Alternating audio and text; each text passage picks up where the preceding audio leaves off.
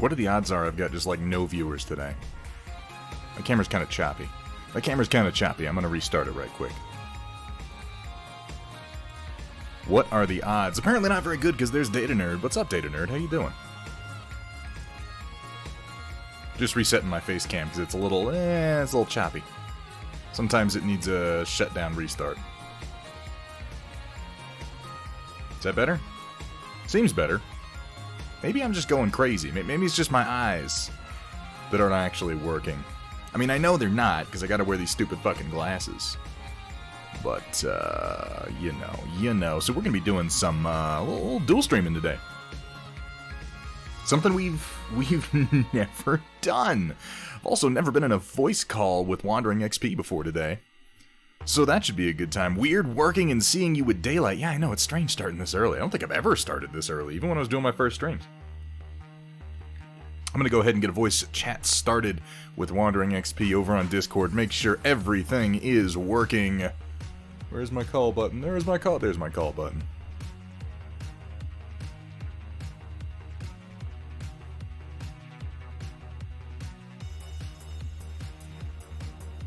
Surprise, motherfucker. What's up? Can you hear me? I can hear you. Fantastic. How are I you think I'm going to turn you up a little bit.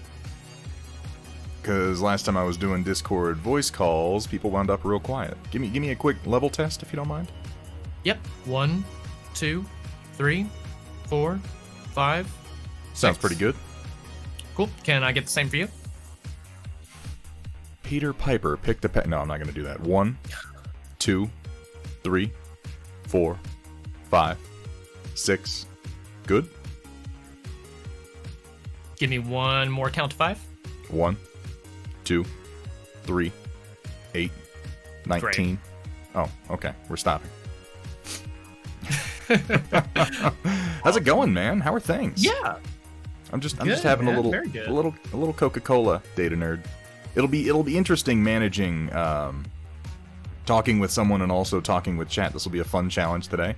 I think chances are it'll go easy for me because I never stream this early, and so I'm likely to have like 3 whole viewers. Well, yeah. So no, it's always challenging to juggle kind of like chatting with someone and then also chatting with chat. Oh yeah, and then on top of that, we're gonna be managing streams, and we're gonna be painting minis. Mm-hmm. This is gonna be a shit show. Oh yeah, no. Yeah, we're glutton for punishment, and we're just asking for things to go poorly. Apparently. Yeah. So I'm gonna go ahead and get my wet palette ready to go and start doing a little bit of prep work. I've got Zemo all primed up over here and stuck to my war grip, so we can go ahead and get started. You're already What's up, primed Arcana? up? Yeah, I'm primed. I primed. Oh, I was actually gonna start the stream off with a Zenithal highlight. So. You're going bare plastic, are you? So I guess like there's move. gonna be like an interlude where I'm not actually. I'm just kidding. He's primed. He's already good to go. I was like, I could have sworn I saw a picture of him primed. You absolute madman. Getting the day started off right by fucking with me. I like where this is going. Oh, I mean, this is just where. Yeah, this is where it's going to go. Yeah. Let me switch over to my next overlay here. And we can go ahead and get started. So how you doing today, WanderingXP? How are things? Oh, that's right. I have your chat in a pop-out, too. Let me have that up. So I can see both chats. Ooh. Looks like you're starting things off hot with that raid.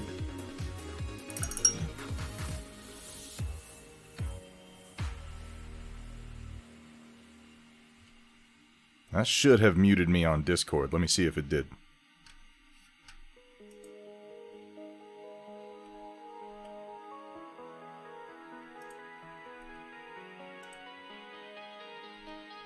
Well, that's frustrating. That only mutes me on Discord if I have Discord as my active window, which is lame, to say the least.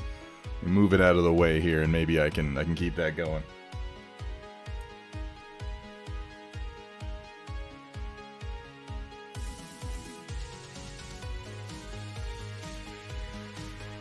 Make Discord into a teeny little window.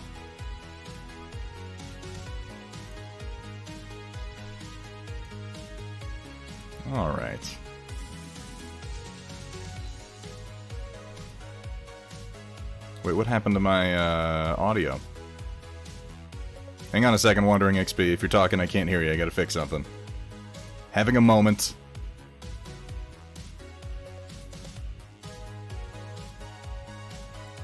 There it is. I found the problem. Fixing it. Hello, Dr. Rhino. There we and go. hello, the bus. There we go. Now I can hear him.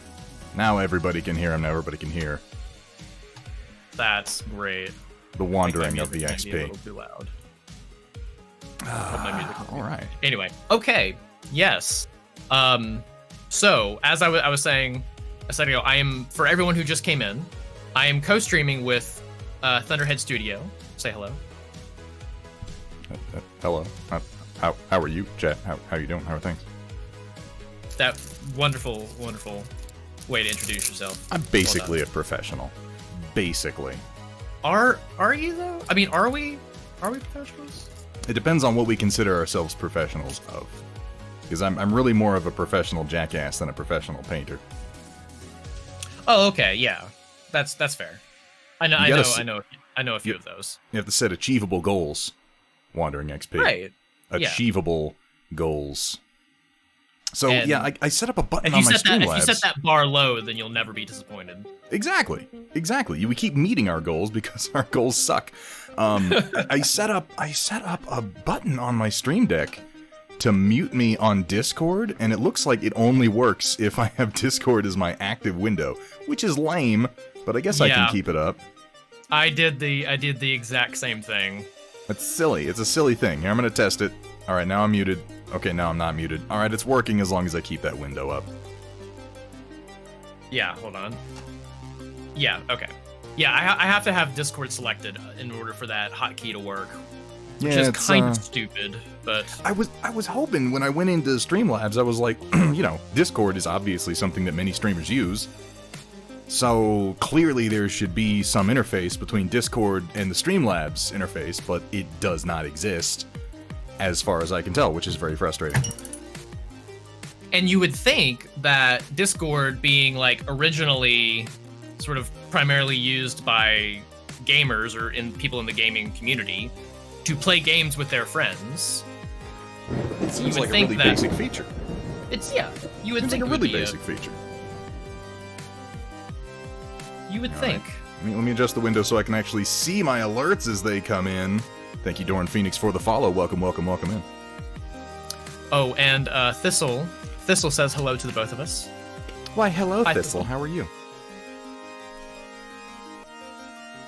So yeah, this will be fun as we both learn how the fuck to do all these things at once. So how you feeling about Zemo? I'm actually feeling quite good. I'm excited to kind of get this guy painted up. So I was looking at some reference photos a little while ago while we were kind of chatting beforehand. I know you're and focused, Thunderhead, but your What's up, Dr. camera Rhino? is not. Kind of thinking about I actually started looking at Red Hood images.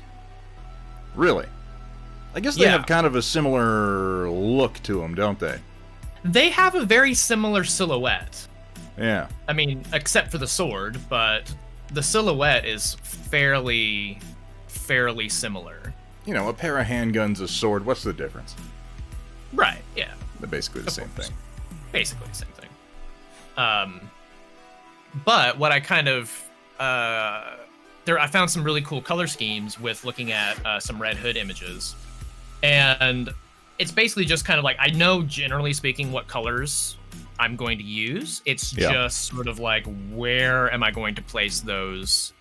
Where am I going to place those colors? Okay.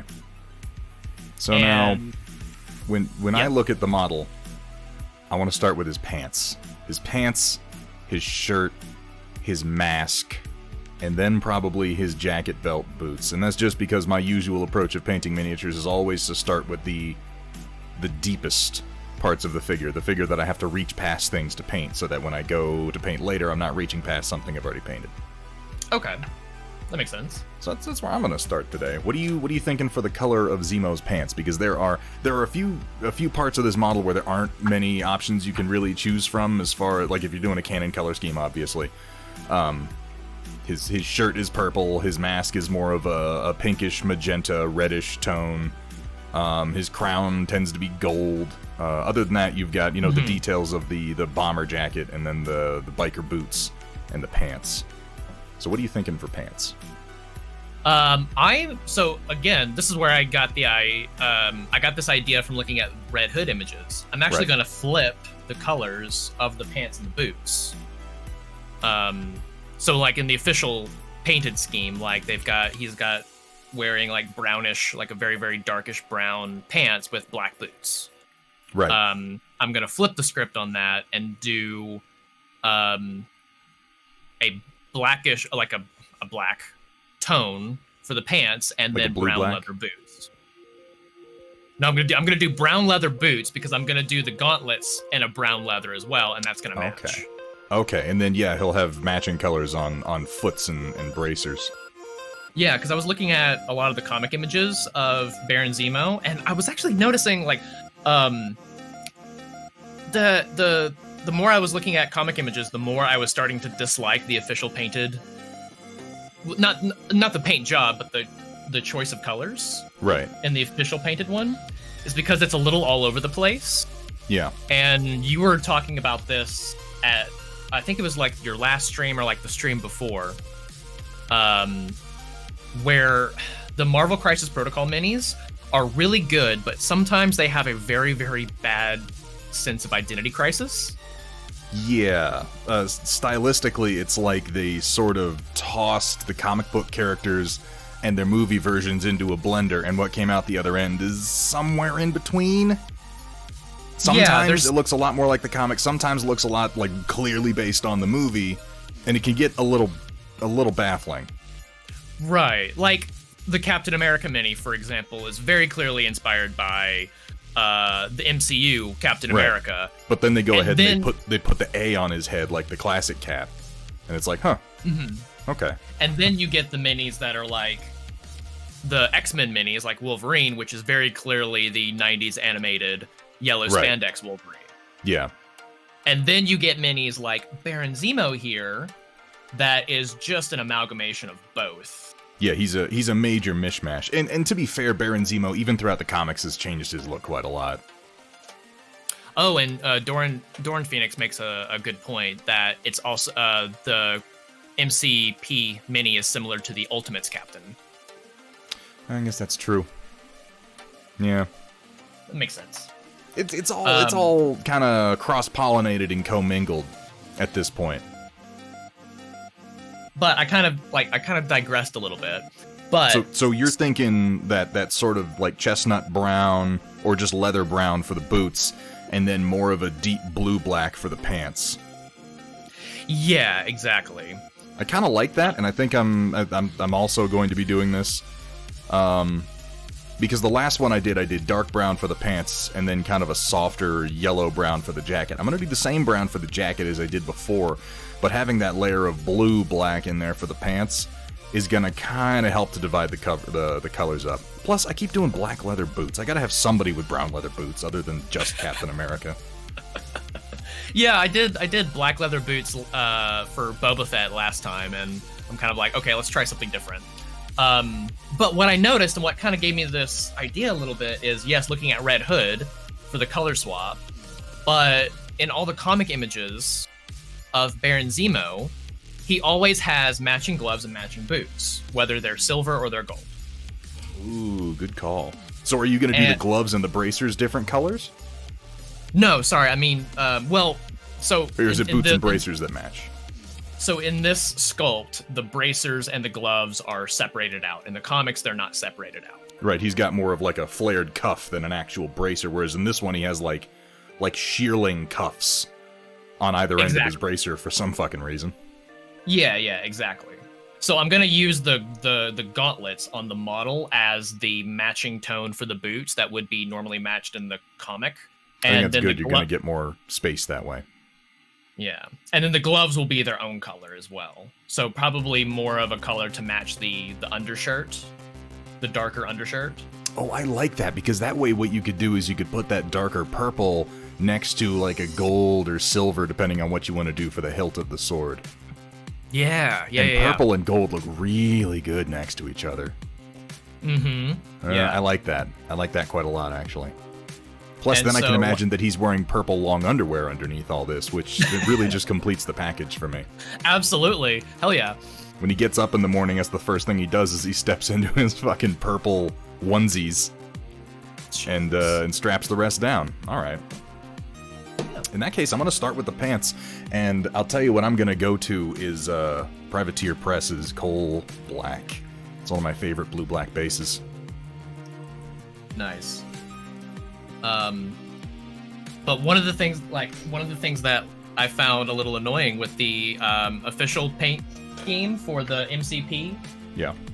mini is that they paint his gauntlets silver, Yeah, I noticed that. but they don't match with anything. No, it's not really repeated anywhere else, except like on the sword, which is right next to it. Coal gray. Right, and that as doesn't he space it pulled out his enough stiff bristles out of my wet fluids, I yelled out to make it look. No, Thunderhead! I don't know, to you need to differentiate thin itself that paint first. Yeah, diversify it a little bit. If you're gonna have a color like silver that is so different from the rest of the model, it has to be repeated at least one other place. Now, I Yeah. tend to like for his metallics when I'm doing them, silver for the sword blade, obviously, you know, a steel color, and then usually when I did my last one, I did gold for the hilt and the pommel, and it was the same gold I used for his belt buckle, and then for his crown, his tiara, his Baron's circlet that he insists on wearing. Right. Yeah. So I think I'm probably going to go with that again, just using gold for my metallics. But I'm also going to be doing, because, you know, I've been just trying to do more non-metallic metal effects, so I'm going to be doing that on mine. Okay. I'm not gonna do non-metallic metal. I'm gonna use metallics. There we go. Metallics are... See, you know, I honestly feel like... I'm going to go ahead and start putting some paint down, by the way. Okay. Yeah, I'm just kind of putting a color samples out right now just to kind of get a vibe for what Just exact tone browns I want to use. slapping down the base for his pants here. I found that non-metallic metals, like... They're good. They look... You know, they look good. That's the reason that they gained in popularity when they first showed up.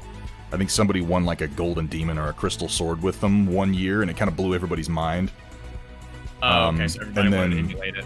All of the sudden, everybody was like, "Oh, we gotta do non-metallic metal. This is how many are supposed to be painted." And it's not necessarily true. I've found that if you take the techniques and the lighting methods that you use with non-metallic metals and apply it to using true metallic metal paints, you can actually get some pretty damned amazing effects. The only reason I'm leaning into them on Marvel Crisis Protocol is because I figure I'm painting comic book characters, and in their native environment, if they're metallic, they're NMM, because they're two-dimensional. Yeah, that makes sense. And Unless you're nobody's throwing like down trying metallic to do paint. like an MCU style. Yeah. But I'm definitely, like, I lean into the these are comic book characters on a panel aesthetic when I'm working with these guys. And plus, it's a Yeah. departure from what I usually do. That makes sense. That makes sense. I think one of the reasons why I'm a little bit more comfortable approaching Baron Zemo is because I cut my teeth on doing Star Wars Legion, and they're far more. You know, Star Wars is a realistic. Well, a realistic. I was about to call you on that word. I'm glad you caught it. It's not. Well, you know what I mean. It's Plausible. live action. Yeah, okay. It's live action, so it's. Its the aesthetic is colors based in are- real-world colors. Yeah, and its colors are far more muted This is very true. than It's, say it's a like dirtier universe. Yeah. So I'm more comfortable painting in muted tones than I am in more vibrant tones. It's okay. Neither of us are going to be able to speak clearly today. It's just the nature of the beast. No. And I'm not ignoring the people, y'all in chat. Hello, how are y'all doing? Hello, This is chat. This is just going to be a very... It's always kind of awkward to juggle having a conversation with a streamer and then having conversations with chat as well. I appreciate all of you bearing with us today, because both of us are probably going to be struggling with keeping up with what's said in chat. But this is, I suppose, the price we pay for having pretty excellent communities and very active chats. There are worse problems to have as a streamer. Absolutely. So I hope everyone is doing fine in both mine and in Thunderhead's chat. I hope everyone's having a great day. A very good afternoon to everyone in both chats. Again, I wonder how many of... I've actually got a good number of my regulars in chat already, which is kind of surprising because, like I said, usually I start much, much later than this. And by much later, I mean only 2.5 hours, so I guess not that much later. Only 2. I'm having a difficult time with my brushes right now. I need to get... There we go. What brushes are you using out of curiosity? So right now, these are just cheapo brushes. Okay. I did finally buy a nice pair of... or a nice set of Sable brushes. What brand did you get? I was gonna go with the ones that Steiner pointed out. I forget the Game Envy? Yeah, there you go. Thank you, Game Envy. I was gonna go with Game Envy, but I couldn't find that they had a UK store. Oh, that's right. Yeah, you'd have to be. You know, I'm very much an ugly American who lives right in the center of the continent, so I just choose to not remember at all that other people have to deal with different shipping issues than I do. Yeah. So I couldn't find a UK store, and I didn't want to pay $45 and then on top of that paying shipping and import fees. Understandably so. That what that does is takes the affordable cost that that Game Envy has for their admittedly very excellent brushes and renders it fucking moot because you have to pay so much extra. Yeah. So I went with Artist Opus and got their brushes since they're UK based. That makes sense. They're expensive for me to get. Yeah, because of for you it would be the exact opposite issue. Yeah, I wind up paying quite a lot for those brushes, and what I got was... They're not bad brushes, they're comparable in quality to most other Sable brushes that I've gotten, but for the price that I had to pay for the few that I got, I was like, nope. And for me, it's... I paid the exact same price that... Well, roughly the same price as you would have paid for your Game Envy brushes to get Artist Opus. Oh, so that works out nicely. Yeah, I think it works out to be a bit more expensive because I got the ones with the wooden box instead of just buying the individual brushes. Well, you know, if you want fancy, you gotta pay for fancy. I mean, hey, it comes with a nice little box and it comes with brush soap as well. So I was like, okay, cool. You know what I say? You know what I say, Painter? I say, treat yourself. Yeah. And I already have their dry brushing set, so I was like, you know what? Let's just get the full thing. Let's make it look nice. And I like having a very tidy desk and it inspires me to be creative if I have like nice, tidy things. That's fascinating because I don't think that I'm metaphysically capable of being a tidy person under any circumstances. Hey, Riot Sister, good to see you. Hey, Riot Sister. Like, I've tried it in the past. It lasts for maybe a week, because as I've learned, a big part of being a tidy person and having an organized workspace is maintenance. Mm-hmm. And I can do the initial organization, but you give me a week, get the bat. and I'm right back where I started. Oh, no, dude.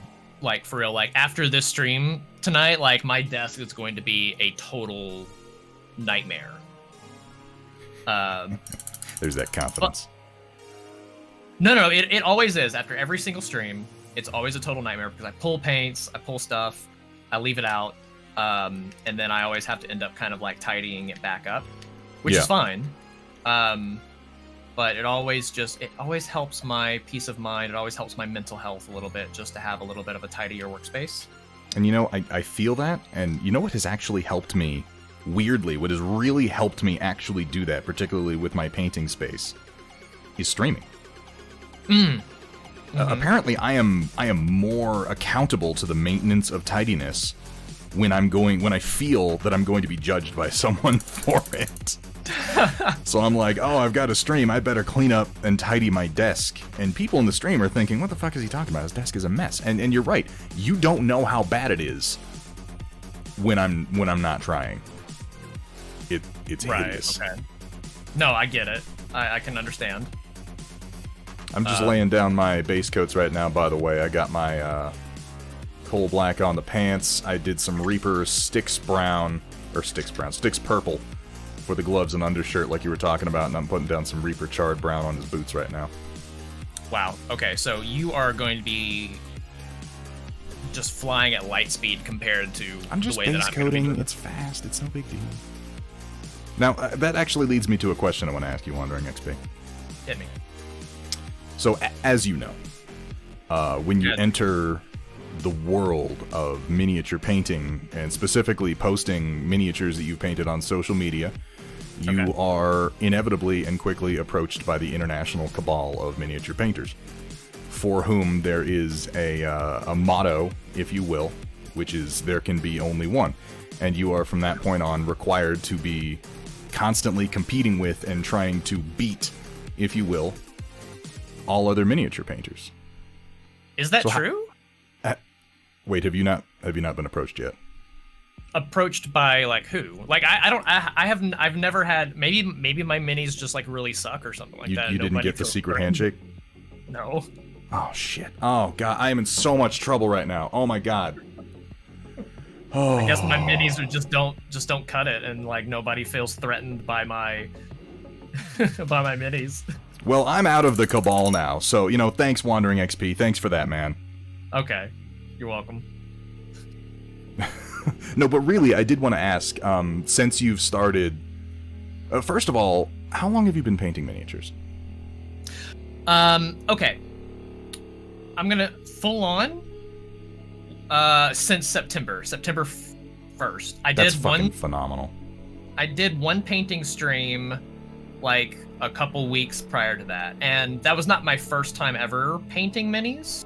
Yeah. I've painted like a couple minis, and when I say a couple, I literally mean like 2 or 3. Hamburg Tack, thank you so much a few years ago for that sub. But they were not like, they were pretty just like, I just slapped on some paint, and like one of them was like a stormtrooper, and a couple of the other ones were like X-wing repaint. I think most of us kind of start there with the getting our feet wet with a kind of, wait, you can paint these things? And we do a couple of things, and it takes a while to learn, like, oh, there's a whole world, there's a whole hobby, there are all these techniques, people do these amazing, like that doesn't occur to you naturally. You kind of have to learn it and decide whether you want to become involved with it or push yourself to that point at all. And the bus in my chat, he remembers this. I actually, I've been streaming off and on since 2011. Yeah, I remember you talked about some old streams you had done years ago. And I was like, oh, okay. So, I mean, technically you've been streaming a lot longer than I've even known that streams are a thing. I didn't watch Twitch at all until the beginning of 2020. Oh, really? Like, I was aware of it. I knew what it was because I play games and I'm on the internet. Weren't you streaming in 2019? I was not. I started in 2020. Okay. January 2020 was January 20th, 2020 was my first stream. Okay. Because I remember, I remember the first time that I came across you was when you were making posts on the Star Wars Legion subreddit. Yeah, see, I definitely posted to social media for quite a while before I started streaming. Oh, okay. Because your setup was still very similar, and I thought that was your stream setup. Oh no, that was just when I moved into my new place. I went whole hog with just my painting setup because I was like, I have a whole room I can devote to it now. It's gonna be fucking sweet. And then after that, somebody's like, you should set up a camera. I was like, that's not a bad idea. Gotcha. Okay. So Doran Phoenix is sort of reversing that question that me asking when I started painting. And when did you Thunderhead? Similarly to you, Wandering XP, I had some early experiences where I painted this, painted that. Not very well, not really knowing what techniques were. Probably in the early 2000s. A better question Dr. Rhino was just asked, why is Thunderhead? What is Thunderhead's? When is Thunderhead Studio? I was hanging around like an internet cafe in the tiny fucking town that I lived in called Invasion Gaming Network, which was run by the like hyper evangelical father of a friend of mine, which is, I know it's already a strange setup. They were nice people. I love this story immediately.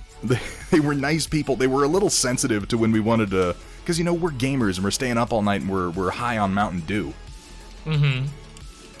And okay, so maybe the occasional Hail Satan slips out. Maybe it does. This is life. We're young. They weren't very comfortable with that, so that was something that we did kind of have to watch around there. So we were like this weird sort of edgelord, teenage gaming group, but we also had a little bit of a leash on our conduct for many years because it was the only place we could go to hang out and play games, and we knew them personally, and they ran it real loosely, so we were able to do like all-nighters and crazy shit like that. So we hung out there a lot. A whole lot. There was nothing else to do in my tiny-ass town. And we played we got really into Warhammer 40k Dawn of War, and that was not the first time I'd heard of 40k or gaming. That's a separate story that I tell on my stream fairly often. Okay. But we did have a moment where I was like, hey, did you guys know that this is a miniature game on top of everything else? And I remember the other guy, Chris, who goes by Jester, was like, holy shit, seriously? And then he picked up some Tyranids and he was like painting them at the desk while he was working, while he was like managing the network and everything like that. And this kind of started a bunch of us into playing a little bit. Now at that point I didn't paint much. I picked up I think a few Space Marines and some Tau. I remember Tau were fairly new-ish at the time, and it was still really popular to run Fire Warriors and Devilfish and then jump Crisis Suits over terrain to use flamethrowers, which was just cheap as shit. But of course I did it constantly. So I started painting then. And then there was a gap of about 5-6 years where I didn't, and then I joined the Army. And in the Army, as it turns out, everybody plays Warhammer 40k. We've had this conversation before, haven't we? About the Army? I mean, to be fair, there are many conversations about Army. Okay, because I was having this conversation with someone else. I was in the Army as well. What were you? Yeah. I remember we did chat about this a little bit. I was an Arabic linguist in SIGINT, briefly in Human. Oh, okay. Which I can't remember what my MOS designation changed, because I joined like a little bit after 9/11, like almost as soon as I could. I was really caught up in that whole thing. And MOSs were shifting so rapidly at that point. They were coming up with so much bullshit. So I remember my MOS like changed while I was in basic, and then it changed once while I was at my language school. And then by the time I got out, they had shifted me into another. And, honestly, it's been like 10 years since I've been in, and I just don't remember what my MOS was at the end anymore. Oh, my MOS changed in the middle of basic as well. They did that to a bunch of us. Oh yeah. I was 21 Bravo when I went in, and I don't remember what it changed to after that. Yeah, and I gotta say too, as soon as I became I did my 4 years in, and a lot of people I know are like, yeah, man, fucking best thing ever in my life. I'll be the first person to admit, like, by the end, I considered my MOS to be 99 Zulu future civilian. Like that was all I fucking cared about. I was like, yep, okay, I'm done. I get it. Yep, I did my thing. That's great. Can I get out now? That'd be spectacular if I could just leave. I was not built for long-term service. I just was not. Yeah, but I acknowledge that fully. I'm glad that I went. I'm glad I did it. I made a bunch of friends. I learned a lot about people. Made some good friends that I still have today, but great. I'm also done with it. Yeah. I don't blame you. But I got back into mini painting. Yeah, back to mini painting. I got back in when I was in, because I remember there was a good game store out in Monterey where I was training, and I picked up a bunch of Space Marines, and I just remember sitting up late at night in my like training battalion barracks when we still had bullshit like, you know, lights out, and Right. so I'm huddled over this cheap-ass desk with a crappy brush trying to paint some purple Space Marines at the time, and I'm like turning off my light when the drill sergeant walks by and trying to be all sneaky. Like, it was so stupid. God, that sounds very difficult to like manage painting and like keeping that a secret from the drill sergeants. I still have some of those minis that I painted there. That seems very challenging. It was interesting. It was a good time overall, because, you know, that was that like army discipline, but it's like play army discipline because we're not actually doing anything, and Right. Yeah. they just don't want to treat you nice while you're still in the reception battalion until you get put into an actual unit because, I don't know, they're bored or something. Or yeah, they just have it's a complex. Like high school 2.0 is what I thought of it as. and it very much was like that. The army is so high school 2.0. I'm glad I'm not the only person who got that from it, because I was really, like, when I joined, I was hoping, like, oh man, I'm a grown-up now. I'm an adult. No. I'm gonna go do adult things with other adult. Nope. No, Nope. not at all. They don't trust us with shit. Man, you gotta sign 3 forms to get a backpack, and they don't trust you to bring it back in one piece. That's how much we trust our soldiers. Jeez. I don't Yeah, blame them no. after I met a lot of people out there, though. Well, no, I totally can get that as well. There's a lot of people that is, you know, they always say you always have that one person in every battalion or in every platoon that just ruins it for everybody. There's Oh, yeah. always that one person. And everybody gets punished as a group. Yep. Which I get, and I understand it. As much as you loathe it when it's happening, like, from a leadership perspective, I understand why. Particularly once you get to a point where you're actually managing and dealing with soldiers, you're like, oh my god, trying to individualize this would be such a pain in the ass. I just need them all to suffer so that they Right. will police their battle buddies. Oh god, battle buddy is not a phrase I've heard in a while. A terrible phrase. It's Am I right? That was the it's worst the phrase. shittiest phrase. Battle I'm buddy? like- What the hell is that? You know, it's kind of like the mindset of like, I was 18 when I went in, so I'm kind of like, yeah, I get to hang out with all the adults now. I get to Thank you do for the adult reminder. shit. All right, everybody, pick your battle buddy. What? Yeah, I'm not saying we go full 40k and be like, yes, where's my battle brother? Though, admittedly, that is what me and my boy McDavid, we switched it to. We're like, come on, yeah. battle brother. Let us go to the DFAC, battle brother. Jesus. Hold my hand while I cross the street, battle brother.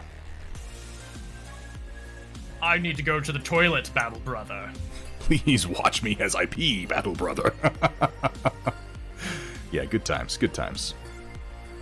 No, but for the people in the chat, you literally had to bring someone with you to the toilet. Oh yeah, that was a thing.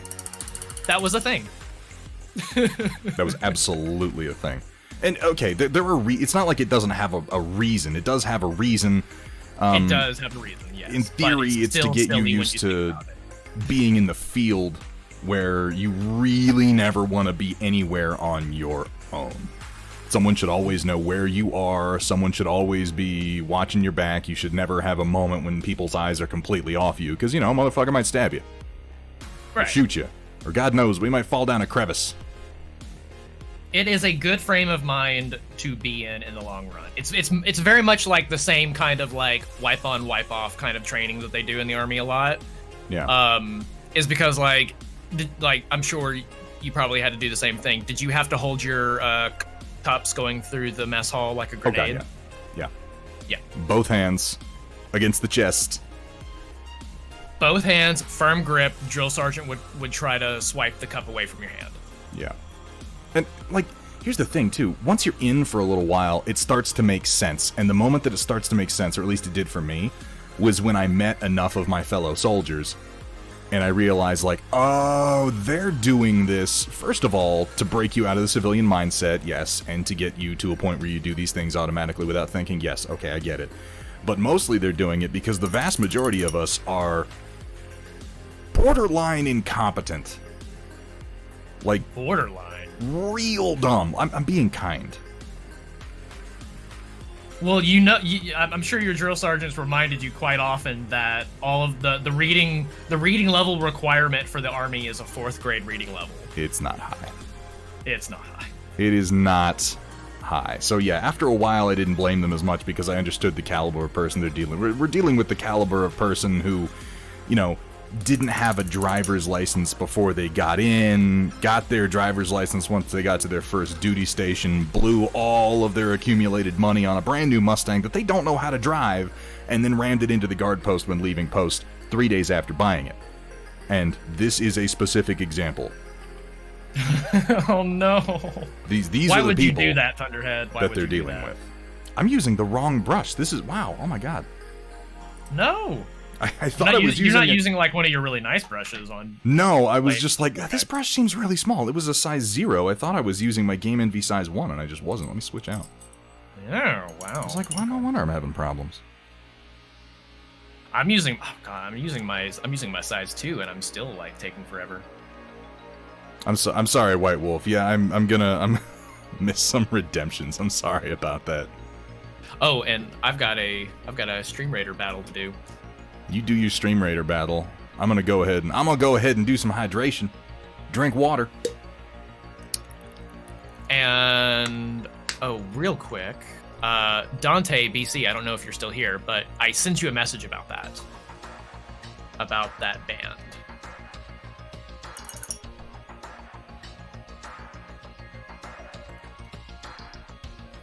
Let me adjust my windows here a little bit.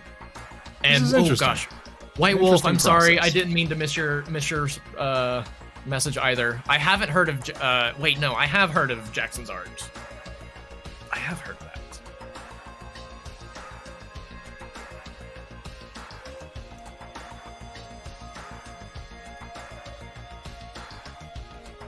Minimize that.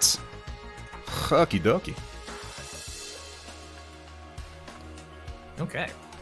Oh, I just minimized the wrong thing. See, this is part of the reason I wanted to do this Wandering XP, is that I really have not done a dual stream before, and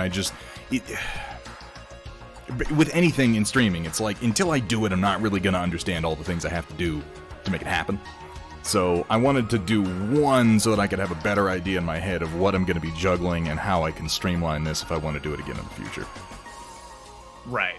Oh yeah, no, there's definitely kinks to it. It's definitely not.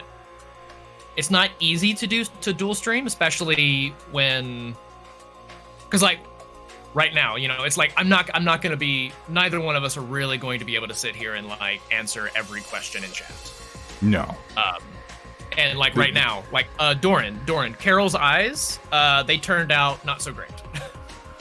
There's a certain amount of sacrifice. Like, it was the same thing when I did the RPG stream last week. I'm like, there's a certain amount of I'm just not going to be able to keep up with chat if I'm doing this. Yeah. So I did try to let people know ahead of time we'd be doing this so they wouldn't be too terribly surprised at all. No, Riot Sister, you're not chopped liver. If anything, you're chopped liver with onions, which is a better dish than just chopped liver. I swear to God, she's gonna, like, I'm gonna push it too far one day, I'm gonna lose Riot Sister, and my stream is gonna come crashing down around me.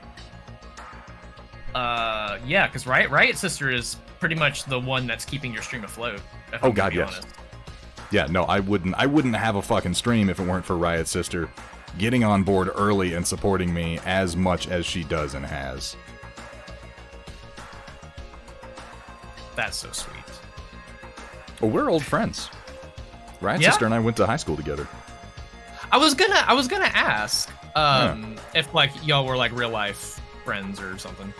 Yeah, a long time ago. Separated is the wrong. I was about to say we were separated. We weren't separated. We just, went our separate ways after high school. Life took us on different pathways, and I went off and joined the army. And it was not until I started streaming, like, okay, we had contact with one another. We were, you know how you're friends with people on Facebook that you used to know back in the day, and yeah, you talk to them sometimes, but not necessarily a whole lot. It's just sort of like, hey, how you doing? Good to see you. Haven't talked to you in 6 months. Hope you're doing well. Yeah. And We kind of had one of those. And then I started streaming, and we started talking again, and she picked up mod duties, and I'm so fucking glad that we have.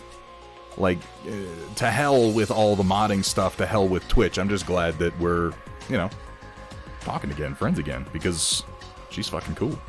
That's awesome. That's really awesome. I love how sometimes, like, Twitch can just, sometimes it's like, oh, hey, there's this old friend that I used to have. They're on Twitch as well. Oh, cool, I'm on Twitch. Oh, hey. Yeah, what do you know? It's really is a great way to reconnect with people. My buddy Daylight Gamer, I went to high school with him. We used to play Magic the Gathering back in the fucking day. We skipped school the day that Fable 1 came out. Like, we were tight. Nice. And we've also, you know, kept in touch over the years, but then, oh, here he is streaming on Twitch and doing a damn good job of it, so now we're in communication a lot more. I think a lot of us over the course of the last year have had to learn a lot more about how to really, like, you know, from 2010 on with the advent of social media, it's been easy to be like, well, I'm in touch with such and such because they're my friend on Facebook. But yeah, we've learned that doesn't really mean all that much if you're not putting some effort into it. And no, over 2020, we've had to learn how to put forward that effort. Oh, yeah. Especially if you, like, weren't doing some level of that to begin with. Yeah. If you're out of practice with it. Because some people have been doing it for a while, and a lot of us were just like, they're in my friends list, that counts. It doesn't really. No, it doesn't. Not at all. I have got people that I hardly do anything with my Facebook. But, like, I've got people on my Facebook that I may have talked to once. Yeah. And then never again. Just by because the way, sometimes you use Facebook as, like, you know, a networking tool. But by the way, I thought maybe since, you know, we're hanging out and dual streaming and chatting and all this stuff, you might want to know my name. Oh, that's right. I don't know. I thought you were actually about to propose, but okay. Oh, that comes after. You should know my name before I propose. That's what I'm leading into. Why do you have to steal my thunder? No, see, like, what you do is, like, you do the thing, and then you, like, we do our thing, and then we go to Starbucks afterwards, and then I just listen for the name that you give the barista. That way you never have to ask. Right. You just be like, yeah, sure thing, sport. It's like that old comic is like, do you, Rachel, take... That's her name! It's like, oh, Rachel. Oh shit. Okay, yeah, no. Yeah, go ahead. Yeah. I'm Chris though. I don't really use my real name on Twitch. Your name's not Chris. My name is Chris. We are fucking legion, dude. We're all over the place. For fuck's sake. We're all the same person too. I don't know if you know this. Oh, yeah. So, Chris Jensen DK in my chat right now. He is one of my. We went to the same film school together, and we've worked on projects together and stuff. It's a really and we're really, really good real life friends. And his real name is Chris. There are a shitload of us. It's like one of the reasons I don't use it is, for the most part, is because there's like 9 Chris's in my chat. Yeah, I definitely have 2 Chris's that I know of and that are frequently in my chat. But I figured it was just polite, what with me knowing your name and all, you should probably at least know what mine is. Though to be fair, I haven't used my first name since I was in high school. Even back then, I went by my last name because I was in JROTC. No, Dorian is a Chris too. Yeah, see? You see what I mean? You see why I throw that name in the goddamn trash? I'm sorry, that sounded cruel. I'm not throwing your name in the trash, Doran. Throwing my name in the trash. It just happens to be the same name. Thank you, by the way. Right, sister, for the follow. She's cool like that. We are all Chris on this glorious day. We are all Chris. So I'm using Scale 75's Fuchsia to do his mask. Okay. As a base. All right. And then I'm gonna build that up with different highlights, obviously, but that's just what I'm putting down for my base coat. And I'm just starting here by base coating pretty much everything before starting to work on any details. Yeah, I'm gonna do the same thing. I like to do that as well. I'm not managing chat well, but I am painting while we talk, and you know what? That's something. We are providing content. Technically. All the Chris's.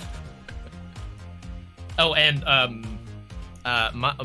my name is Jacob.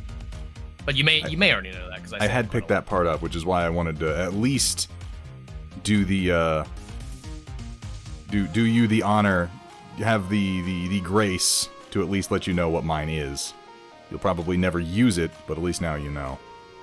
Well, I'm really glad to know now, Chris. Thank you for telling me. People who follow me on Facebook probably know my name, but who the fuck? That has to be like 10 whole people. Facebook is such a cesspool these days. Yeah, it kind of is. It's not even really good for, like, putting your content out there. Like, to a degree you can reach some people, but you reach more on Instagram. Yeah. I mean, the Facebook groups seem to be quite nice for, like, Legion and Marvel Crisis Protocol and stuff like that, but it just kind of just feels a little bit more of the same. Like, you know, it's Reddit again. Yeah. I find the discussions on Facebook to be almost entirely useless, at least on Reddit. When someone asks an unbelievably stupid question, or gives an unbelievably stupid answer, they get downvoted, and for the most part, you don't have to see it. Facebook is different. It kind of has content management in that sense, and, you know, like, things that get more likes. It's not, I don't think that things that get more likes get bumped up, though. It's mostly things that have recent comments, and half the time that recent comment is someone tagging a friend of theirs or just going lol, and I can't stand it. Yeah, it's kind of... Because, I'll get, I'll occasionally get a notification that a post of mine gets a like from, like, a week ago.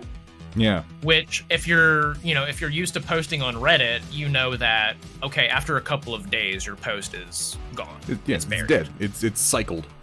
Yeah. Yeah, I don't find it as useful anymore. I try to focus posting on Reddit, posting on Insta, and I have been very, very lucky to be blessed with a remarkably active Discord group. Yeah, your Discord group is really great. I find this whole social media thing is still... I don't want to say social media is new to me. I've been on social media for a lot of my life, but just because, you know, it's our generation. I'm not great at managing my social media content. I'm not great at, you know, managing the fact that I now have DM inboxes in like 6 different places. And I don't know, I guess there are people out there that are better at it than I am. But trying to do everything at once, man, particularly once you start streaming and it's like, okay, so you want to have a stream, you want to reach people, you've got to be on these platforms and you have to pay a certain amount of attention to them. And I feel like that is, of the skills that I've had to develop to do streaming, that is the one that I'm weakest at. Which skill was that again? Sorry? Just social media? The management of social media. Oh, yeah, I get you. I'm quite terrible at that as well. You see, East Dailies found my Discord before my Facebook. Or before my Really? Twitch. Sorry, found Discord before Twitch, and then was like, oh my god, he streams, how cool. Oh, okay. I'm always surprised by that. I found a few people have been like, oh, I saw you on Twitter first, and I'm like, I'm not even technically, like, I am technically on Twitter. I have a Twitter account. I post to Twitter. I don't go to Twitter. I post to Twitter through, like, Hootsuite. What is that? What? Hootsuite. It's like a social media aggregator where you make one post and it's like, I'm gonna shotgun this to Facebook, Twitter, and Instagram. Oh, I need to get that. It's really nice. There might be better ones out there, but that's the one that I've been using. Oh, I hate making multiple posts. It's like just time nothing. consuming. Yeah, nothing is gonna turn me off social media faster than having to make like individual posts for each individual social media thing. Copy, paste, enter. Copy, paste, enter. Copy, paste, enter. What am I doing with my life? Right. Yeah. Love me, love me, love me. Praise me. Can't you see my ego is withering? How are you finding... So you, technically, you have been streaming since 2011, but you've been, like, streaming...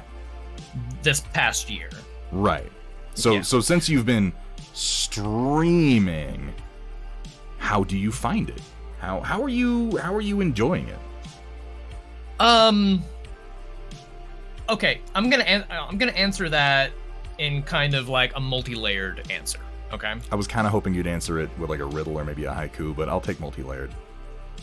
If I end my answer with "It's snowing on Mount Fuji," does that count as a haiku still? You know what? I'll allow it. Okay, cool. So I've started and stopped streaming 3 different times. So I started streaming in 2011, stopped, picked up streaming again in 2016, stopped, and then... And real quick, what were you streaming when you started, out of curiosity? Both times... Oh, and...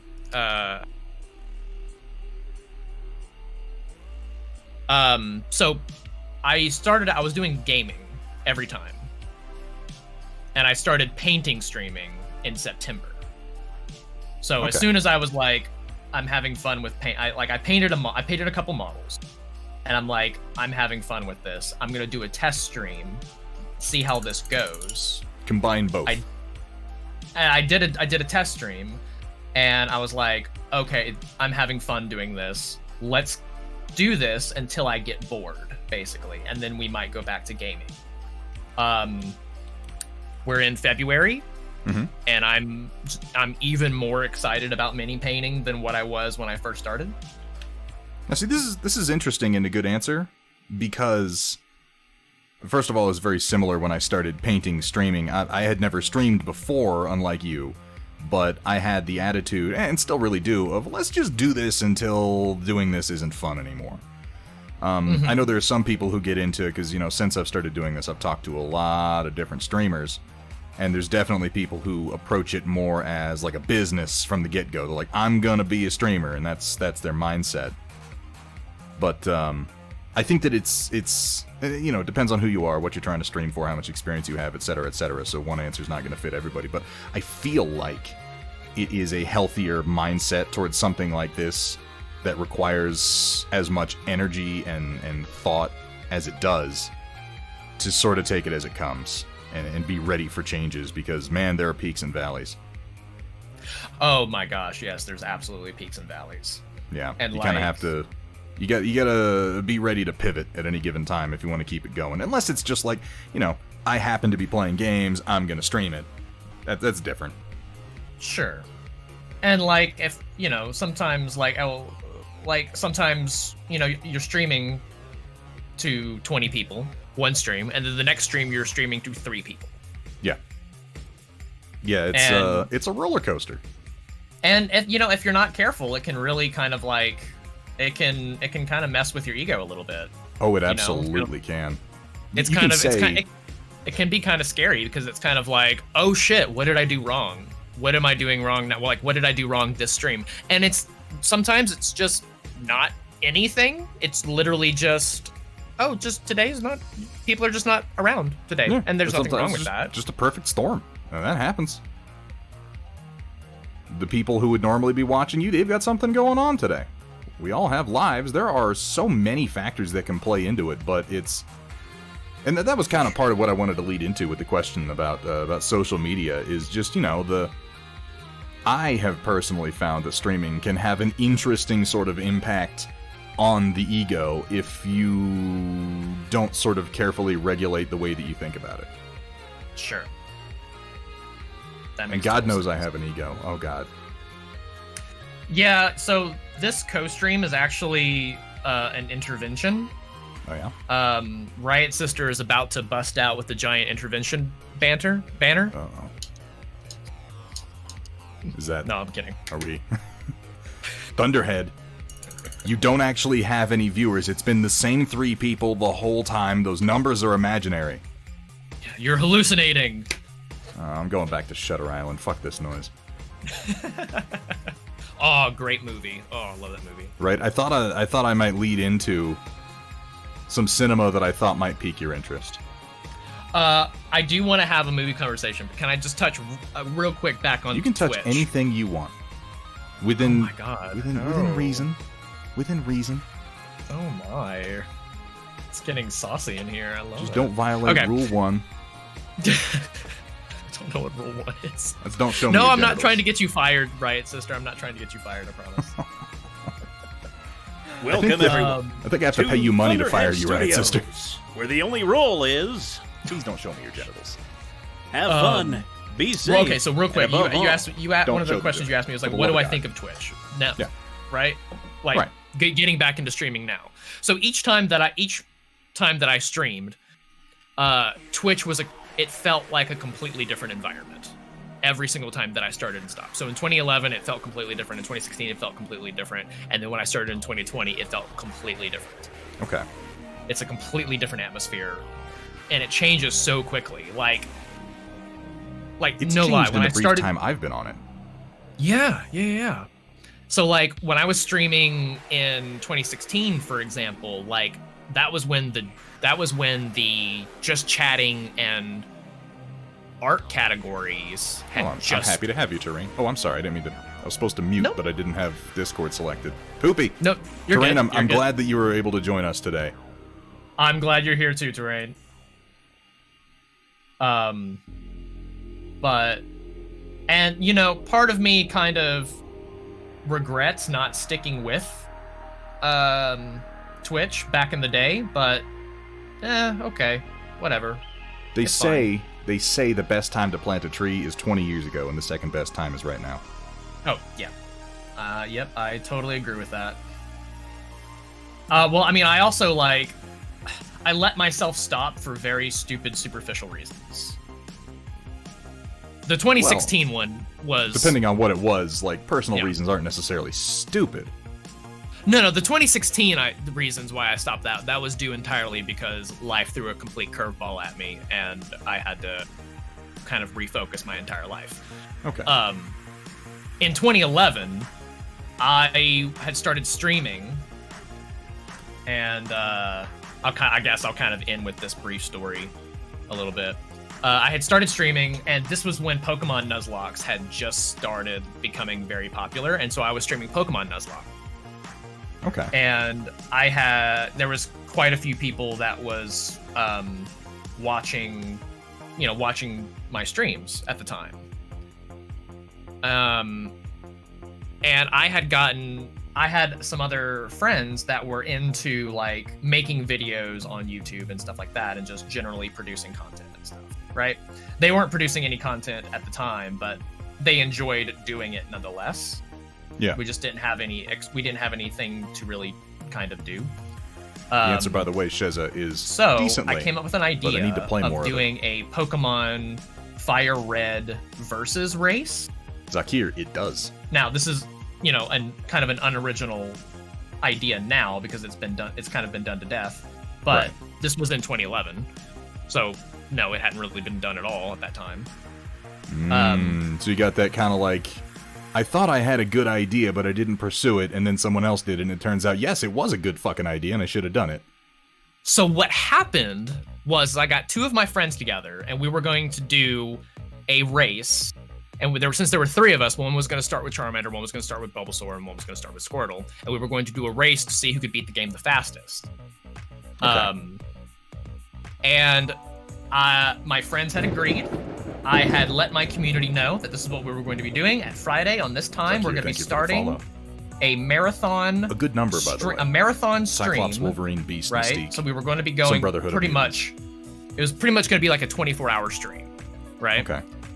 And we're going to be doing this, and we're going to be racing through Pokemon Fire Red to see who can beat it the fastest. So the time came. I went live. My friends were online. I was capturing their footage and posting it on my stream to Twitch, and we were we had pretty much gotten started. About 30 minutes into the stream, one of my friends goes, "All right, this is fun. I'm gonna head out." What? I'm like, "Excuse me, what?" Huh? He was like, "Yep, nope, I had fun. It was cool. All right, I'll see y'all later." And he dipped out. Oh, man. And then it was just me and my other friend, and my other friend was just kind of like a little bit deer in the headlights, and he's like, yeah, I guess I'll go too. all right, see ya. Eee. That's no And- good. Yeah, so that first friend I stopped being friends with because he kind of developed a little bit of a flaky personality. Which, I mean, you know, some of our friends are flaky. This happens. As a flake, I can sympathize with being flaky, but those of us who have flaky personality types, like, I at least try to warn people, like, I might not stick with this whole thing before they commit to doing a stream based on it. Mm-hmm. Yeah, That's not cool. That's putting you out. Yeah, there was no indication that he was kind of on the fence about it. If anything, he had expressed that he was really excited to do it. That sucks. That ends up feeling like a setup almost. Yeah. So, because I was, a lot younger at the time, I got, very discouraged about the whole thing and felt very embarrassed in front of my community and stuff like that. And so I eventually I did, a couple more streams right after that, and then I stopped streaming. All right. So that's why I say I stopped at that time for, very superficial reasons, because I shouldn't have let that get to me as much as it did. That makes sense. But, like if you had a community going, it is kind of a shame to have lost that progress over something that, and because I feel like as streamers things feel to us like a bigger deal than they often are to the community. It can be hard to keep a finger on the pulse of why people are watching us sometimes. And we might get it in our head that, well, it's because I'm doing this thing, or, oh, it's because I'm so super consistent, or blah, blah, blah. And then, when things don't go just the way you want them to, you're like, oh, people are going to be mad, and they just aren't. Right. And that's what I was thinking. It was like, Yeah. Oh, wow. I've been hyping this up for weeks, and then this happens, and now I'm, disappointing, my entire community. And I just, So it's I can't help but feel like they wouldn't have been that disappointed, really. Oh no, in reality, I could have just kept going and it would have been fine. Yeah. I could have just have easily have just been like, okay, well, we tried that didn't work, I'm gonna go back to playing Nuzlocke now, and it would have been fine. But just But as of course, much. Yeah, of course, you're like 16, 17 or something like that. Or how old Yeah. was I in 2011? Yeah, particularly. And it's kind then. of, yeah, and it's kind of like you're like, well, now I'm just really embarrassed, and you kind of let it get to you a little bit more. Yeah. And Roland just sold you out too, by the way. Oh yeah, no, he's not even wrong. I'm a flaky motherfucker. And I mean, I'll fully confess that a big part of my problem is I'm an idea man. Fundamentally, Okay. I am an idea man. I have all these amazing, saying they're amazing ideas is maybe overselling them. What seem to me like amazing ideas for things I want to do, and I think what probably a lot of other mini painters can sympathize with to some degree is I want to do all of them. I want to do all the things, but I'm not good at regulating how much time I spend on each one. So I can find myself in a state of executive, function breakdown, where I'm like, I'm supposed to do all these things that I scheduled today, but what I really want to do is this new project I came up with. And again, streaming has helped me mitigate that to a degree. Like, if you think I'm flaky now, Roland, holy crap, man, you should have seen me when there were no expectations on me. Oh, and then you can very easily bite off more than you can chew. Oh, it's so easy. So when I first started streaming last year, I was doing gaming and I was doing D&D streams. Ooh. D&D streams are a lot of work by themselves. So thankfully, I was not the dungeon master, so I was able to just focus on.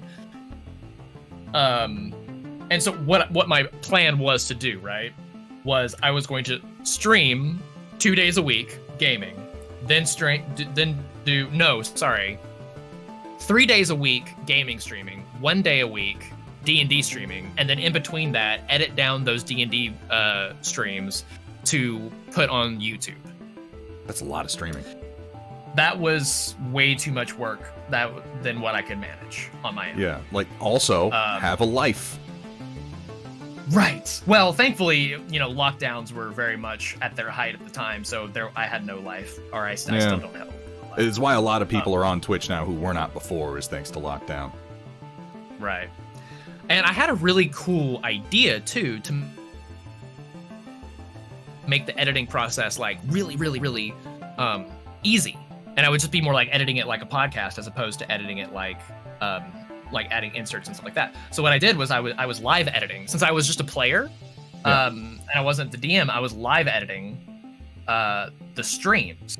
So I got the stream deck and then set up like dozens and dozens of different source screens on my OBS. Okay. So, and then like as different scenarios happened, like say there's a scenario that's focusing on like an individual player or a couple of players, then I would have like a source screen that would just have them and the DM up on the screen. And so I could live edit in between and just focus in on individual players as the scene, demanded. Right, which is actually a really cool idea. As you're saying it, if I had someone who I actually paid to help me do the streaming thing, I'd be like, hey, you should do that while I DM. But I don't, so I'll tuck that in the back of my head. Yeah. So I mean, it made the editing process really easy. It's just I kind of had a falling out with the DM. And this is a risk in tabletop role playing. Yeah. Well, this DM kind of like alienated himself from the entire player group. This is also a risk in tabletop role playing.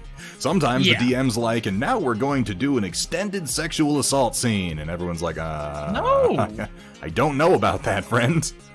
Yeah, but anyway, so yeah, you can totally bite off a lot more than what you can chew, and it can just run you down so hard if you're not careful. Yeah, and see, that's something that is very, very important to avoid, because you could be in a place where if you're just doing basic, fairly easy to do content, you could still be succeeding at this. But if you burn yourself out on things you don't need to be doing, you won't even be succeeding at producing that much. YouTube and content creation burnout is real. Oof. It's something that I've been grappling with since I started doing this, and I think it helps. Like, I think I definitely would have had similar problems to what you were talking about when you were younger, when you were streaming.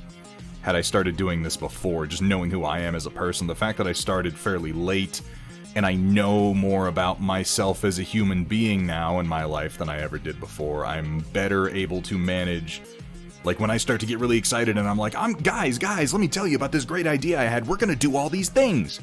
I know to stop and be like, don't tell people that. Yes. Don't tell people that you're about to do all these amazing things. Shut your fucking mouth, do the thing, and then show them the thing. Because it's great if you want to do all these things, but if you go out and tell people, we're going to do a billion things, and then you are almost guaranteed feel like to an never asshole. do those things. Yeah, exactly. I think that I get a little, and I think a lot of people do, get a little bit of a, you know, that endorphin rush, that satisfied feeling you get when you finish a project?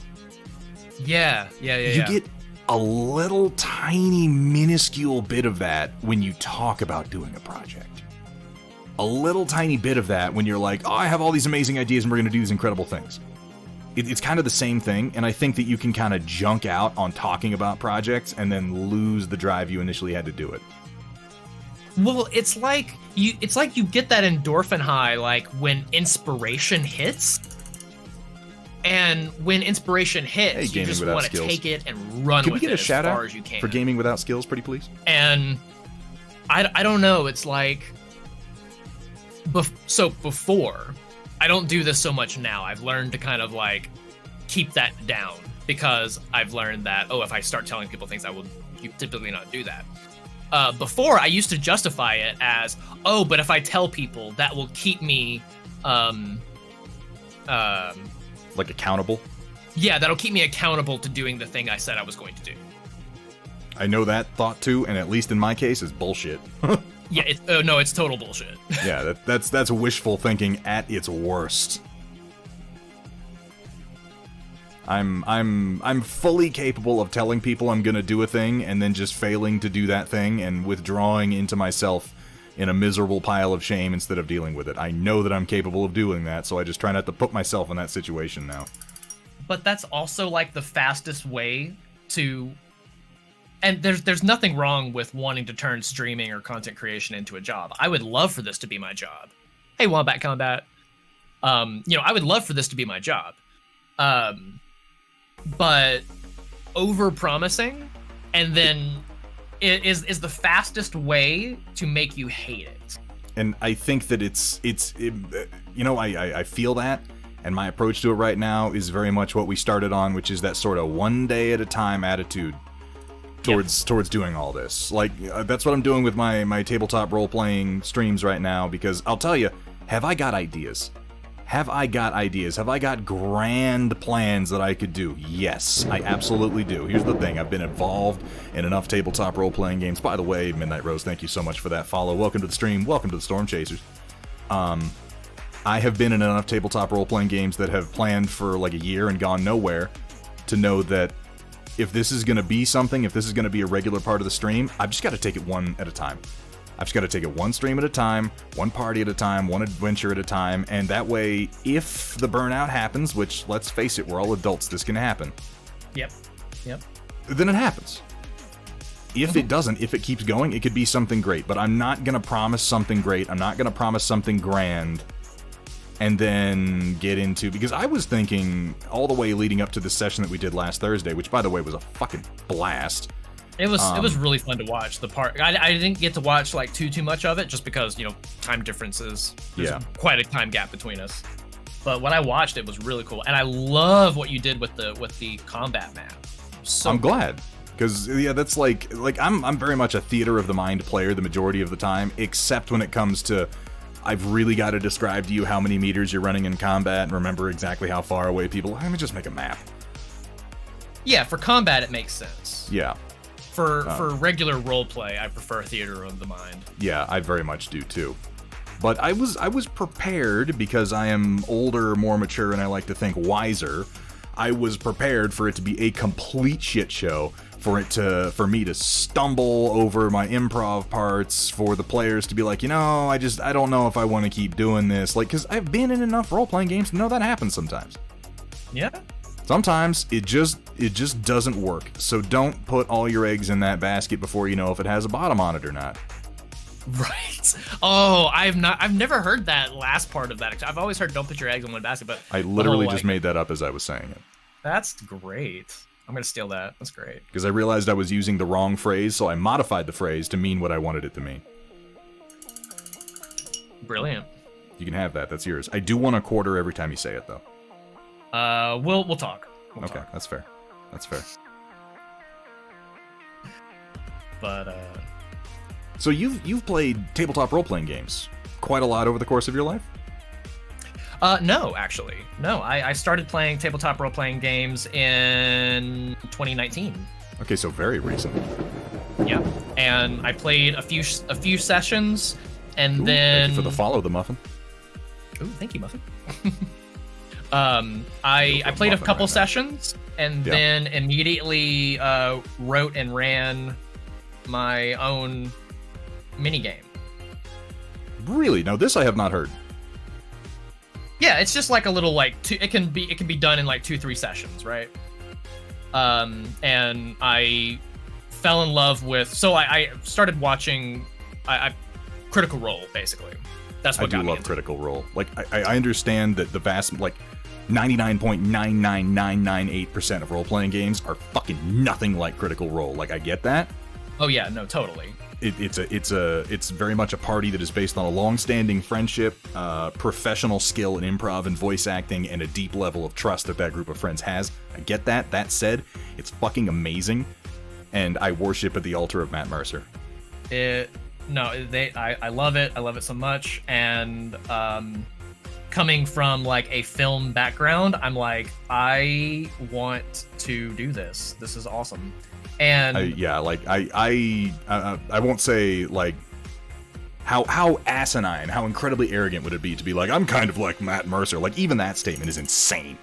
It's insane. No. I'm not saying that I'm like Matt Mercer in any I will say that I do look to his style of storytelling for my own inspiration. But but like the group of people that I first started playing with were also people who worked in film. So they were so from the get-go they're a little bit more kind of like comfortable with the idea of like acting out and role-playing their characters and like theater of the mind type stuff because The idea of story beats and how they work into the overall narrative. Yeah. And I mean, it's like you work in film. It's like film is theater of the mind until it's actually put onto the screen. Which happens at the end of a long series of steps. Exactly. Yeah, it takes a long time to get anything made in film. There are many, many things that... I mean, even, like, storyboarding very, very early on. Like, this is such an involved process. Right, yeah. So that first time that I DM'd, right after learning how to play, I had no maps whatsoever. I used no maps for combat, no maps for anything. It was 100% theater of the mind. And it was so much fun. Now, Sumitha, I have heard about the Pacific Rim anime series. I am currently reserving all judgment for it until I've actually seen it. Oof. Is it out? It's coming out soon, okay. I want to say. Guillermo del Toro doesn't have anything to do with it, does he? That is the part that gives me pause, because, believe me, I think by now you probably know, I love Pacific Rim. I love Pacific Rim. That does not mean I love everything that bears the Pacific Rim name. It means that Guillermo del Toro is a hero of mine and a fucking... I don't want to call him a genius, because he's basically just a child who never lost his sense of wonder, and I respect and admire that so much. Love it.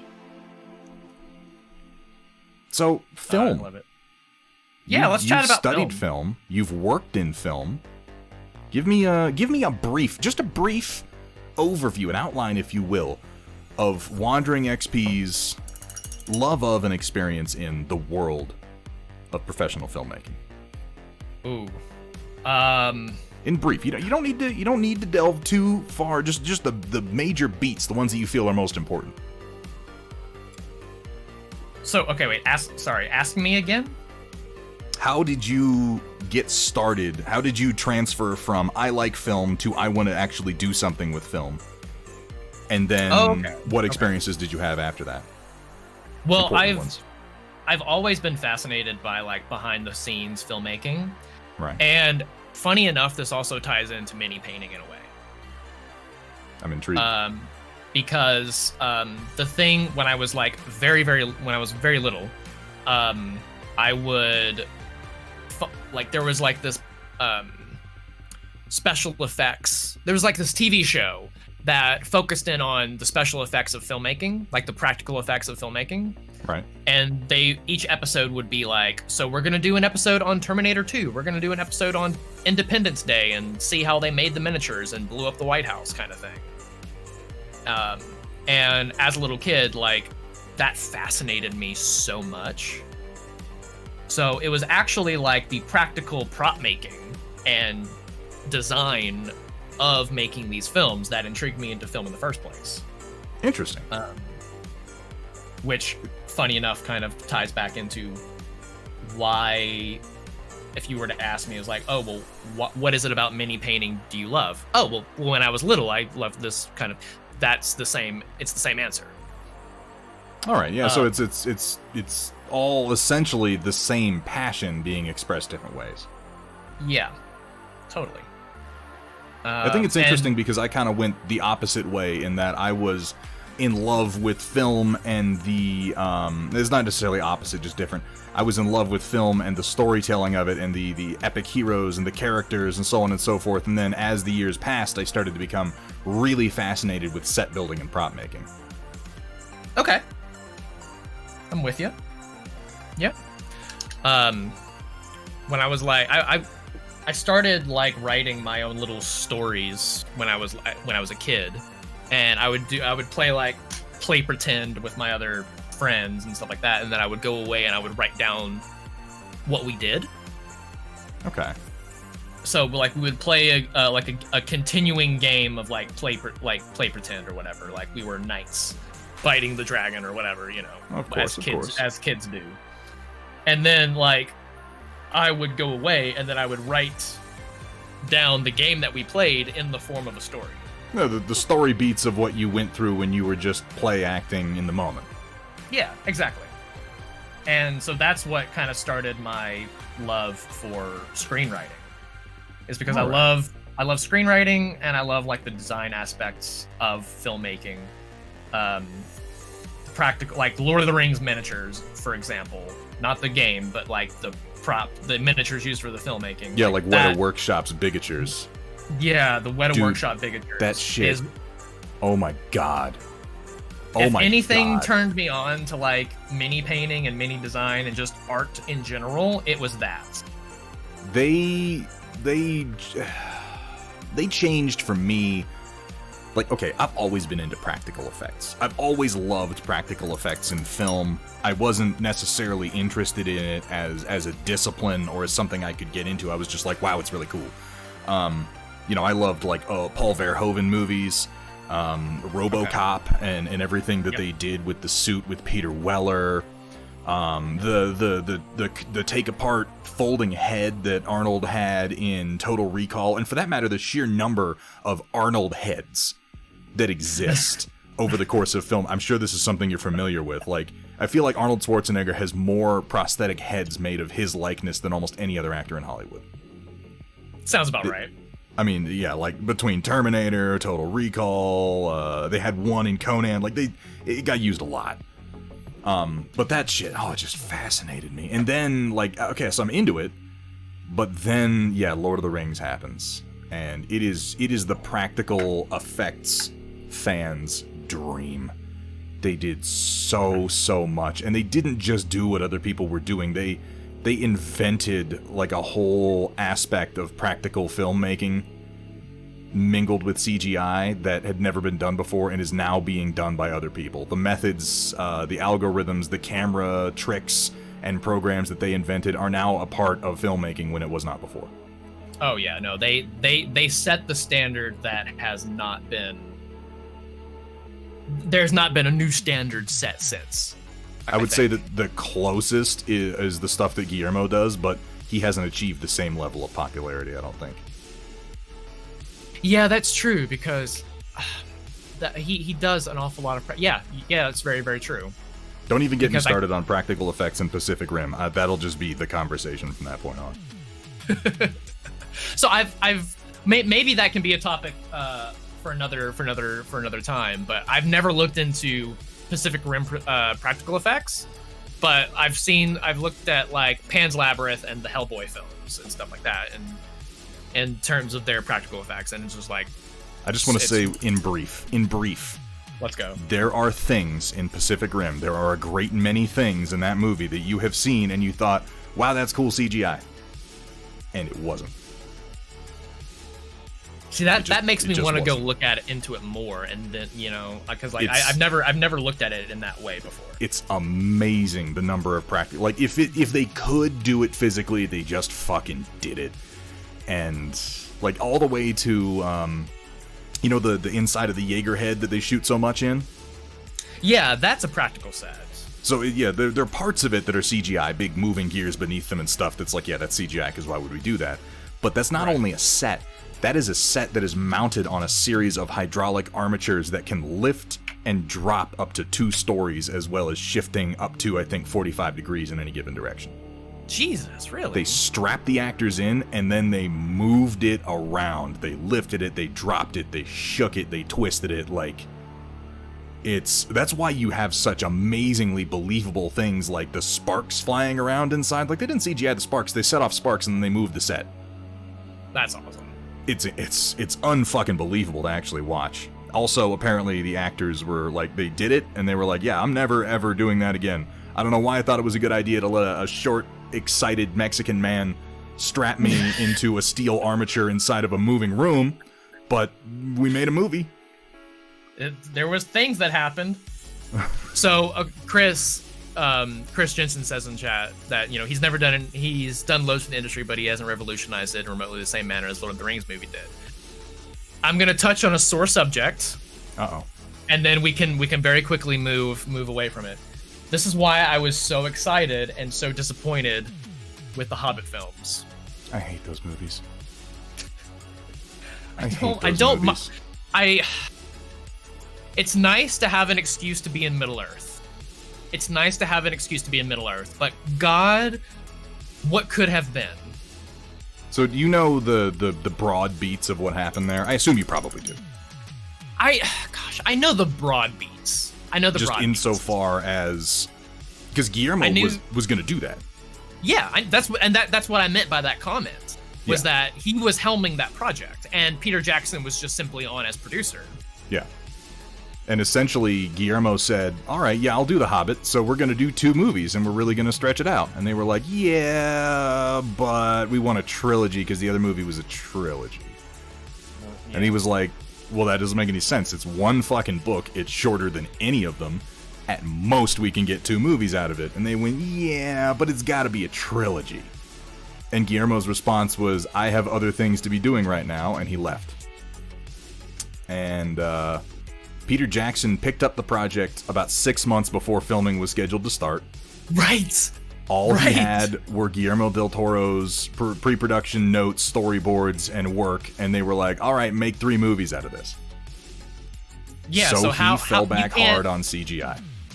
Well, but at that point in production, you have no other choice. He didn't have a choice. Peter Jackson cannot be blamed for what happened there. No, because pre-production for Lord of the Rings, bigatures were made in like 1996 and 1997 for Lord of the Rings. And then they shot them for like 3 years. Yeah, and you can't do that same level of commitment at the 11th hour on a project like that. Oh God, absolutely not. You can't just say, okay, well, Guillermo pulled out. We've got sets, we've got locations, we've got actors on payroll, we've got all this. We've already put money out there. You can't just say, well, let's push back production by a year so that we can build sets. No, you can't do that. You gotta push forward. And it's sad that it happened the way that it did, because I think that it had a lot of great talent involved. I think Martin Freeman was a fantastic choice for Bilbo. That dude's a great actor. I think everybody really brought it. Is just that, and you know this with your interest in and experience in film, the experience of filmmaking is such a collaborative effort with absolutely everyone working together. Oh, you just got a raid. I'll let you go ahead and welcome in your raiders.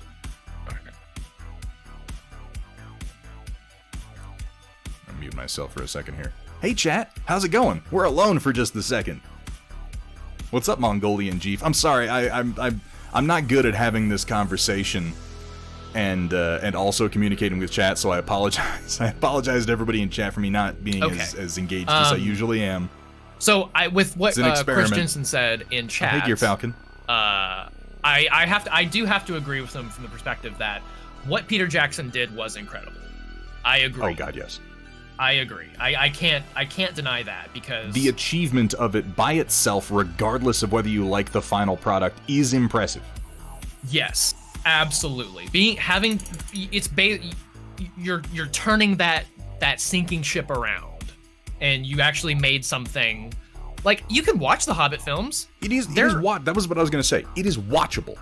I have paid money to watch worse movies. The only reason I dislike it as much as I do is because the standard that was set by 1, the source material, and 2, the previous trilogy of films was so high. Yeah. And I'll be completely fair. It's not easy to live up to the expectations that were set by the original Lord of the Rings movies. For anyone, those movies are, again, an achievement unlike anything else that has ever occurred in filmmaking. They have not been matched. Not to this day. Right. Yeah, and he showed up on set in the morning and didn't know what they would be filming. Yeah, I totally agree. Yeah. And yet was still able to make 3 films out of that.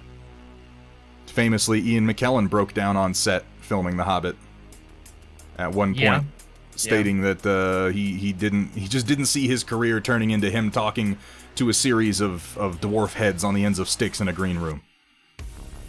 Right. Which, I get it. And I really do loathe a lot of the storyline changes they made to The Hobbit. Like, I get that they did that a lot in The Lord of the Rings, but they were mostly necessary, inoffensive, or just part of translation to the medium. And I know that, like, Fran Walsh had a lot to do with a whole lot of that, like the Arwen story and whatnot. But stuff like Fuck it. We're gonna turn the we're gonna turn the barrel scene into like an action sequence. I'm just like, what are we doing? What are we doing with our lives at this point? This doesn't make any goddamn sense. Well, at that point, it comes into I like to bring in a it's mostly a video game term, but it's padding. You're padding for time. They're just adding runtime. And again, it should have been 2 movies. Right, and there's no there in the book. There's no conflict in that scene, and in a film, you've got to have conflict in the scene in order for it to work. Thank you very much for the reminders, by the way. Adjust my posture and have a drink. Ooh, I think I'm gonna do that as well. Drink water, soldier. Hi, Beefling. Oh my gosh, I got hit with the double raid. Getting just raided like a motherfucker today. Hello, everyone from IR Sculpts. I'm doing a co-stream with Thunderhead Studio here. He's right here. And hey. yeah, and if you want to check out both of our perspectives, type in / multi-stream into the chat, and you can check out how we're painting our models, because we're painting the same model. We're both painting Bear and Zemo. But we're not looking at what the other person's doing. Exactly. We're not looking at what the other person is doing, so we're going to compare at the end of the stream. And in all fairness, I've been mostly just highlighting his boots this whole time. Are you already on highlighting? I'm working up my first layer highlights, and then I'm going to throw down a wash, and then I'm probably going to do another round of highlights. Jesus. But I figure since I started with his boots, I would work on these. Have you base coated the entire model? All but the blade of the sword and the fur of the bomber jacket. Okay, all right. I have to base coat his head, the undershirt, and his torso. I will say that Scale 75 Fuchsia is an amazing color for this particular job. I didn't have any Scale 75 until I got sent some by Greg the Salt Miner. And while I'm not necessarily the hugest fan of the way their paints are formulated, they have some colors that I haven't gotten anywhere else that I love.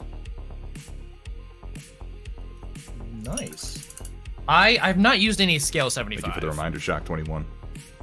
I've never bought any. I got it all as a gift. Okay. I will say their ink tense colors are really, really good. I used those on Iron Man just recently. I built up really, really chunky highlights for his armor in the red, and then I just sort of glazed them all together with their ink tense red, and it worked shockingly well. Really? Just to take my chunky, nasty highlights and blend them into something reasonable looking. That's interesting. Shortcuts, baby. Shortcuts. Why become good at blending when you can just glaze like a motherfucker? Right? Oh, man. Talent in a bottle. I love it. You know, somebody was... I've had this conversation a number of times on stream. People are like, oh, that's cheating. Using a wash is cheating. Oh, it's cheating. You know? What is it? What? There's no such thing. that links what, back what to are my, you cheating? And like, that was my joke is it earlier about the painting cabal, is just that it's like when you get on social media as a miniature painter, a lot of us get sucked into the attitude of like, oh, such and such painter that I'm close to the skill level as posted something, I better post something now to show people that I'm keeping up, because this is the competition. And it's weird, because it's not, like, on any level. I'm very thankful so far to not have that experience happen yet. It's good. Don't fall into that mindset, because a shocking number of people do. And it's well, I'm very thankful that no one has tried to, like, I don't know, compare results with me. I don't know if that makes any sense. Oh my god, hold on. I gotta stop this real quick. Scavenger Rat has just let me know that I officially have 666 followers. Oh, hail Satan. Hail Satan. Yeah. Wonderful. No more follows, guys. Nobody follow WanderingXP ever again. We're gonna ride this straight to hell. Right. Oh, but unless unless we go for 669. Okay, yeah, 3 more. We can, but we just can't go beyond 669. Yeah. Once we get there, that's it. Layla Pod, thank you so much for the follow. Welcome to the stream. Welcome to the Storm Chasers. What's your phrase? What do you call your followers, WanderingXP? You gotta have a phrase. That's a rule. You're on Twitch. I don't have a phrase. I just say, hey, thank you for following. What are we gonna... Alright, chat, let's get on this. We gotta solve this problem. I got the Storm Chasers. We gotta have something for Wandering XP.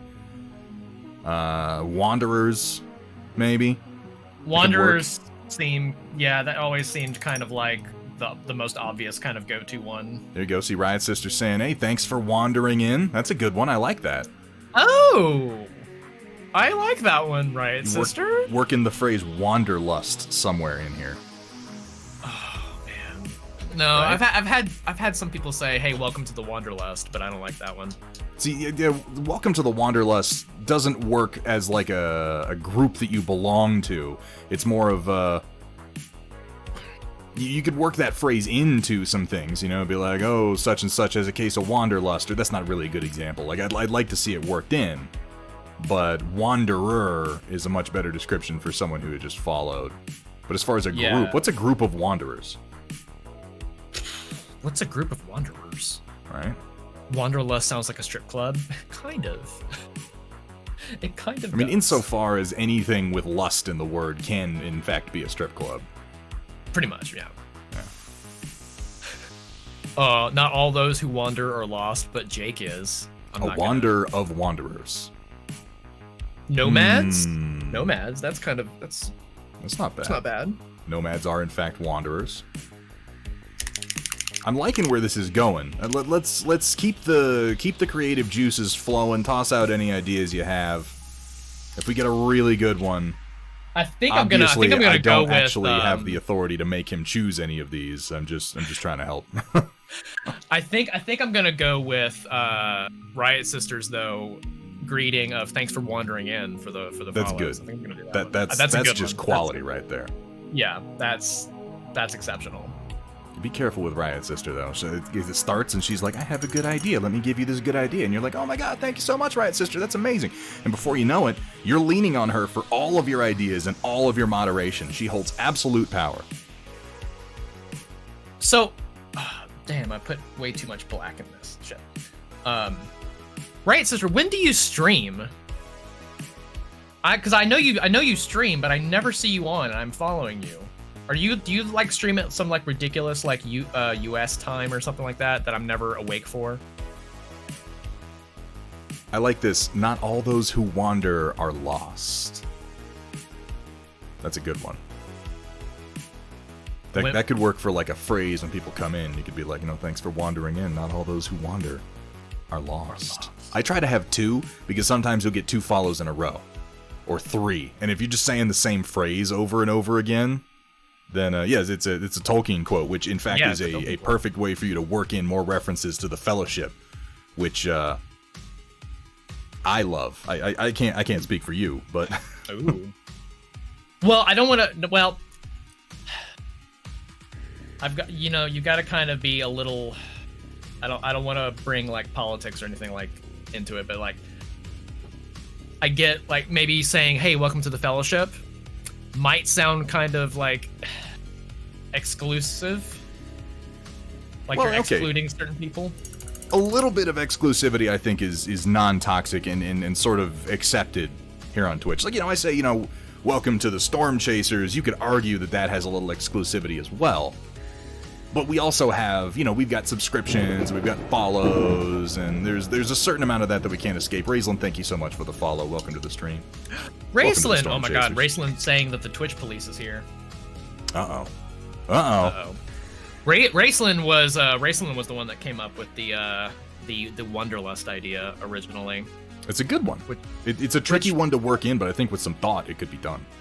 I think she just really wants to see my stream turn into a cam girl stream. Oh wait, you don't have an OnlyFans yet? What? Do you even Twitch, bro? Thank you for the... Oh, hold on. Thank you for wandering in, Danadin.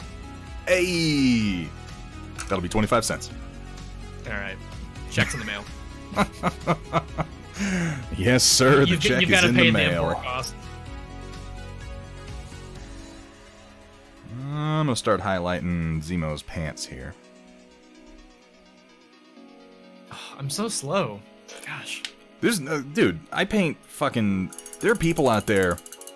I mean, you watch like James Wapple. Now, it's not good to say, hey, let's compare ourselves to James Wapple. That's not what I'm saying. But there are people out there who are just so used to painting. It's like, give them 3 hours and they're like, bing, bang, boom, boom, finished mini. Yeah. I'm not one of those. How long have you been painting for?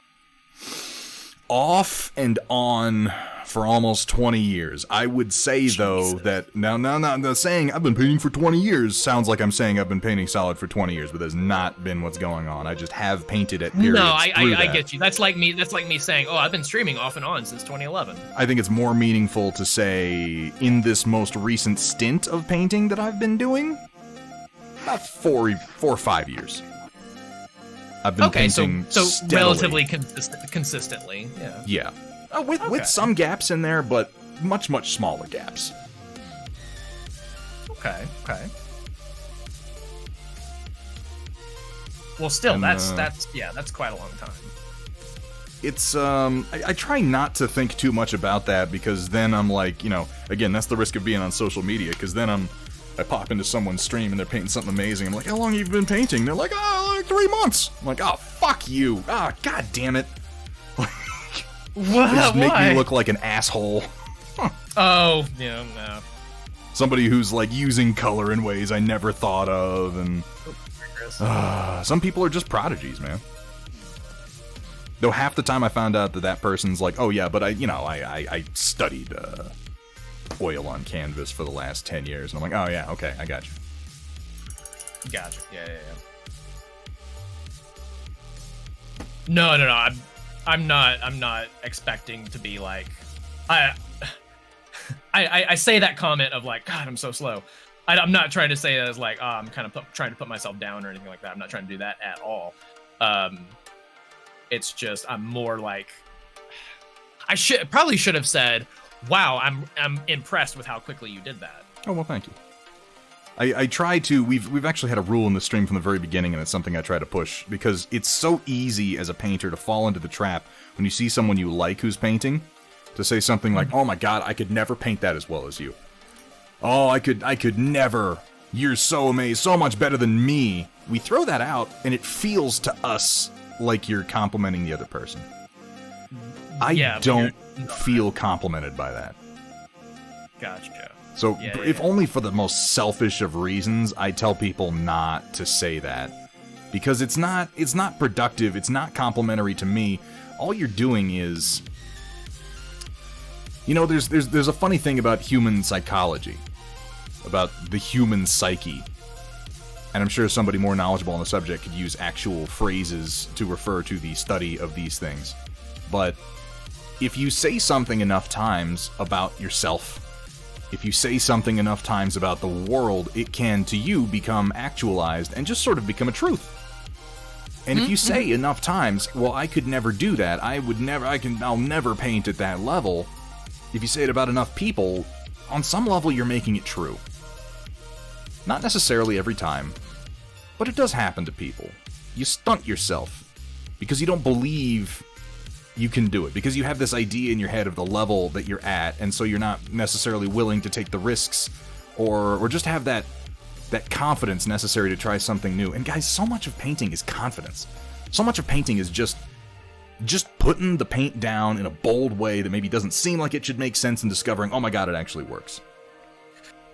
And the power of the mind is incredible. It really is. So I'm gonna do just some shameless self-promotion. Do it real quick, based on that comment that you just said. So I've started doing YouTube videos, which are fucking awesome, by the way. I wish that I had. Well, yeah, I almost did the thing. Your videos are great, and I admire them. Hey, so we have a rule in this Twitch. No, I'm kidding. You violated it. Get out. But no, based on what you just said, so I've started doing these videos, right? And I've been wrestling with a thought. I've been wrestling with this thought since I've kind of started doing these videos. That is White Wolf. Coal Black indeed. That I wanted to start making these videos as just a, hey, I'm going to be painting this thing, come watch. But they kind of took on the form of like, hey, this is a tutorial on how to do this. It's almost hard to avoid that instructive tone when you're making videos. It really is. And I've gone back and I've rewatched some of my videos and I'm like, I'm wrestling with this thought. It's because like, I don't feel qualified to do this, to teach something. I don't feel qualified to do that. So this thought that I've come up with, and I'm actually not releasing a video this week because I'm going back and I'm going to re-record it.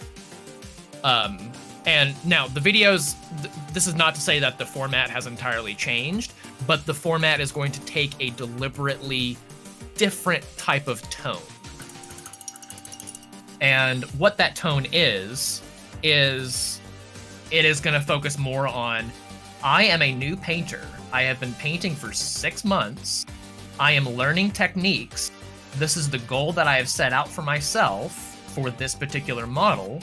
I'm going to then do the whole video as normal, and listing out the steps that I do. And then at the end of the video, I'm going to take like since this is one that I just did, I'm going to take the Captain Marvel mini that I painted, and then I'm going to kind of like self-critique myself in a way. Self-assess, but not in a I'm gonna beat myself down kind of way, but I want to try to do it in a kind of healthy light. You're trying to grow. I'm trying to grow. It's like, okay, so what have I learned from doing this model? What did I not necessarily succeed in when I set out to do this model? Did I achieve the goal that I set out for myself? No, I didn't. Oh, maybe I exceeded that goal. Maybe I didn't. And then I'm going to say, okay, so these eyes, these eyes, in my opinion, are not where I want them to be. So I'm going to take this, and then I'm going to apply what I'm going to learn onto the next model, and therefore the next video. And then do an actual comparison. That honestly, that's a great idea. That's a fantastic idea. If you weren't doing that for other people, if you weren't doing that to post on YouTube for other people to watch, that would be a great exercise to do by yourself. Yeah. That's a wonderful idea, and a lot of what you're describing here is the impetus, the motivation, the concept behind why I do the Storm Report on my channel, because we all have heard the phrase, we're our own worst critic. Sure. I kind of extend that phrase a little bit to have sort of a dual meaning, in that not only are we our own worst critic in the sense that we are our harshest critic, which is I think what people often mean when they say that, we're our own harshest critic. We are our own worst critic. As in, I think that we're often uniquely unqualified to judge our own work. We can judge our goals, we can judge how well we think we've met them, yes, but really judging the quality of your work is something that is almost best left to other people. And it's one of the reasons that I encourage people to post their work and to get other people's thoughts, opinions, and the thing is that sharing with other people and looking for critique is not easy. It seems like it should be easy because it's like fire and forget, but in a weird way, it's a skill that you have to develop, the reception of criticism. And that's why I encourage people to post, is because the more you do it now, the easier it's going to be, and the easier of a time you're going to have growing if that's what you want to do. So when I was in, and also, you're your own worst critic can go both ways. You can also be overly gracious to yourself. This is also, that's exactly what I mean. Like, you are the worst possible person to really judge your own work objectively. You're incapable of doing it because you're not objective. And that can be positive or it can be negative. For example, you could be streaming and your camera could fucking freeze like a complete asshole, and then you have to unfreeze it. I know, right? Who does that? I don't even know. What real Twitch streamer would ever allow their camera to freeze on amateur jackass? I'll be right back. I have to do something totally unrelated to that. Okay. No, did your camera? Oh my god. I love it. I have now taken over Thunderhead's stream. Hello, everyone. I am now the Thunderhead.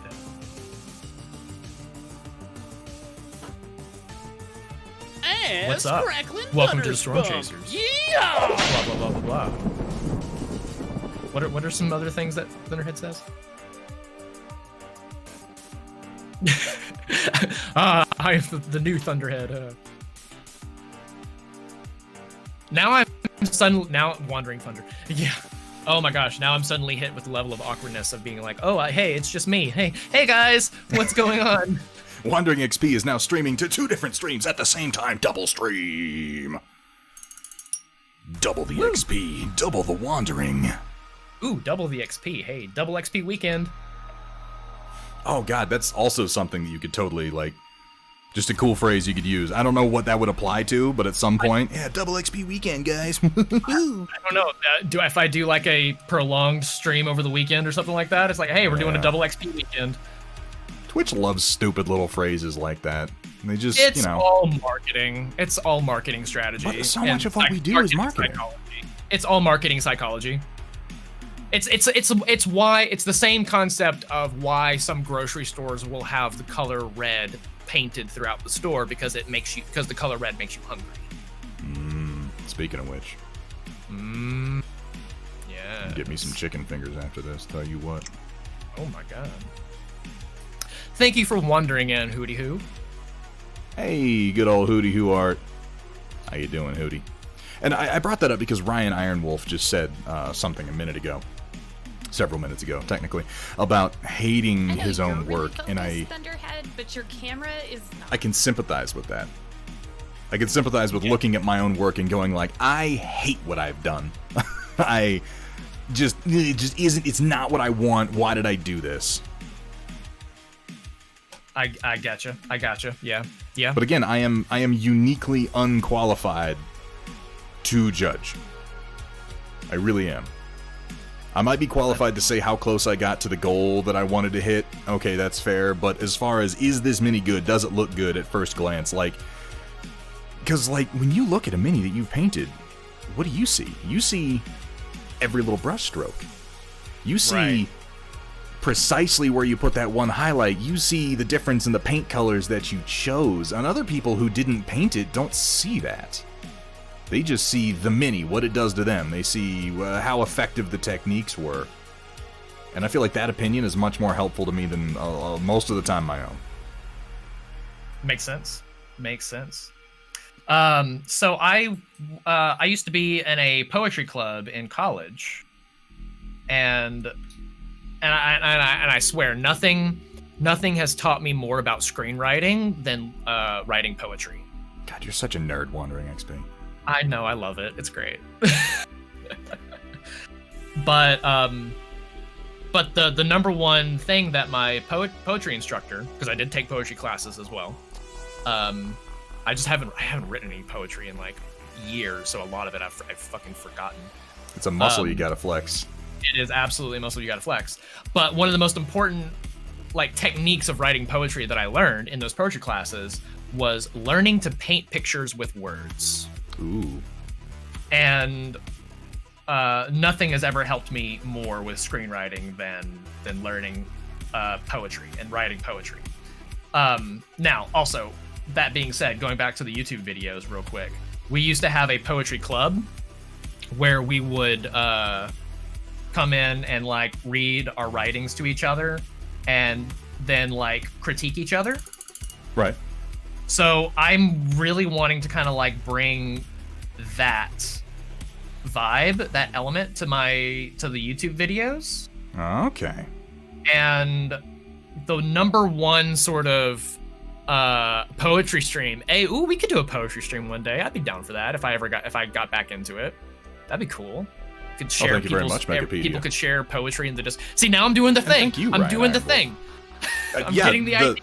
We're gonna do all these things, you guys. We're gonna have poetry streams. We're gonna form a poetry collective composed entirely of Twitch streamers, and we're all going to write one poem every week and then analyze. And then it doesn't happen. Right. Yeah. No. But start it with a small idea, because that seed. Yeah. If you just turn that into one thing that you're gonna do one time and see how it goes, that could be something. For sure. But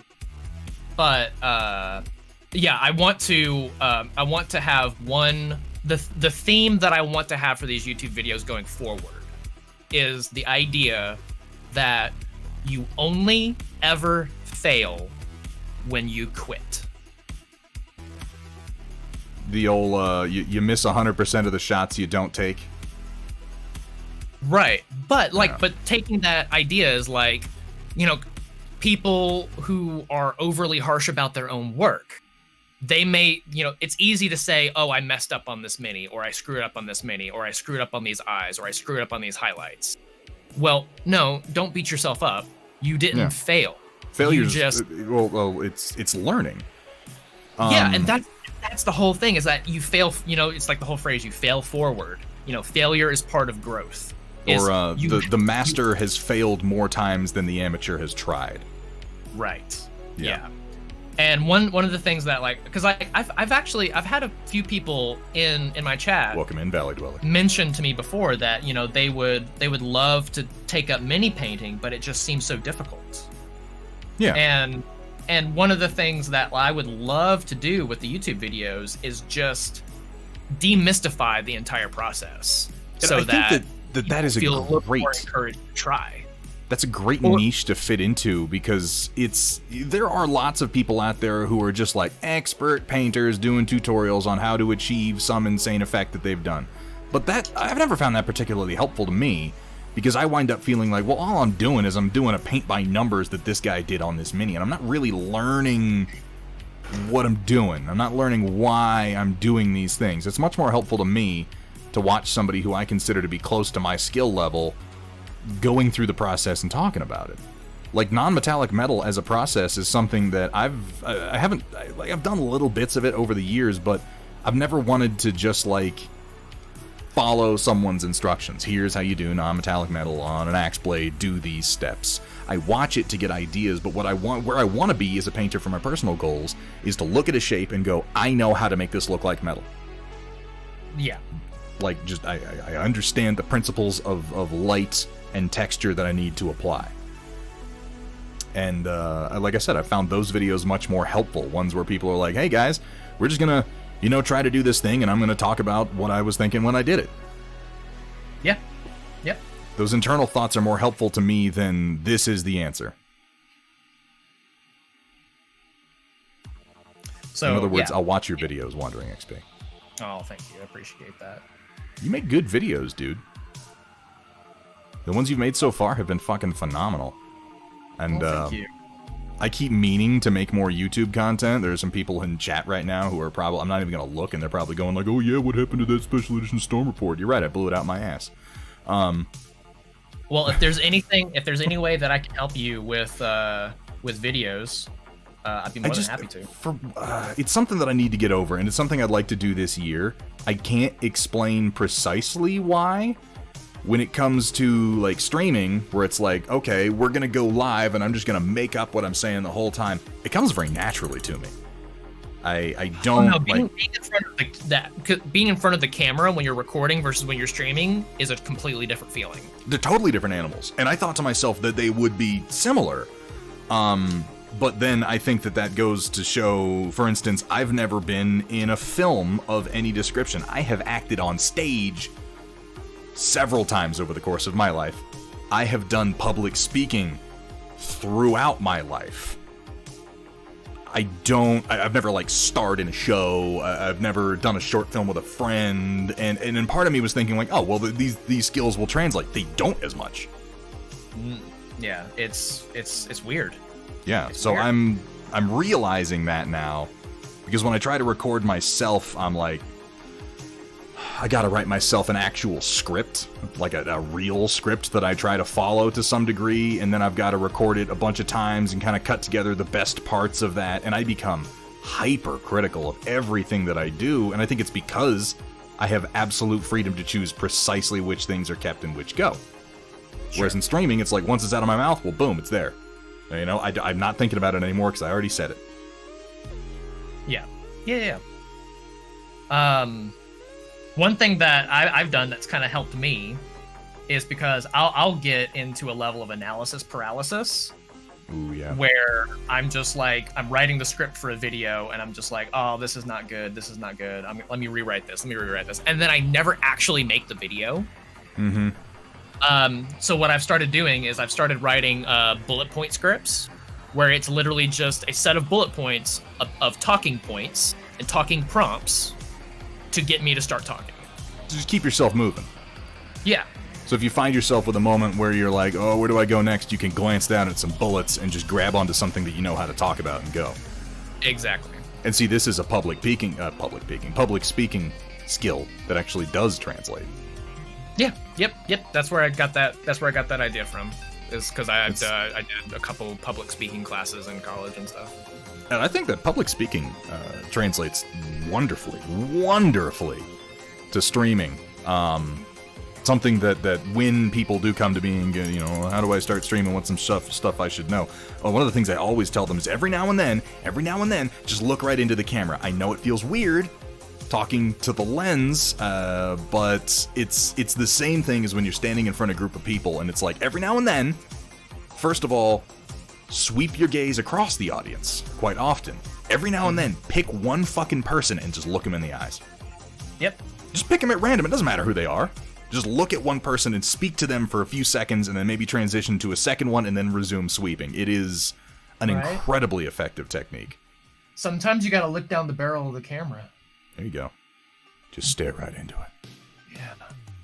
Caught in the headlights a little bit. Kind of look like a little bit of a creep. Oh, that dried my eyes out really quick. I gotta stop that. Did we do the same thing at the exact same time? I'm gonna go back and watch the VOD and I'll bet we did, yeah. Oh no, do I have something in my nose? Oh, You need to clean your nose, Jake. Shit, no. Now I'm gonna be self-conscious about that. Shit, do I actually have something in my nose? Oh my god. That is the magic of streaming Shock 21. You can look at everyone at once. Oh fuck. I actually did have something in my nose. Fuck me. Okay, now I'm literally turning red in the face right now. I'm not sorry. Gonna fuck you. You've got weird things in your nose.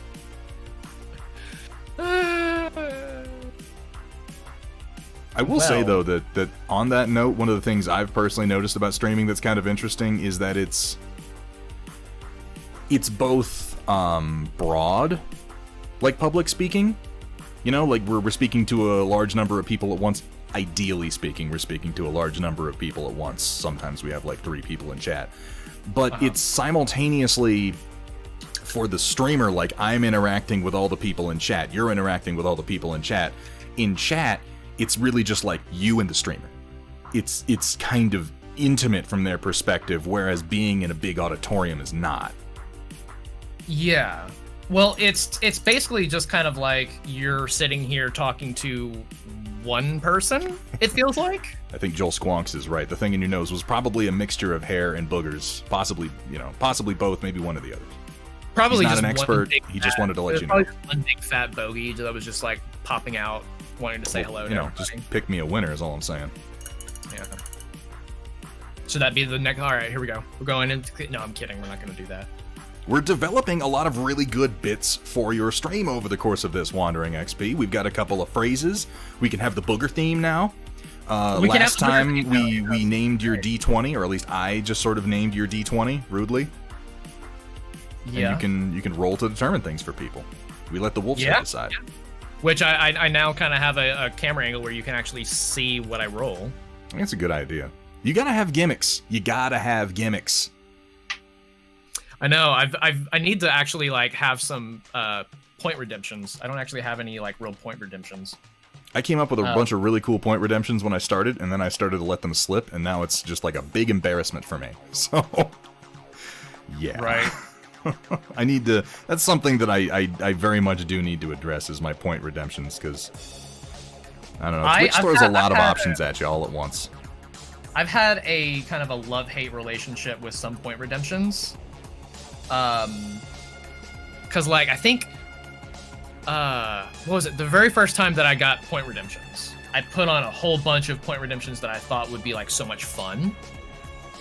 And yes, I'm gonna talk about that story. I refuse to do the hydrate one now, but I'll probably do it in some form of capacity, like in the future or whatever. The hydrate one is just such a gimme. Yeah, I had a whole bunch of like point redemptions. And I remember that first stream that I did with like a whole bunch of point redemptions. Like pardon me, the chat loved it. People were having fun, but then I remember leaving that stream that night feeling like a complete jackass. Like a bit just like a clown that was being ordered to dance. Yeah, exactly. The literal dancing monkey. And I was like, oh, I don't feel good. You can build a stream around that. You can get an audience built around that, but that is a dangerous precedent to set. Yeah. So now I kind of like carefully curate what I put on as point redemptions. You don't want to become a dancing monkey for chat. It's not a good dynamic. Right, yeah. But if you offer it to them, they'll do it. Yeah. I am gonna add the die one. I am gonna add that die one because I think that's just fun.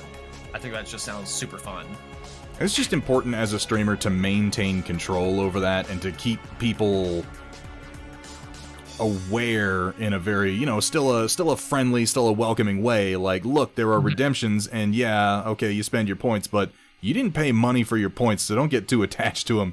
And the ultimate decision on whether this thing happens is going to come from me. Right. And that is so easy to forget. It really is. Because, it's as a streamer, we're grateful. Generally, we're grateful for our viewers. The idea that right now, 40-something people are sitting in chat watching me paint a fucking Marvel figure and basically just have a conversation with someone who I consider a new friend. You're sweet. It's nice.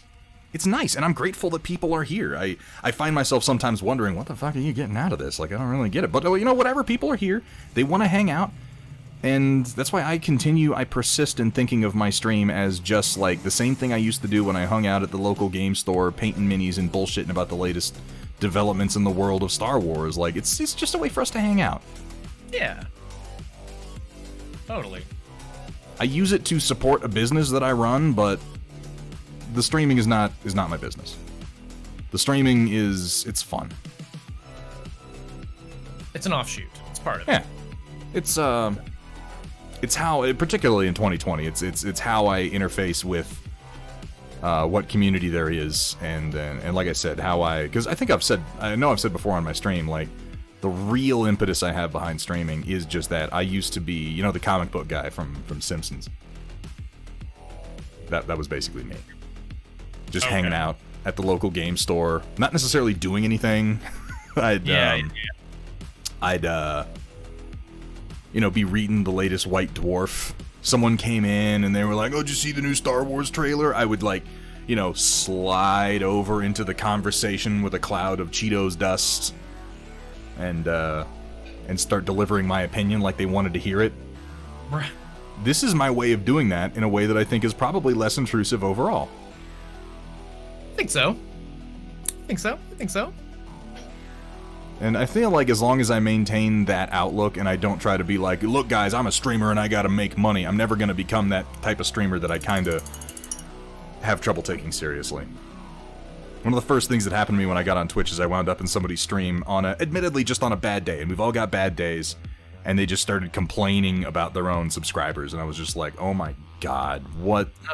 Oh, yeah, no, that's not... If I ever turn into that, somebody slap me in my stupid fucking head. Right? God. Like,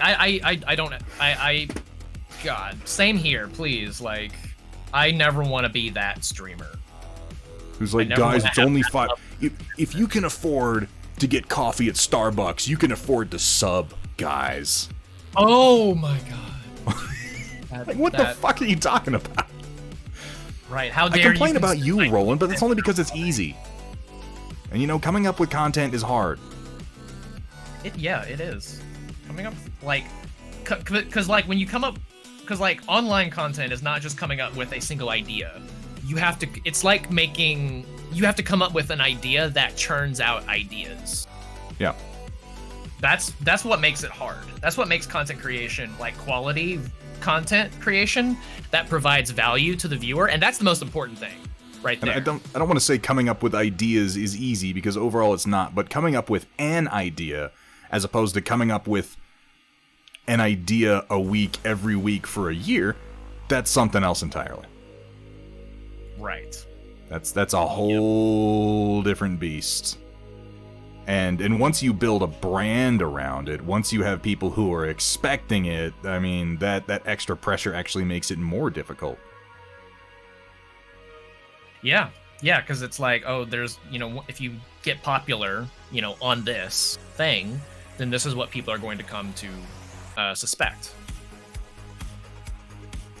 Yes, Sheza, I realized that I opened Pandora's box when I mentioned Red Dead Redemption 2 in your presence, and I apologize. We'll have a conversation about it, Sheza. We will have a conversation.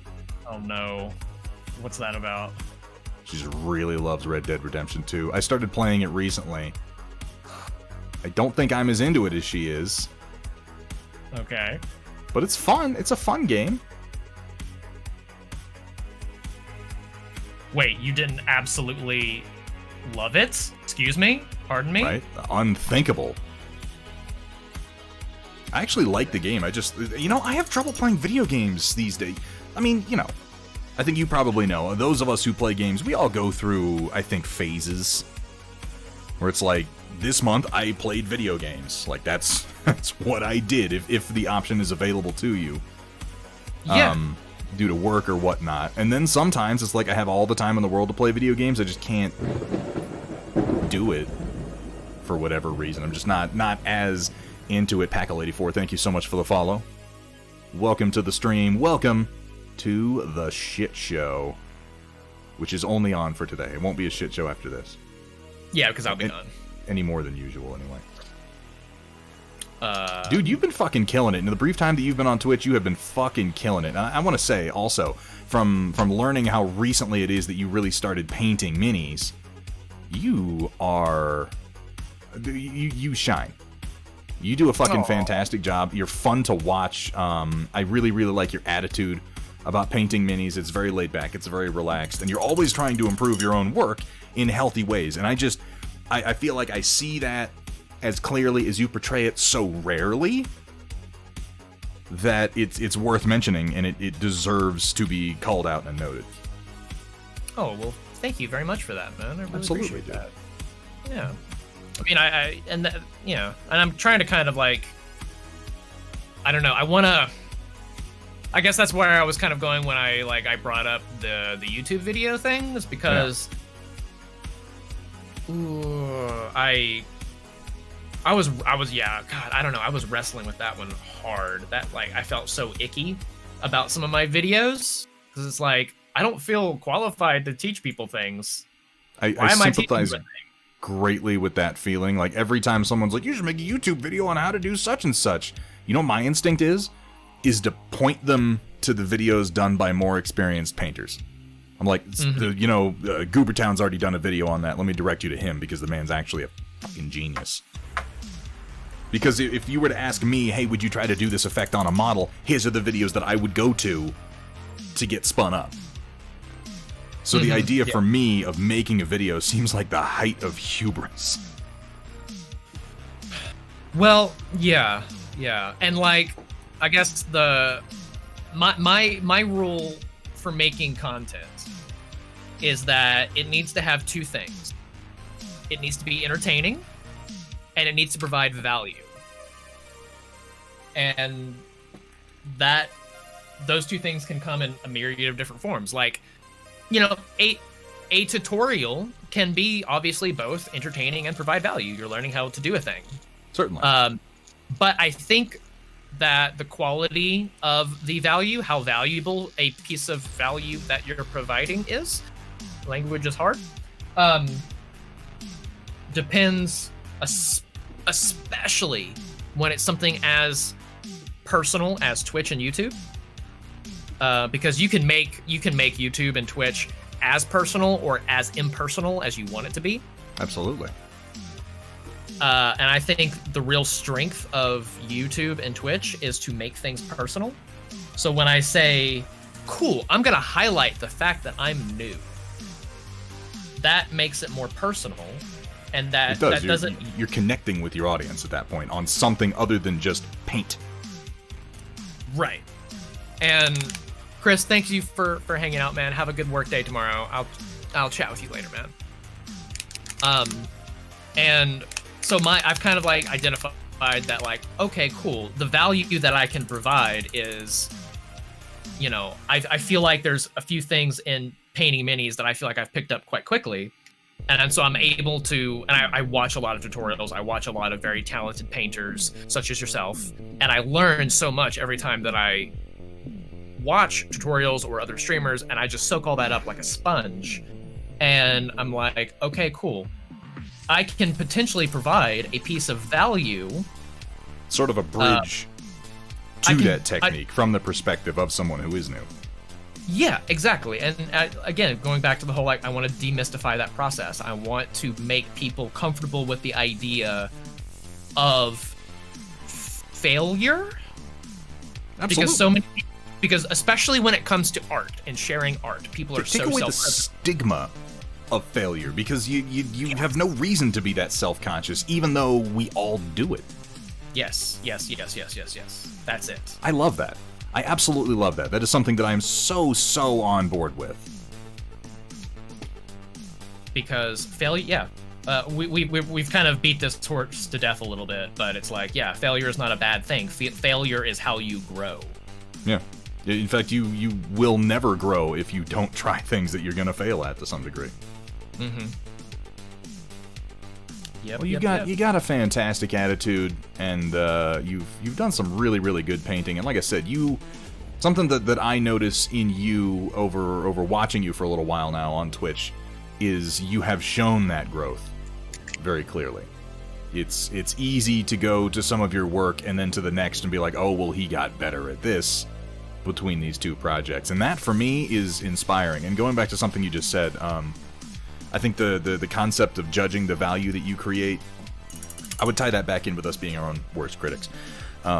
You are in a uniquely terrible position to judge the value of what you create, oftentimes. It's the viewers who are coming in, who are getting value out of it that you might not have thought was there in the first place. This is something that Twitch has kind of taught me, is to shut the hell up about the value that I think I'm bringing. And if someone's here and they're enjoying the stream, they're getting something out of the stream, they're being inspired by something that I said, an artist that I turned them on to, or if I'm just providing a decent drone in the background that happens to be thematically relevant while they paint something, like, that's value. Yeah. That's value, and this platform in particular, they're uniquely in a position to then tell me how much they value that. That's how I view the subscription model. Like, I don't expect any subscriptions on Twitch. Radio voice, I'm just gonna say. Well, thank you. This is something, people have been telling me that since I started on here. I'm not really sure what to do with that information, but I appreciate it. Well, what you do with that information is you keep on rocking it. So far, that's been my plan, is just keep doing it. Anybody who was here when I started streaming a little over a year ago knows that my attitude towards it was very much like, well, I'm going to do this for like a couple months, probably, and then we'll see what happens. Well, okay, so here I am. You've been asking a lot of questions about me. Let me ask a couple questions about you. Oh, shit. So with that just being said, like, so how is your... You've been streaming for consistently a year now. God, even saying that kind of blows my mind. Yeah, because you started in January of 2020, yeah? Yeah. That's accurate. So, let's hear your year postmortem. Let's hear that. So we talked a little bit about that on the 1 year streamiversary, but yeah, it's an interesting subject. I fucking love streaming.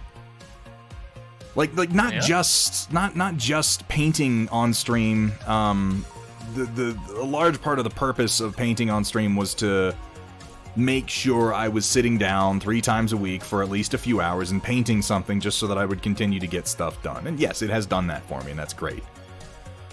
But I like the act of it. I like the interaction that I get out of it. I've been very lucky. I've been very lucky since I've started on Twitch. I got some people in chat very early on who are just fantastic people. Very creative minds, very giving. who have helped in the creation of a small but very, very active community of artists who support one another and who kind of push each other in the healthiest of ways. Which is fantastic. It really is. I highlight this by just the other day when I was finishing off my 3D design for the Dougram Blockhead, which is the Battletech Wolverine Unseen, which I have posted on Thingiverse. I did the design. It was all based on the art and the models from the Dougram toys and the cartoon. And then I was like, okay, I need a laser rifle for this guy because I also want to make variants for the model that would exist in Battletech, but original art doesn't exist for that because it was modified to go into Battletech. So I'm like, all right, I need to make something up now, not just model what already exists. And what I was able to do was go into my Discord, go to Project Dark Fox, who's one of my mods and a very talented artist and also a streamer, and just be like, hey, this is what I'm doing. I can't brain right now. I'm in design. I'm in modeling mode. I'm not in design and concept mode. Here's what I need. Do you think you could give me something? 15 minutes later, sends back a sketch, and I'm like, yep, that's it. Boom. I model that. I put it on the thing. I spit it out. I'm done. And this, to me, is reflective. That's the wrong word. Indicative of a lot of communication that happens in my community. One of the things I love most about having the Discord is when I can go into artist channels and I see Ion Raptor, who's in chat, by the way. Hey, Ion Raptor, how you doing? Hey, Ion working on a model for like the tarantula that he just did. And it's like, that's based on concept art that Project Dark Fox did. It was like it started with the Battletech tarantula, it went through Project Dark Fox's mind, it came out as a sketch, that sketch went into Ion Raptor did a stream, bang, bang, boom, whips up a model that goes out into the community. And I'm like, I have this immense fucking honor of being the name written at the top of the environment where this is happening. I didn't expect that.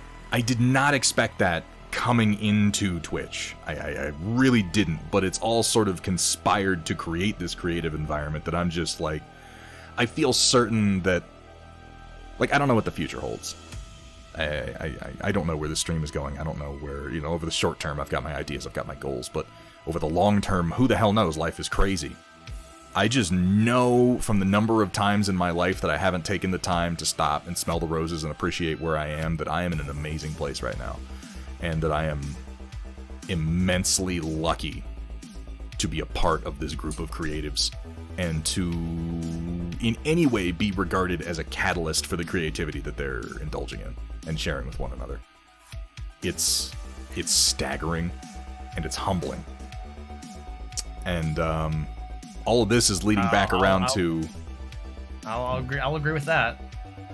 I love streaming. I love what it's brought. I love doing this.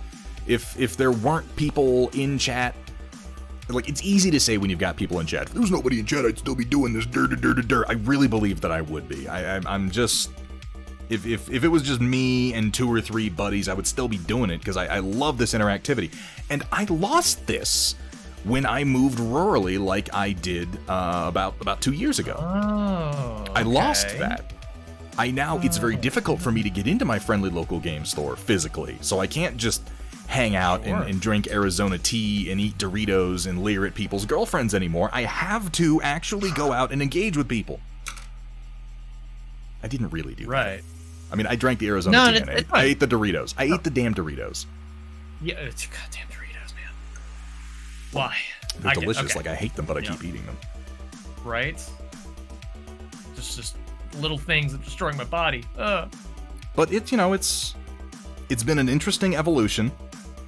And it has been very, very much an evolution. I kind of let it grow as organically as I'm able to. And I like the act of streaming. It definitely. I will agree with. I agree with that too, because like it's definitely kept me consistent with my painting. It's definitely something that's like it keeps me accountable to keep painting. Because I'm like, okay, cool. It's time to stream. Time to paint. Let's go. Let's do it. Gotta have this model done by this time. Which is, I work well in that kind of environment, so I get that. It's like I need a little bit of a motivating factor to kind of push myself a little bit, and there's nothing wrong with that. No, if it works, if it's like if that sort of thing is being imposed on you by an outside force, it can be negative. If it's something that you thrive under and you're doing it to yourself, it can be a huge positive. Sure, yeah. And one thing, because like I was streaming games. I started streaming in April 2020. I started streaming in April 2020. I started streaming painting in September 2020. Right. And I made that switch because I wasn't having fun streaming games anymore. And if you're not having fun, like that's the biggest sign that something needs to change. Yeah. So I tried the painting, and then the painting was a lot of fun, and I rolled with it. And one of the things that's like really, and I'm segueing back into something that you just said. One of the things that's kept me really going is how awesome the painting community is here on Twitch. It is particularly good here. Can I just take a moment to say that the back of Zemo's hand that's holding his sword is bizarre. The back of his hand. Oh. Isn't it? Ooh, I didn't notice that before. Like, I understand what they're trying to do. That's an awkward position to hold your hand in, and you kind of do that pose, but the sculpt is just, it's strange. It looks like he has 3 fingers and a thumb the size of his palm. Yeah, the thumb muscle's really bulging out. That's going to be interesting. I don't want to highlight that too much. Right. Just noticed it and wanted to mention it. No, yeah. I didn't. I kind of noticed that a second ago, but it was kind of like one of those things where it's like, nah, don't think about it. Just move on. Just move on. Yeah, just go. Don't ask too many It's okay. questions. It'll be okay. So I'm still base coding, by the way. I'm just working up basic highlights on my blues and purples and such at this point. Okay.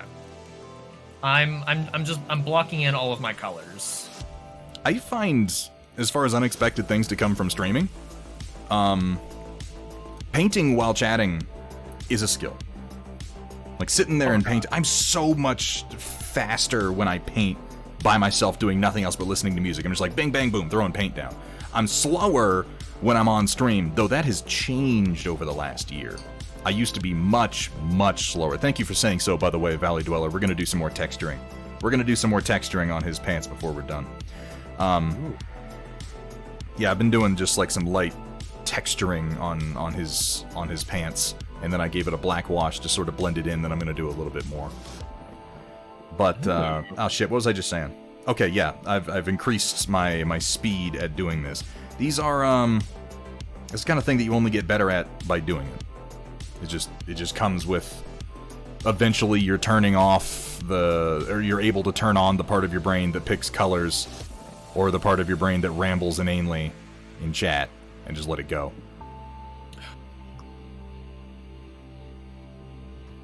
Yeah. I admit, sometimes I get a little too close to just speaking stream of consciousness, and I worry one day I'm going to say something terrible.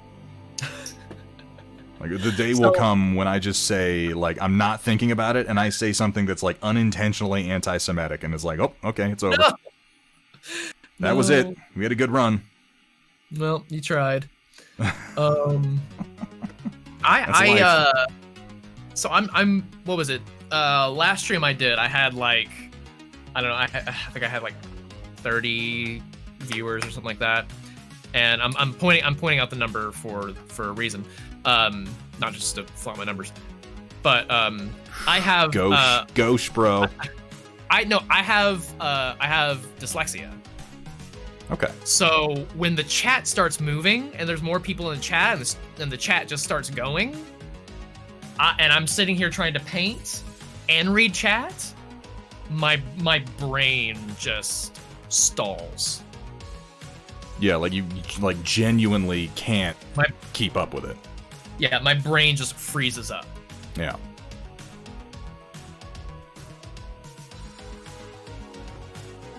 It's I would say it's definitely, like, even if you don't have dyslexia, it can be tricky to keep up with. I think on some level it's teaching yourself which parts to pay attention to, accepting that some, depending on how active chat is, some comments are just going to be lost. Learning to recognize when two chatters are mostly speaking to one another, so that you don't occupy your brain with it too much. And then Right. picking out the occasional comment to really focus on. I'm always hesitant to be like, well, I am particularly good at a thing, because I hear myself and I feel like I sound like an asshole saying that. Well, you do, but that's okay. I mean, you know, Love you. that's part of my brand. But Right. if I were to self-assess and say that I was good at something as a streamer, and I realize this is ironic given the nature of this particular stream and how bad I've been at it on this stream, but if I were to say that I were particularly good at anything as a streamer given the relatively short amount of time that I've been doing it, it's maintaining interactivity with chat while also doing something else. Well, having a dialogue going between two streamers, and then having it's hard to be in multiple conversations at the same time. So it's like what we're doing right now It is. like I wouldn't do co-streams all the time, because like, No, you don't get absolutely not. No, because you can't, because like when you're doing what we're doing It's a right special now, event. Yeah, and it's so hard to it's really difficult to have kind of like that one-on-one with chat, because Because we're having a one-on-one. right. It's weird. So I want to ask you a question, WanderingXP. Okay, I want you to do what I just did. I want you to self-assess, and I want you to pick out something to do with streaming or painting that you are good at. that I'm good at. That you're good at. Okay. Well, I like to think that because of my film and film school background, Right. I'm able to push out a quality level of AV quality. I can just confirm that that's 100% true. That is absolutely true. Your video and audio production quality is streets ahead, if you'll pardon the turn of phrase, of honestly most streamers. Well, Now, when I that's- say most streamers, it's worth bearing in mind there are millions of streamers. So it's not technically something that's really hard to rise above, but no, really though, your audio video quality on your average stream is very impressive by comparison with the average. It's one of the I'll just say it. You know, this is the honesty zone. We are in the the trust nest of the bough of sharing. That's a name.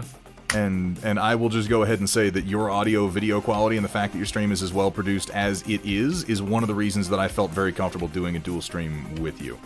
Because there are certain things that just have to be considered when it comes to streaming, and it's like I tell people, I think that having a good microphone and good audio production quality is vitally important if you want to stream. One of the greatest, like, my chat has been very, very generous. We've had a couple of donation goals over the last year to upgrade the quality of the stream in different ways. We've upgraded a number of things, the camera, we got the stream deck, like all these things were purchased with donations. But of all the things that chat has essentially bought for me to make the stream better, my microphone is by far the most important in my opinion. So we have a saying, in film, or just in film school or whatever. We have a saying, you can be forgiven for bad video, but you will never be forgiven for bad audio. No. People will come into your stream, and if they hear crackle, peak, they just will never come back. Right. And I don't blame them. I've been in those streams before, and I'm like, yep, I'm done. Like, this is... Because a lot of people watch streams in the background while they're doing other stuff. Yeah. Yeah. And if it sounds bad, they're just not going to stick around. Why would they? No, absolutely. And that's a big point right there. It's like a lot of people who watch streams don't actually watch. They listen. Yeah. Even if what you're So- doing is a visual art, maybe they'll just peek in every now and then to be like, oh, what's he up to? What's he doing? Yeah, and a lot of times, like when I have like, because there's a lot of times where I'll be just working on something, like I'll be editing a video, or I'll be just doing something else, or cleaning my space. Dude, my space hasn't been online for a while. Come on. But yeah,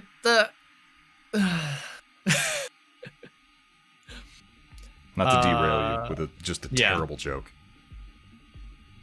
So, oh gosh, yeah. Now I totally lost what I was gonna say. Fuck. God damn it! I'm sorry. I'm very sorry about that. Thank you. Shit. No, I honestly lost it. It was bound to happen with at least one subject we were talking about. What was I? We were talking about Shit. audio quality, about There we streamers go. being listened to largely. There we go. Yes. So like a lot of times, like I'll pull up your stream or I'll pull up Walter's stream or you know whoever's streaming at the time, and I'll listen to it. Yeah. But you got other stuff going on, or you're working on another project, or Yeah. But it's always nice to particularly have. as a streamer. Yeah. But it's always nice to. I enjoy it to listen to. It makes me And then I'll. more productive often. Yeah, it's nice because it's also like, kind of like that feeling of like, especially for painting, it's kind of like it gives you the feeling that there's somebody else in the room. Fucking You know, Raceland. Got him. What? Raceland? Got him. Made you forget something. You lose, streamer. Raceland. Don't. You're the worst, Raceland. You're the worst. Chat communities are an interesting thing. Yeah. Learning What's up, how to Mugen? communicate with your chatters. All the different attitudes, all the different perspectives. I like my chat. My chat's cool. Hey, chat. Your chat's always Hey, very everybody. friendly. I always like being in your chat room. All right, so I got one more for you. Wandering. Your chat's kind of weird. I'm not gonna lie. My chat's so toxic. You have no fucking Your chat's idea. the worst. It's terrible. It's They make me cry on a regular basis. Yeah, I know. You were telling me the other day about how, like, when you ended your stream, you just closed down your stream and you just bawled into your eyes because the chat was being mean. I collapse into a pile and I just weep and weep. Why? And weep. Chat, what- And then like, I go to the Thunderhead, everybody's subscriptions in and I Thunderhead calculate chat. how Why do you much I'm do gonna that? make at the end of the month, and I wipe my tears away with fat stacks of singles. I'm so sorry, man. No, really, I have a pretty goddamn great chat. As if I haven't complimented them enough already today. God, their heads are gonna get so big. Right. So Okay, I have a, so I have a. yes. Well, no, you know what? I've been asking a lot of questions. You have anything else? Oh gosh, not any questions that are left onto the current train of thought. So go ahead. I was just gonna ask because it's something I've been thinking about lately in relation to streaming. Now that I've established, okay, I like doing it. It's fun. I'm gonna keep going. I don't intend to. There's nothing on the horizon that says I need to stop. You know. Sure. So I ask myself, where do I see what goals do I have for my stream? What would I like to do this year as a milestone? When I get to my second stream anniversary, what would I like to be different? What would I like to have changed? What would I like to have developed?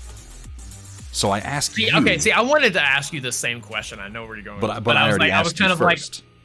I was wrestling with asking this question because of the whole conversation we had earlier of like, oh, we love talking about ideas. But then you hesitated, and then I asked first. Right, that's true. And now you're on the spot. I'm on the spot. Mhm. So you're asking me what exactly? Where do you see specifically yourself as an artist / streamer broadly in 1 year's time? What would you like to see develop? Is there anything in particular that you want to work on or change? So in 5 years' time. I did just go with a year, to be fair. 5 years is quite a lot for Oh, this you particular did a year. endeavor. Oh, you did a year. My brain. 5 years would be cruel. I'm not that sick. Okay. Raceland says that I need to work on my personality, and I tend to agree. Got to work on having a better face. I didn't want to say it before, but since we're on the subject. Yeah, I need to not have things in my nose while I stream. Yeah, pick your nose before the stream starts. Apparently. We're gonna make that a thing. I hope you know. Like that's a thing now. Yeah. Oh no, I've fully accepted that. As a streamer, you don't get to pick which things become things. Welcome, everyone, No. to Thunderhead Studios, Um, where the only rule is But actually, show me your so toes. I don't know if this is maybe have this fun, might be like a 2-year be safe, kind of thing. and above all, But I would show love them to to me, do for the love of like I don't ever want to stop doing like mini painting because I always want that to be a facet of my Twitch and my YouTube, and that's one of the things that I guess going into a year is I want my Twitch and YouTube to be more connected. I want those to be more of thought of as a simultaneous thing. Okay. So people who are finding me on YouTube and people who are finding me on Twitch are able to see both content because Kinda I don't more want of to. a- I don't want it. More of a contiguous platform. Yeah, I want it to be all like Oh my god. one thing. 40k Epic Narrator, thank you so much for the raid. I'm gonna take 1 second to welcome in my raid, Wandering Yes, XP. go I'll be for right it, back. man. Actually, while Continue you do contemplating. that, while you do that, I'm gonna go fix some more cocoa. So you're All in right. charge of both chats. Be right Sweet. back. What's up, Wandering XP stream? Do not adjust your dial. I am in control. I'm not. It's really just my voice. Assuming that he left me unmuted, which I don't actually know. I don't actually know because I don't have a stream open at the moment. I just have his chat popped out. 40k Epic Narrator, thank you so much for the raid. Welcome in, raiders. I hope you had a good stream, my friend. We're doing a bit of a dual stream today with myself and another miniature painter named WanderingXP. We're both working on the same miniature at the same time without looking at each other's work, and mostly just having a long, drawn-out conversation about, life, universe, everything, that sort of stuff. How are things? How was your stream, 40k Epic Narrator? By the way, did we get a shout out? We did almost immediately because I have such an amazing mod team.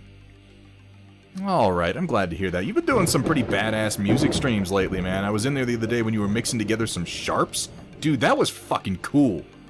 That was just an amazing stream. Like I don't go to music streams on Twitch very often. The few that I do are from friends of mine, but that was really, really cool. 40k Epic Narrator had his various mixing equipment out. He was mixing together like some, I'm not keen with all the phrases, dance, house, trance, I don't know what the fuck it would be. It was some techie music though. And he had voice clips from the Sharps series with Sean Bean.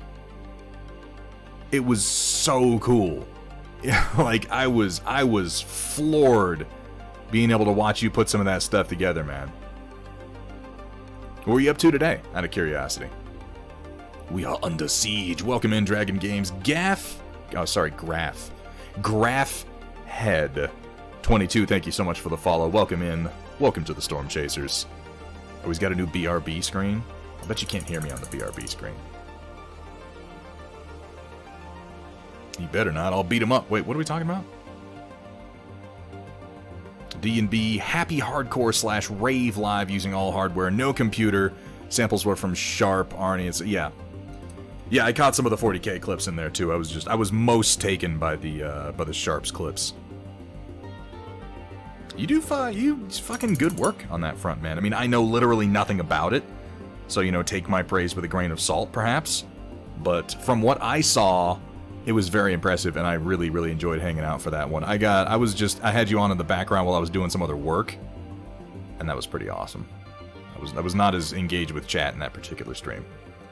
But you know how it goes. You know how it goes. Thank you so much, by the way, for the raid. Hope you raiders are having a good day, too. As mentioned before, we're dual streaming with WanderingXP, just working on Baron Zemo here from Marvel Crisis Protocol's core set, which is a pretty sweet tabletop game from Atomic Mass Games.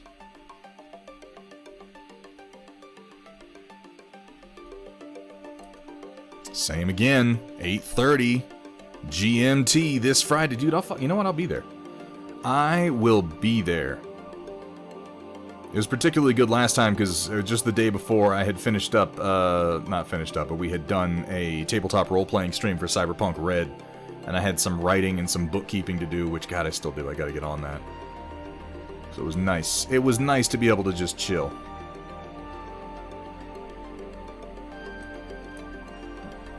The bus is gonna beat me up because I make fun of Jake's face. I mean, that's probably fair. That wasn't very nice. It was not. But, you know, we gotta... Here's the thing, the bus. We gotta keep him grounded. It falls to us, ultimately, to keep his feet on the ground and not let him sail away into the stratosphere. With as excellent a community as he has, with as much praise as he gets, if we're not careful, he'll just go nuts. I know this because my community just blows smoke up my ass constantly, and I'm out of my fucking mind.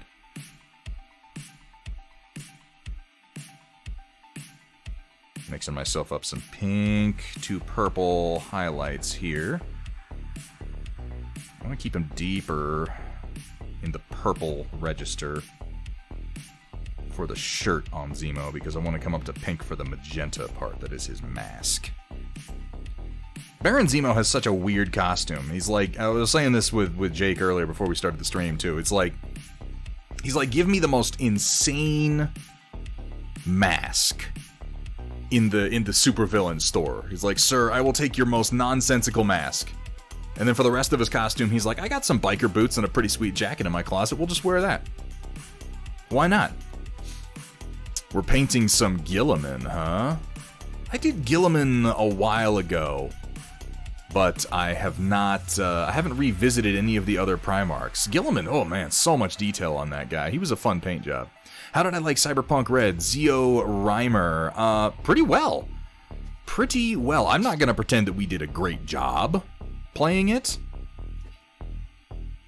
We definitely missed some rules and some details, but I'll tell you what we did. We had fun. We had a fucking blast, or at least I did.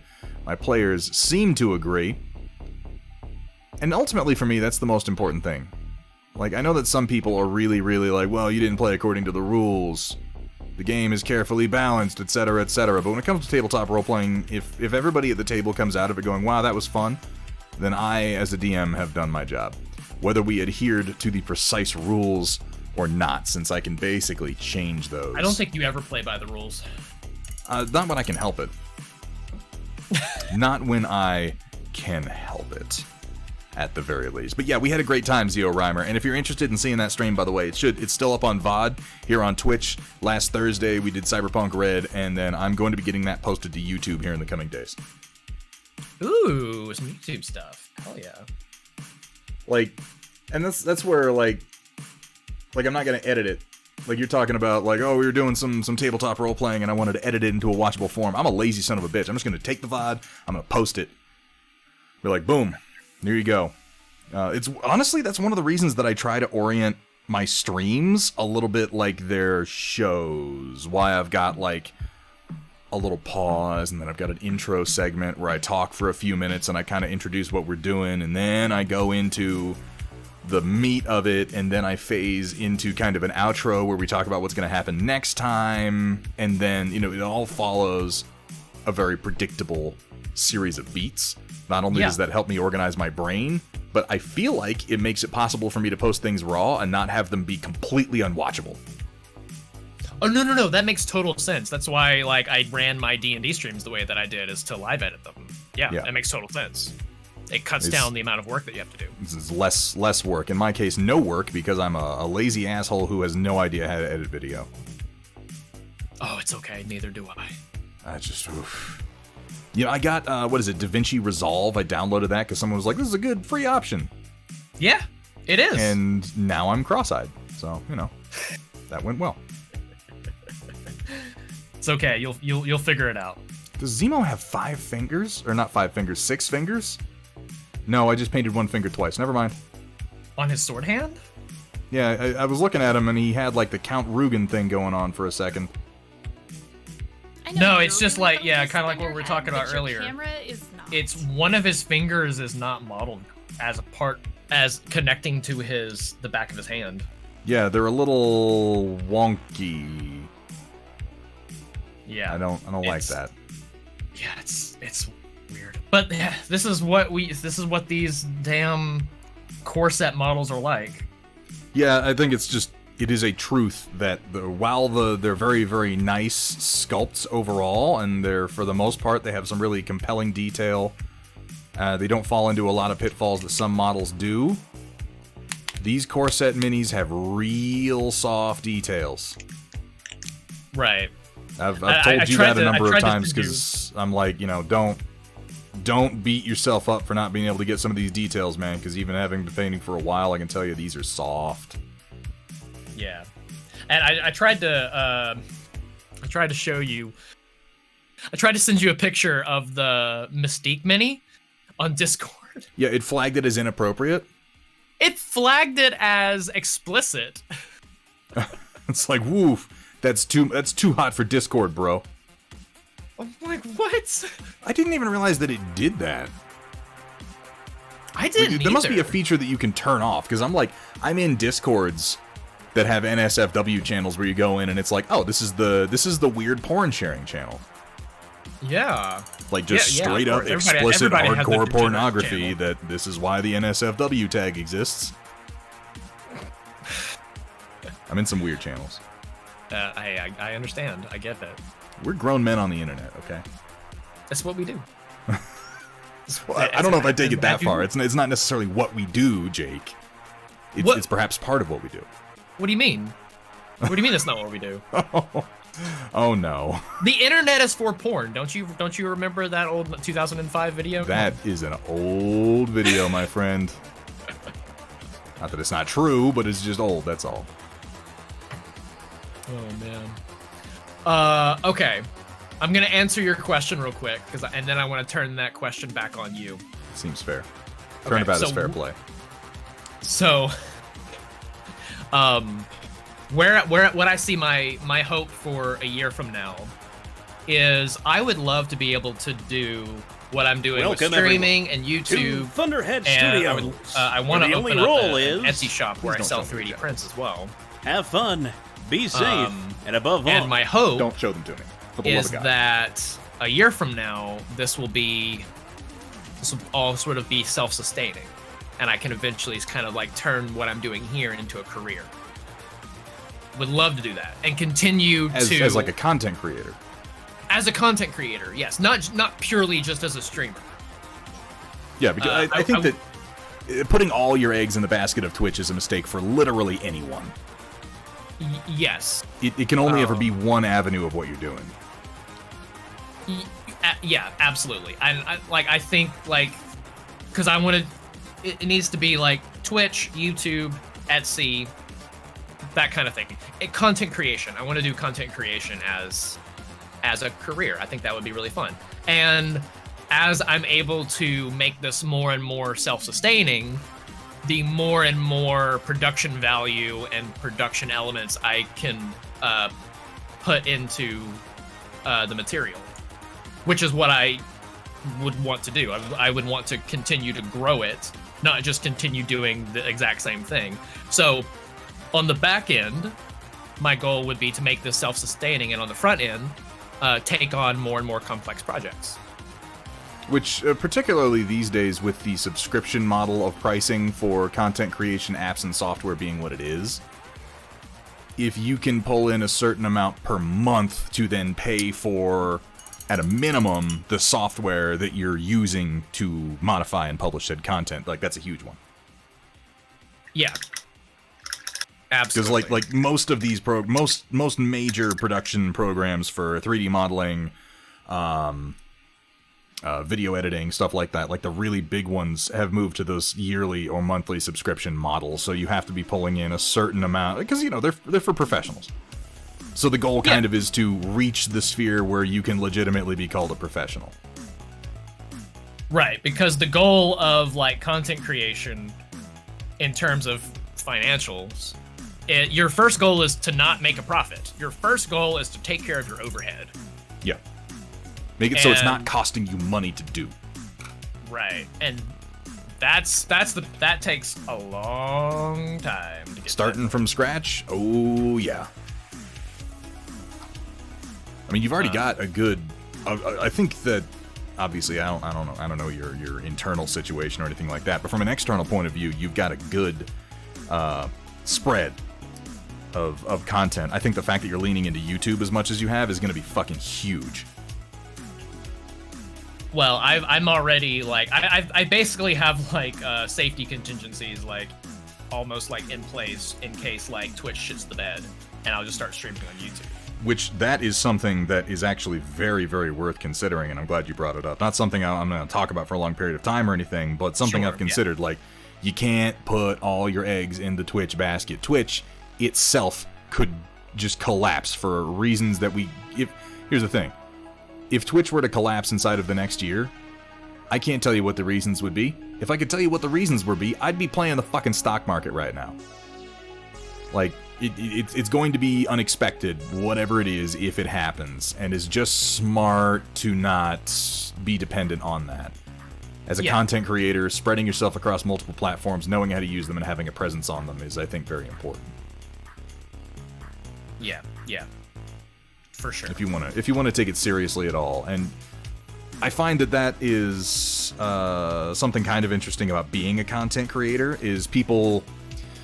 You can approach it from the position of like, well, once I'm doing good things, then I'll take it seriously. But it's kind of backwards because it's like if you don't take it seriously from the start, to some degree, if you don't take yourself seriously, nobody else then is you'll going never to. get into that position. Yeah, like you have to be the first person to say, this is what I'm doing. You have to be the first person to acknowledge yourself, as it were. Which is, Right. I feel like streaming, content creation broadly, but streaming specifically, it's something I've said to people a few times. I feel like we're very self-conscious a lot of times about how we interact with the community, how we talk about ourselves, how much hubris, how much ego we indulge in, because it's so easy to fall into that trap and just become an internet asshole. Like, being an asshole on the internet is so simple. Any one of us can do it with the flick of a wrist. And there are people out there who have entire personas built around just being kind of an egotistical, abrasive asshole, and it works for them. But it's not something that I want to be. That said, I You're feel not like that? it's important to acknowledge that, well, sometimes we can't avoid it, Jake. Yeah. I think that I it's get it. important to acknowledge that on some level, hitting start stream on OBS is an act of hubris. Sure. To some degree, it is an egotistical act to say, let's start this video, everybody look at me. Yeah. I think to a healthy degree, but I also don't think it's healthy to pretend that it isn't. No. I'm totally like right there with you. It's like, there is a little bit of, but this is also why like I think it's very important for people who are interested in content creation to consider, that their content needs to be able to provide entertainment, which is the egotistical part of it. Yeah. But then it also needs to provide value to the viewer. Which, if you can provide value to the viewer, hopefully then it's far less, ends up being less of an egotistical kind of thing. Yeah, hitting start stream, that's why I say, like, hitting the button is an act, because you don't know how it's gonna go yet. Right. Once you've been doing it for a while, once the demand is there, once other people are asking, like, hey man, why didn't you hit start stream today? It's different. Mm-hmm. I don't know, it's have a good night, Zell. Have a good night, Zell. It's a difficult jungle to navigate sometimes. I'm going to take just a minute. Oh. A quick break. I need to go grab something. And All right, no problem. when I come back, you can go ahead and turn that question around on me. Yes, please. Chat, I will return momentarily.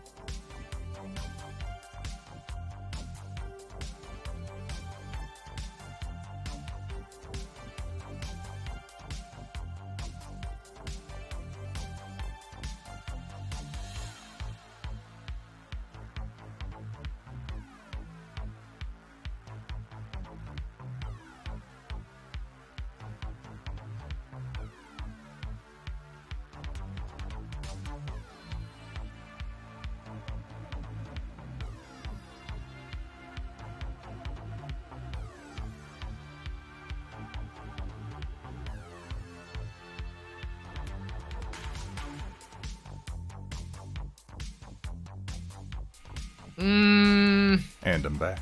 What? Ah, damn it. Oh. Oh my. Why? What were we talking about?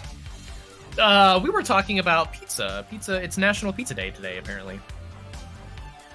Really? National Pizza Day? That's a thing and nobody told me? I guess so.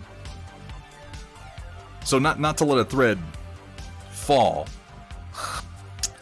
as far as where we picture ourselves in a year. Sure. To contrast your answer, I don't see myself becoming a full-time content creator. I do a decent amount of it right now, and I'd like to produce some content. Megapedia, bye. I'll see you later. See you on your next night, stream. Megan. See you later, Megan. That's not as much like the real focus of what I want to do, because the stream for me is essentially supplemental for what the last year for me has been, which is largely relating to the creation of miniatures and miniature terrain. Okay. White Wolf, the cutoff for the Storm Report is going to be in about 16 minutes. It's going to be, the cutoff is going to end, which, by the way, I should tell you as well, WanderingXP. I usually take the last half hour of my stream and I go over to the Storm Report, and sometimes it goes longer than that, but I'm going to do that in about 16 minutes, so we're coming up on the end of our dual painting time here in just a little bit. That's totally fine. We didn't even get a chance to talk about movies. Oh shucks! You know what? I'm gonna blitz you with that here in a second, so you just prepare yourself. I guess we're gonna have to talk more. Ah shit! That's terrible. Damn. We have to spend more time interacting. Ah god damn! This is so much work. So yes, answer the question. I like making miniatures. I'm not as good at it as a lot of people out there, but in the last year of working on it, of making specifically miniature terrain, not as much like sculpting characters and stuff, I get into the mechanical aspects of it. I know you've seen some of what I've made. Battletech terrain, almost exclusively so far. Specifically, what it is that I feel I'm bringing to that is I'm making terrain that is both looks decent. I say both. It's going to be more than two things. Looks decent, is easy for the average consumer without a great amount of experience to print on a 3D printer at home using consumer models. Is easy to paint and have look decent, and is mechanically functional within the bounds of the game that you are playing, because one of the great loathes of my life, one of the great things that sticks in my craw, if you will, is when I'm playing a game and the terrain makes it hard to play the fucking game. It's that conversation you have when it's like, wait, can I see through this window? Can I shoot through this window, or is it too narrow and we have to agree on something? Wait, what level is this at in game terms? Is it a full 6 inches high? Well, it's not quite, and the game says 6 inches, so we just gotta kind of fight. I hate it. Yeah. I hate there's a balcony here, but my model doesn't fit. I just And you know what? It doesn't. I know what you're talking about. It doesn't have to be that way. It doesn't have to be that way, WanderingXP. There's no reason that it has to be that way. So my personal mission is to change that. And whether that involves becoming more professional or it's just me dabbling for the next few years before I move on to something else, I'd like it to be more professional. I'd like it to really be something that I do, because I feel that I genuinely have something to offer the gaming community at large on that front. That simply being that there are not enough terrain builders and model makers who play the games they're making things for. There just aren't. Okay, I dig that. And I do. And I think that tabletop wargaming has a long and glorious future ahead of it. I think it has many, many developments ahead of it, and I'd like to be a part of it. Especially after last year, I think a lot more people are going to get into it. That I and agree. Dungeons & Dragons and tabletop RPGs. And my dabbling in it has been rewarded. I did not set out to do this. I created a few pieces of terrain for myself to meet those requirements, because I got into 3D printing almost at random. I was like, this seems fun. I'll spend less money on stuff. Okay. And that turned into, I'm going to make some stuff for myself to print and paint and play with on my board. And that led to me being approached by Steel Warrior Studios and homeboy over there being like, can I sell some of your stuff? Somebody wants me to print and sell some of your stuff. Would that be okay with you? And I was like, sweet. And then that turned into me making stuff specifically and exclusively for Steel Warrior Studios, and now it's kind of a business. It's more awesome. Of a legitimate business than I ever expected it to be. So, riding the wave is the answer. Riding that wave wherever it might take me. And I see content creation as in support of that. Yeah. Okay. Yeah. I get that. Absolutely. 100%. Because that's where my passion lies. You've got to diversify your portfolio. This is very true. And don't get me wrong, I love painting. I'm not going to stop painting. But I don't paint as a business. I paint for me. Like, people come to me more or so since I've started painting.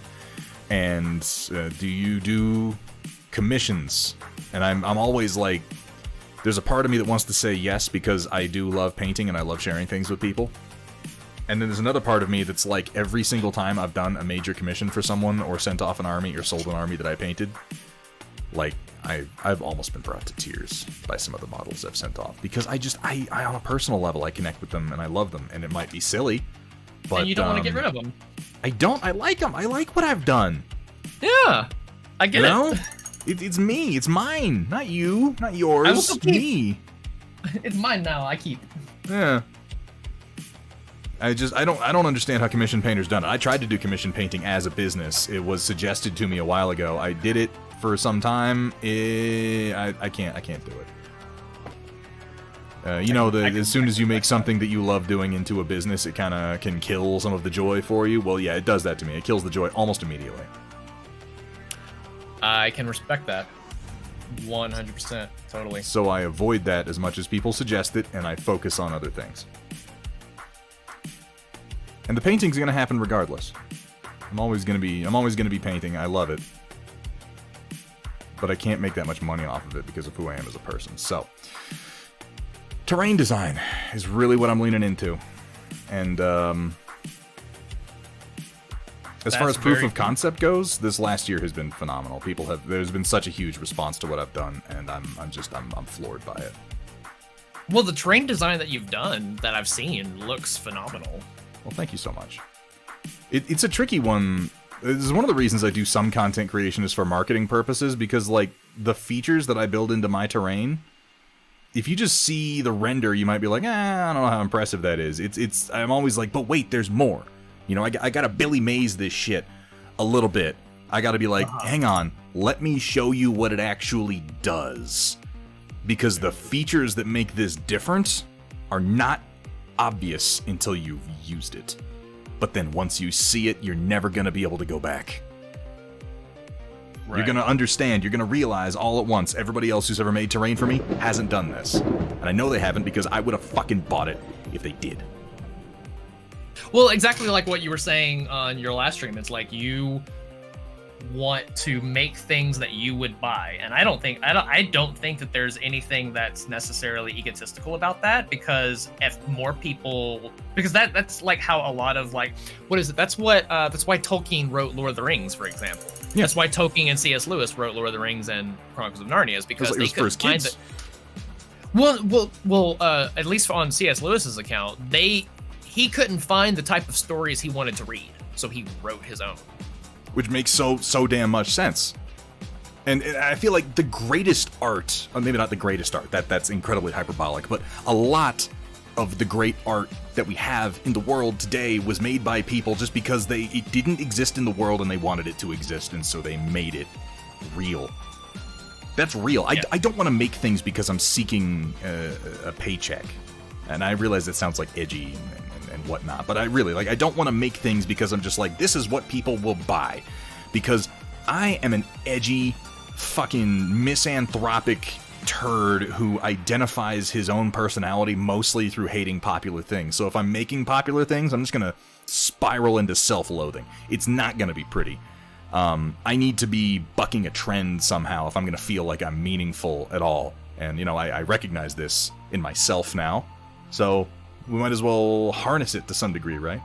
Zeo Reimer, by the way, the color you're asking about is rich leather, which is aptly named from Reaper Paints. And yeah, it created a very nice color for the bomber jacket here on Baron Zemo. So that reminds me, before you do the storm report, we've got to do our comparison of our models. Fair enough. You know what I'm gonna say for myself? Brushes down at the moment. Brushes down? Yeah. Okay, brushes down. I'll put my Let's brush go ahead down and do too. brushes down. And let's have a look here. Are you pulling up my stream then? Yeah, I'm gonna pull up your stream and then I'm gonna hold mine. Here, I'm gonna hold mine in a decent position here.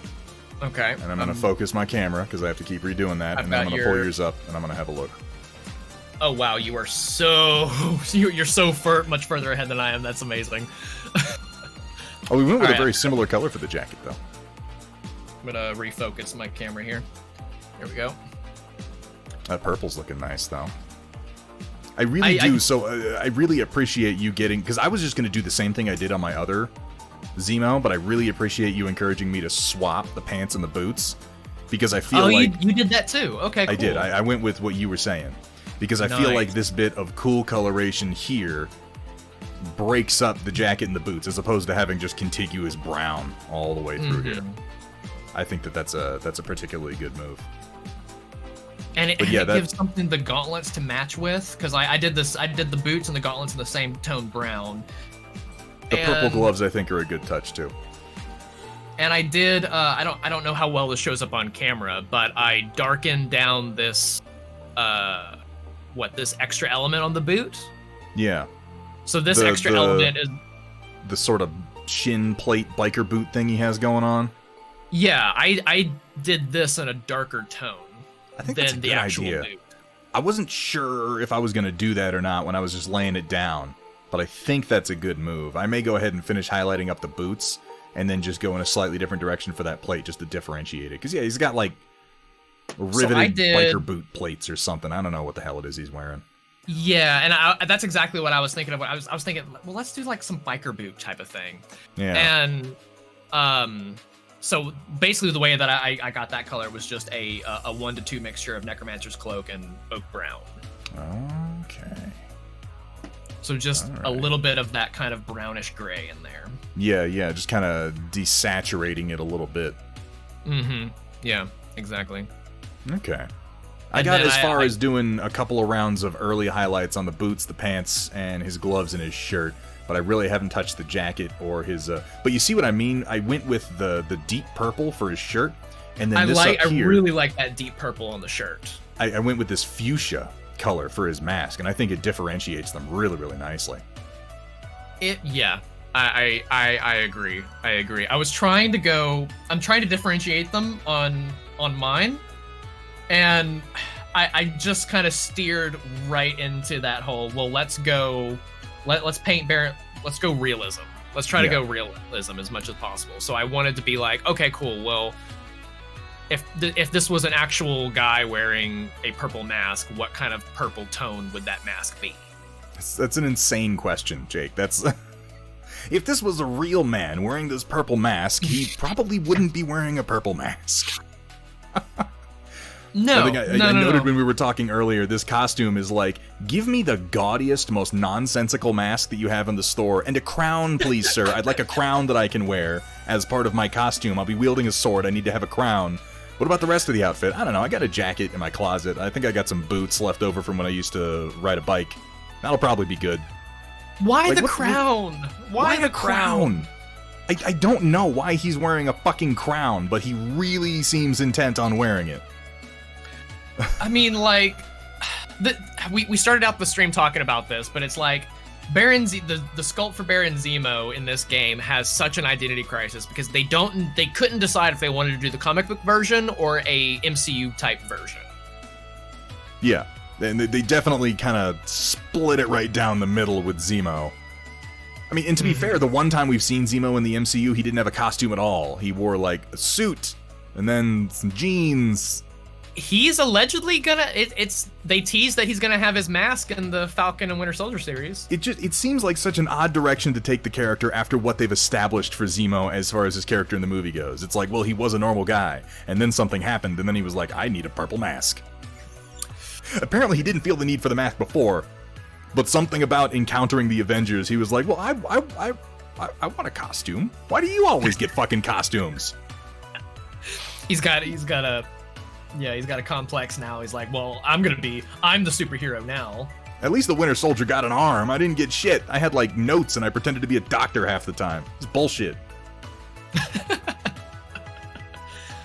By the way, most convoluted villain plan in the MCU by far. In Captain America Civil War. Oh, yeah, definitely a case of the Dark Knight syndrome. Yeah, like, well, you know, as long as literally all of these disparate individuals who I don't know all that well make precisely the decisions that I want them to make based on these incredibly vague hints that I'm dropping, everything will work perfectly. Still less convoluted than Skyfall.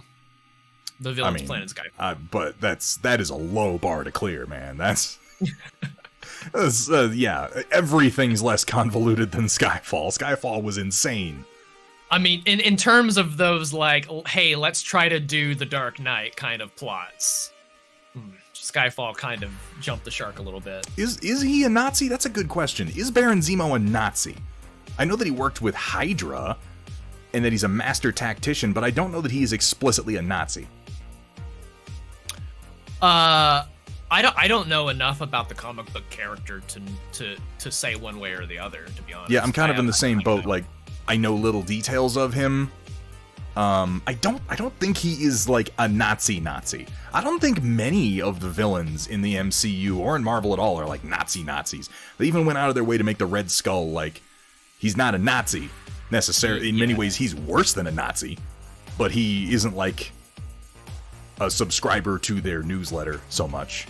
He's more like the Nazis are a stepping stone to the insanity that I want to do. I think that's kind of more or less just like a whole marketing thing because like you can't actually have Nazis in your actual material, which I'm cool. I'm cool with, I guess. They had Nazis in the first Captain America movie, mind you, but they were there in the context of Schmidt being so crazy that even the Nazis were like, "Dude, you're nuts," and then he vaporized them.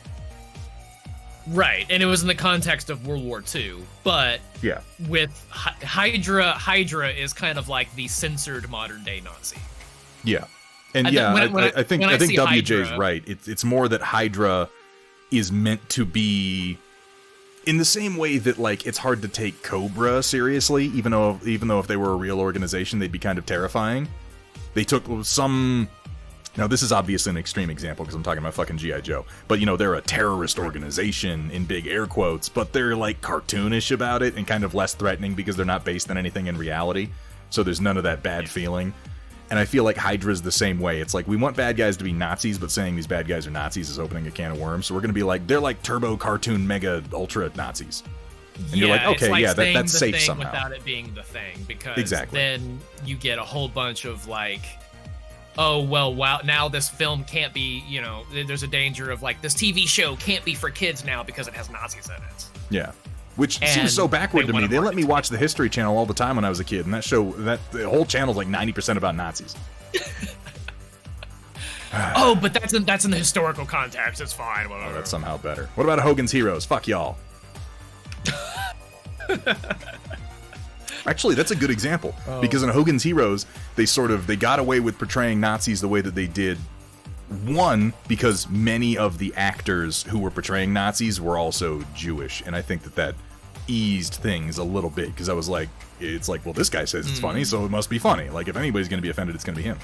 And a big as long as they can spin it in the marketing.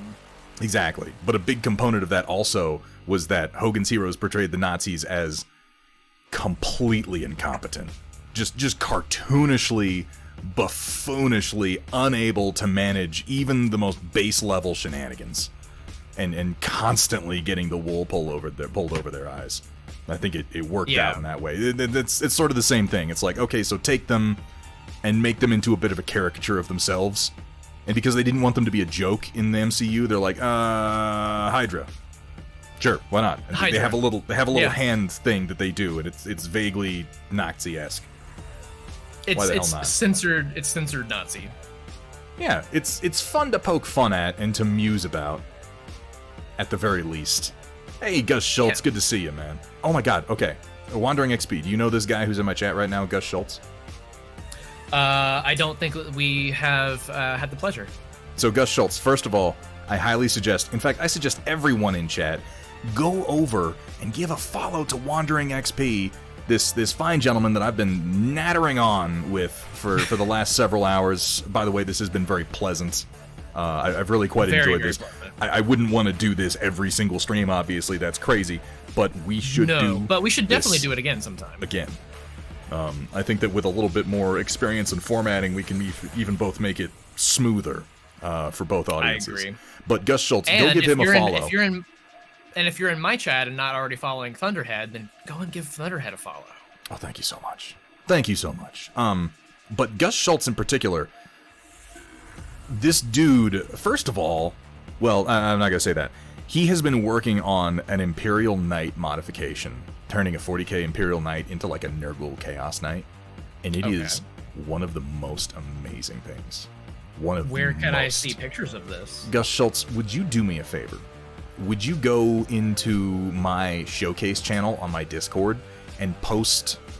don't do showcase because it's work in progress. Go into the work in progress channel and post just the most recent pictures that you have of that knight you're working on, if you feel like doing it, because WanderingXP might actually poop his pants when he sees this thing. How much green stuff did he use? All the fucking green stuff. Work in progress. Okay. All the green stuff. This dude is amazing. He has an Imperial Knight that looks like it's a cross between a rotting human skeleton and a giant demonic fly. That is a description. You'll see what I mean. It's unfucking believable. And I mean, I go out of my way to highlight things that people in my chat do and work on, but Gus, he's one of those painters that's like, you know, we're not worthy level. Well, I don't know. I assume he is. I've seen some other stuff of his work, but just on this project alone, he's like seriously talented and working on a very, very cool project that I'd like everybody to see. I'm very impressed by it. Cool. Well, yeah, I'd love to see it for sure. Sorry, I got off on a little bit of a tangent there, but Gus made me think of it. It's his fault, blame him. God damn it, Gus. So this has been fun, yeah? WanderingXP, you had a good time? I had a great time. What about you? I really quite enjoyed it.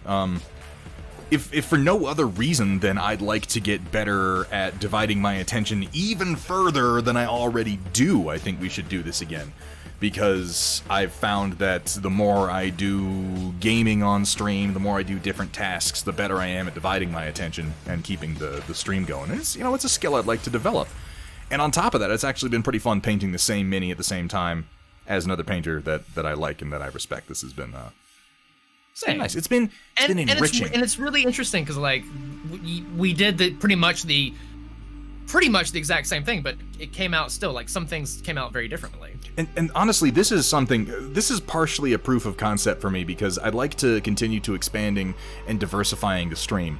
And one of the things that I have wanted to do for a while, but I haven't found the time to, haven't arranged with the schedule with other people to do, but this is, again, sort of a proof of concept for me, is exactly this idea of same miniature, two painters.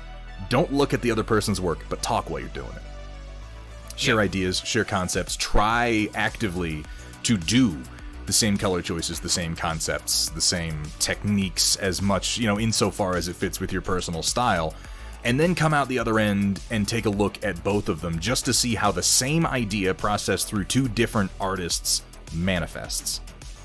I think it is really fucking interesting, and I think this stream has proven that this is a viable bit to use moving forward. Cool. Well, I'm glad to hear that. Very glad to hear that. I don't know how it's going to further evolve, but I think that it's worth doing. It will one way or another. For yeah, sure. it's sort of inevitably, whether I want it to or not, because that's the nature of things, apparently. By the way, did you notice when you were assembling Baron Zemo that the absolute rat bastard assholes at Atomic Mass Games, I love you guys, thank you for making such cool models and such a good game, modeled his elbow pads separate Yes! from his jacket. I was hoping that's what you were gonna say. Yes. Why? Why are the those fuck indi- is that a thing? I'd like to point this out to chat. I'll use my X-Acto blade that I have here. These here, you can see his elbow pad here. Yeah. These And things here. right here. These are not part of the base sculpt of the arm. No. These are indeed separate pieces of plastic. This is a that you have to completely glue different piece that you have to clip and clean and glue to the arm. And also, I don't know why. One complaint that I do have as kind of like a newer person to the hobby, right? One complaint that I do have is that in the core set, there are no numbers and letters associated with the pieces of plastic. No, it's just pictures of the pieces. It's just pictures of the pieces, and you have to figure out what pieces go where. Yeah, and I hope that they are learning from that. Now, I will give them credit in that they seem to know that some of their parts are really, really fiddly and easy to lose because they doubled up on them on the sprue. Like, I think there were multiples of the elbow pads on the Zemo sprue in particular, just like there's multiples of Spider-Man's head. Yes, I believe you're correct. Which yes. is nice, but at the same time, maybe interesting concept. Consider this, guys at Atomic Mass Games, because you're definitely in this stream right now. You definitely pay big attention to me and to WanderingXP. Maybe don't make any tiny fucking fiddly parts that you have to make duplicates of. I mean, we totally have like Atomic Mass like developers in the chat right now. Totally. In the palms of our hands, man. They're like, whew. Like, if we were to say a superhero right now to be the next character to come out for Crisis Protocol, like, they'd do it. That's how... Carnage. Give me Carnage. They're already doing that. You just cheated and made it true because they're already doing that. That's my number one that I want to come out and paint. What's yours? The number one Marvel character that I want to come out so that I can paint them. Giant Man. As in Ant-Man in giant form. That's what I want. Yeah. Nice. I want a straight up, like, 8-inch tall Scott Lang that I can paint. Now, terrain, I think Doctor Doom would be my second in that list. And I think Doctor Doom is maybe a more realistic request. But if I'm just going with what I want, regardless of what necessarily makes sense, if they give me like a solid 7 to 8 inch tall Scott Lang Giant Man and a card I can use to turn Ant-Man giant, I am all fucking over that. That sounds fun. I love Giant Man. Okay, I got one more for you. This is gonna be the last back and forth question. Okay, before I go over and do the storm report. And this has been a fucking blast, by the way. I'd like to have sort of a after action report later with you if you don't mind. I'll still be awake, so hit me up. So not just who you want to paint. Who's your favorite character in the Marvel universe broadly? Not strictly Marvel Cinematic, though you can narrow it to cinematic if you want. Who's your favorite character? Shit. I know, right? Can I pick 3? You can pick 3. I'll allow you to pick 3. Okay, I'll name 3. You name 3. Okay. Is that fair? Okay. Yeah. No. Okay.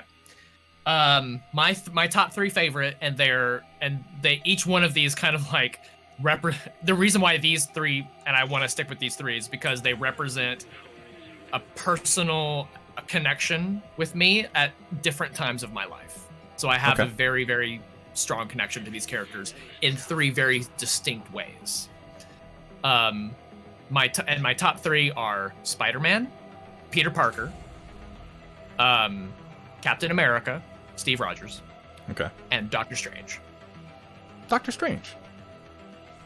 Yeah, it's an interesting choice. Now, I feel like on some level, Spider-Man and Captain America, I'm nodding along with these choices. I'd like to know more about Doctor Strange. So, okay, this is gonna sound a little sacrilege, and I apologize to all the nerds in the world before I say this, but most of my comic book superhero exposure has predominantly come through animated series and movies. You know what? In 2020, I don't feel like I feel like that's completely legitimate. So like 90% of my Doctor Strange exposure has come from the Doctor Strange film, the Marvel in the MCU version of Doctor Strange. And except for the times where he showed up on the Spider-Man Fox cartoon. Oh, yeah, fair enough. Yeah, I remember that. Which was fun. But so the Doctor Strange film came out at a specific time in my life where I was going through a very, very, very rough situation. Okay. And it kind of altered my life in terms of its like future trajectory. And then as that happened, and then I immediately moved to London. Okay. So take that basic element, and then what is the plot of the film is a traumatic event happens to this character who ends up forces him to change his life perspectives in certain ways, and then he goes and enters into a whole new world. So I was like, oh wow, okay, I relate to this film on a very deep level. I could see that. Yeah. Those are interesting answers. And then obviously, like, I'm a very small guy. Like, I have no muscle mass on me whatsoever, right? So, you know, growing up and going through the army, I definitely related with Steve Rogers. Yeah. Going into the army and just having that kind of character, you know, being that type of person, the skinny good guy, because I was often referred to like in, get a lot in of high that school out of Peter Parker too. Very similar. Yeah. Again, Peter Parker and Steve Rogers are kind of like at the same point in my life. Big things coming in small packages, so to speak. Oh god. Thanks. But no, it was kind of like in high school I was considered like the goody two shoes kind of character, kind of guy or whatever. So it's like, you know, I was always like polite to people and stuff like that, not getting into trouble and stuff. So like, oh yeah, cool. I'm the skinny good guy who went into the army. Yeah, so I can definitely see identifying with Steve Rogers. And I identify with Steve Rogers for similar reasons. Now, to be fair, I feel like Steve Rogers is one of the biggest gimmies in Marvel, because it's like, who doesn't, if they don't identify with Steve Rogers, who doesn't want to identify with Steve Rogers? Right, yeah. He's better than anybody has any right to be as a person. He can get away with saying things that are like philosophically invalid because he's just such a good dude that you trust him. Okay, so Elder Blaze does not relate to Captain America. Okay. You know what? The exception proves the rule. Enough. Fair enough.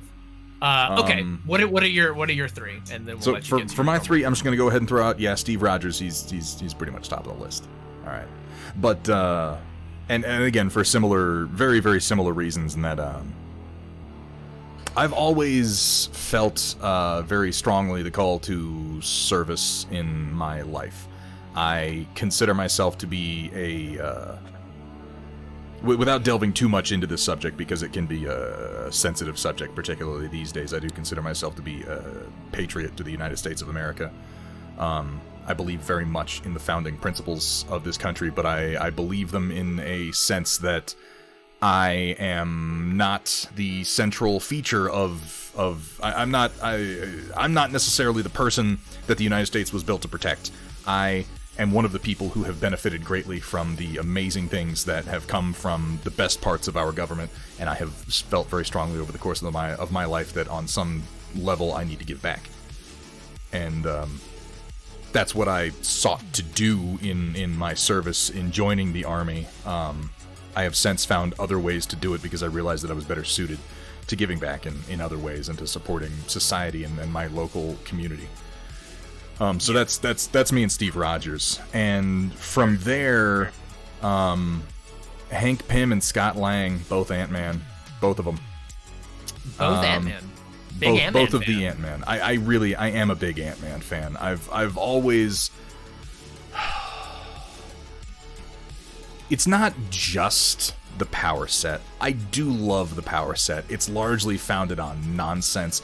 And in a way, it kind of... It has a similar ring to it as your like of Doctor Strange and Spider-Man. This is why I use the phrase, you know, big things come in small packages. Again, it's basically just a pun at this point for all of these characters, but mostly in the case Quite of, literally in the case of Ant-Man. I would say comic Hank Pym, Roland, because movie Hank Pym doesn't have much of a character besides being a curmudgeonly asshole. Though to be fair, that's also a part of who Hank Pym is in the comics. He's just much more of a thinking man in the comics. And that's what's always appealed to me about, differently, Hank Pym and Scott Lang. Now, dude, Hank has been through some rough times, okay? And really, that, you know what, Roland? You've nailed an important part of it. Both Hank Pym and Scott Lang are not necessarily good men. They're not. They both have problems. They both have weaknesses. They have both done terrible things at points in their life. But each of them have something special inside of them. Each of them have a fire, if you will. Each of them have a light that they carry that has to also be recognized. That they have been given the opportunity that they don't necessarily deserve, but they have been given the opportunity to let that light shine through the darkness of who they are. And on another note for each of their characters, they are the kind of characters who think around problems as opposed to through them. The nature of the power as it was written for Ant-Man is, I mean, barring becoming giant and stomping on things, which I love seeing, don't get me wrong. Awesome. But the nature of the Ant-Man power is such that they have to think their way through a problem, around a problem, in a non-traditional way, rather than just diving straight into it, even if ironically some of the time they literally turn tiny and dive straight into it. I recognize the irony there as I say it, but I do feel that both of those characters, for different reasons and from different backgrounds, like I said, they're relatively dark men, and they were given a chance that they don't necessarily deserve to be more than they are, and they have paid that back. They have shown that at the end of the day they were worthy, and that our mistakes don't ultimately define who we are as people. And that's what I get out of Ant-Man. Cool. Yeah. I and just like you, I feel like this, this relates to me. I'm I don't want to be like, I've done things as bad as Hank Pym. There are things that I've done in my life that I judge myself very, very harshly for, that looking back on it, I regret greatly, and I feel that I think we all do. We've hurt people. We've been unkind. Maybe we didn't realize that we were doing it at the time, but in retrospect, we absolutely did. And that's not who we are. It doesn't have to be who we are. It's a part of us, yes, but it's not us at the end of the day. Yeah. You can. There's always an opportunity to strive to be better.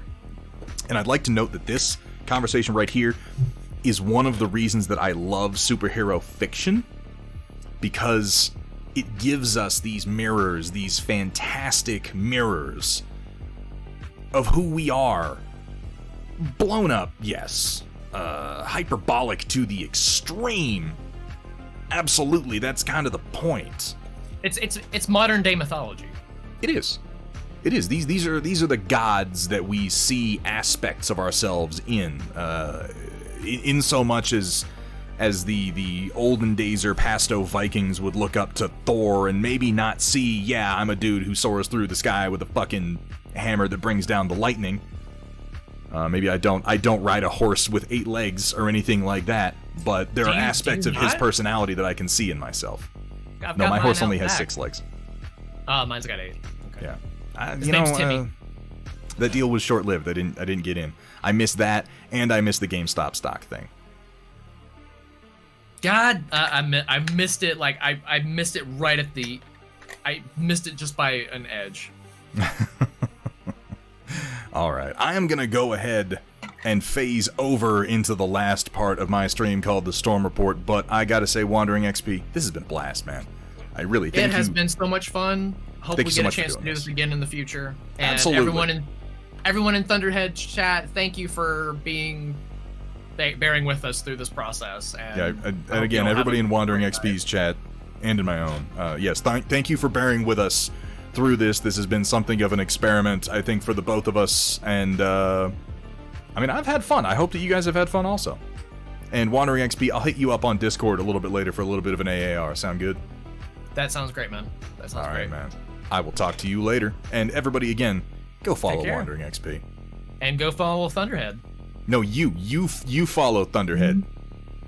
I already follow Thunderhead. Oh. Fine, All right, I'll fair go enough. follow again.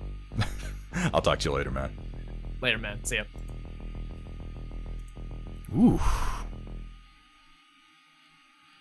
Let me change gears here. Oh, that was almost a mistake. Let me adjust my Discord window, because I had to mess with it a little bit there.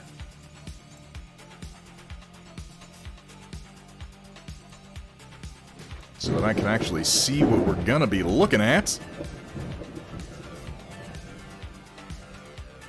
Ooh, BennyPod33, thank you so much for the follow. Welcome to the stream and welcome to the Storm Chasers. Speaking of Storm Chasers, let's pull up that there Storm Report window there. And let's get cracking. What do you say? All right, locusts and gentlemechs, get ready to feast your eyes on glor paint and wet palates with the occasional culinary atrocity thrown in on tonight's Storm Report.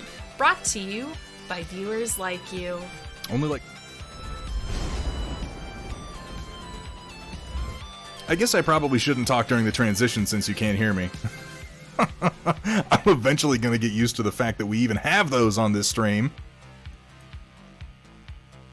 I need to expand my window ever so slightly more. Oh my god. How are you doing, chat? I'm sorry that I have not been as engaged with chat over the course of this stream. I hope that it has been at least a little bit obvious why. Sumitha, it's very good to see you, my friend. Superhero, fiction, and quality science fiction, both I would say. No, you're absolutely right. It's in a broad sense, fiction of many descriptions meets that, it fits into that paradigm. Oh my god, WanderingXP's rating me? He's rating me? I don't even, what do I do with that? What do I do with that information? I've basically been talking with you fine people like this whole time, right? Well, Wandering, I haven't seen you, and you know what? I wasted my opportunity to use the I haven't seen you since last year. I haven't seen you in a year. That's always my favorite one right after New Year's, but we're like over a month too late at this point. Accept it. Accept it, Thunderhead. Shh, let it happen.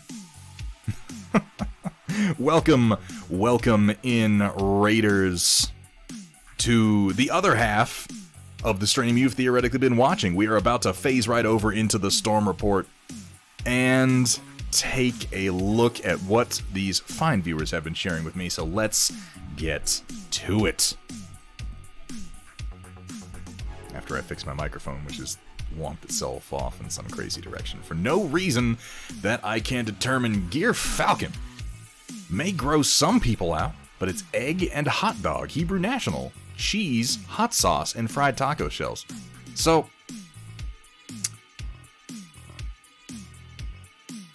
this honestly just sounds like a breakfast taco to me. Like, I guess I can understand how some people might be like, oh, it's just cheese and hot dogs, but this just, honestly, looks like a solid breakfast taco to me.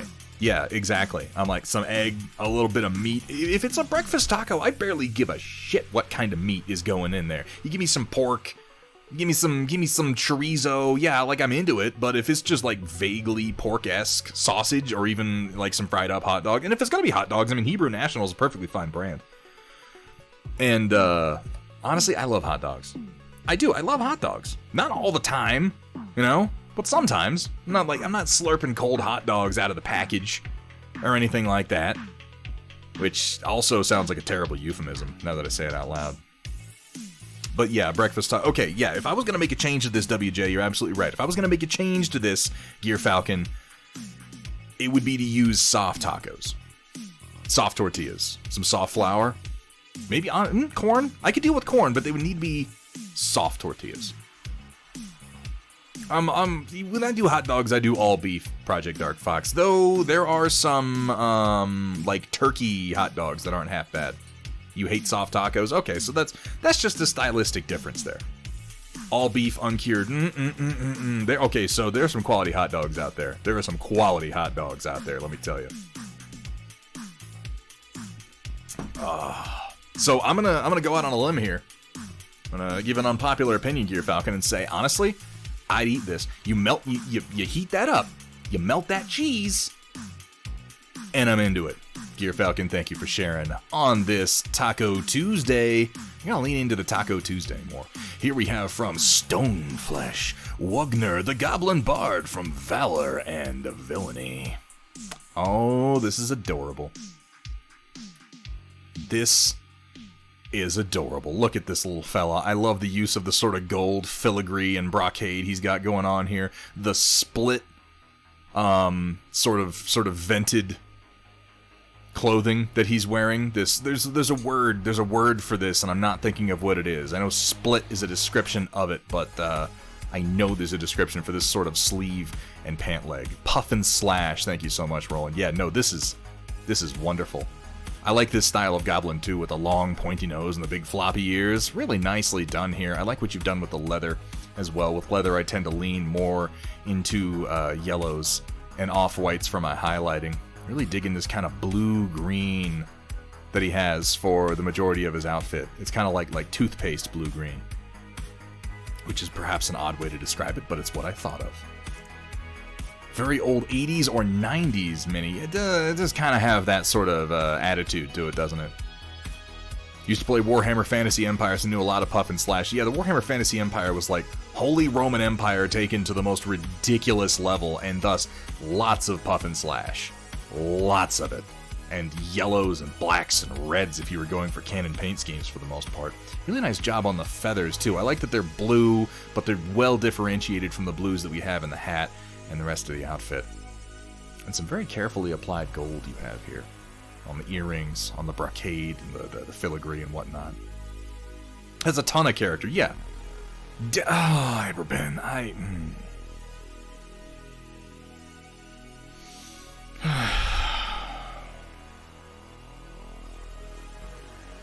What? How? What? I guess I just gotta deal with it. I guess this is just a reality of me streaming. Is that Iberben lurks always like the goddamn sword of Damocles hanging over my head, ready to fall at any given time. I go and I talk about slurping cold hot dogs, and he's like, we're gonna go ahead and immortalize that. We're gonna make that a thing. Damn it. Yeah, the Lens Connect look with the puff and slash. They very much had that look. This is a lovely miniature Stoneflesh and well painted. I feel like I recognize... Maybe I don't. I'm curious how you did this base. Was this one that came as part of a package? Did you 3D print this, or is this one of the flat-lipped bases from Warlord with like a green stuff roller gone over top? Because I can't quite tell, and I feel like it could be any of the three. Either way, it looks very, very nice. Responded to his call. Yeah, he's always lurking, apparently. Question is, would Megabyte's minions be better and more effective as stoners? You mean hack and slash?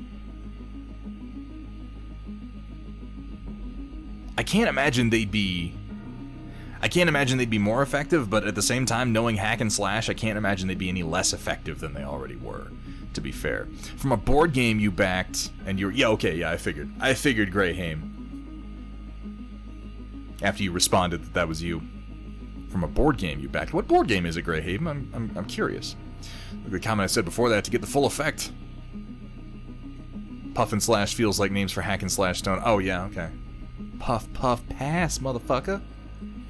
All I know is that I would not have enjoyed Megabyte's minions hack and slash as much if I were not stoned at the time that I was watching it. Valor and Oh, yeah, you said that.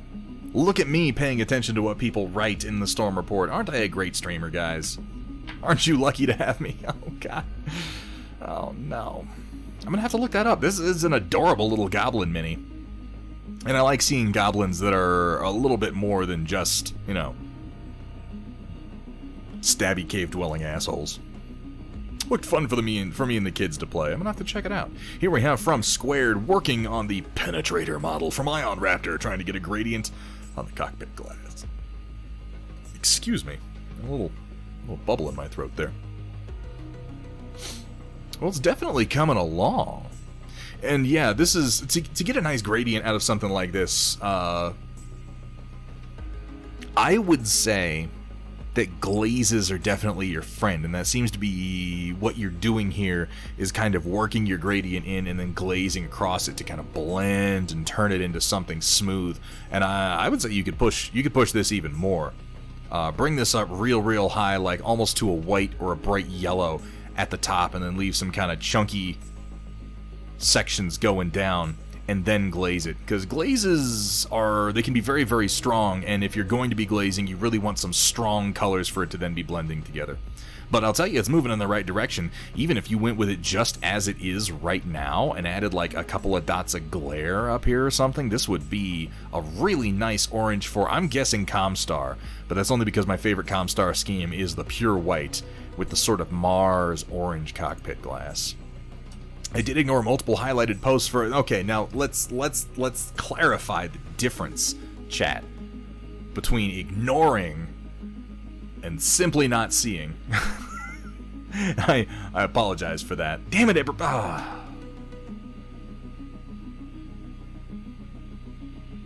Why do I do this? What am I doing with my life, Eberben? What? There's other Comstar schemes? Weirdly, yeah, some people work other colors into them. And I'll admit it confuses me too. I pretty much just think of the one scheme. You painted that penetrator with that same brushstroke technique, you'd have an amazing stylized model. I like what you're thinking, East Ailey's. I like that you saw this kind of modeled gradient with a glaze and thought, what if he did this over the rest of it? And what if you did? What if you take this exact method that you used to achieve this and use this to build a gradient shadow into the crevices of the white plates, like down here, along this panel edge, going up this surface, and then glazed it together? What if you did that? That would look really fucking cool. I'm just saying, Squared, consider leaning into what you're already doing. It is hard as a painter to find your own style. It is hard to differentiate yourself amongst all of the painters on the fucking internet. To achieve a style where somebody looks at a mini and goes, I'll bet such and such painted that. That's really hard to do.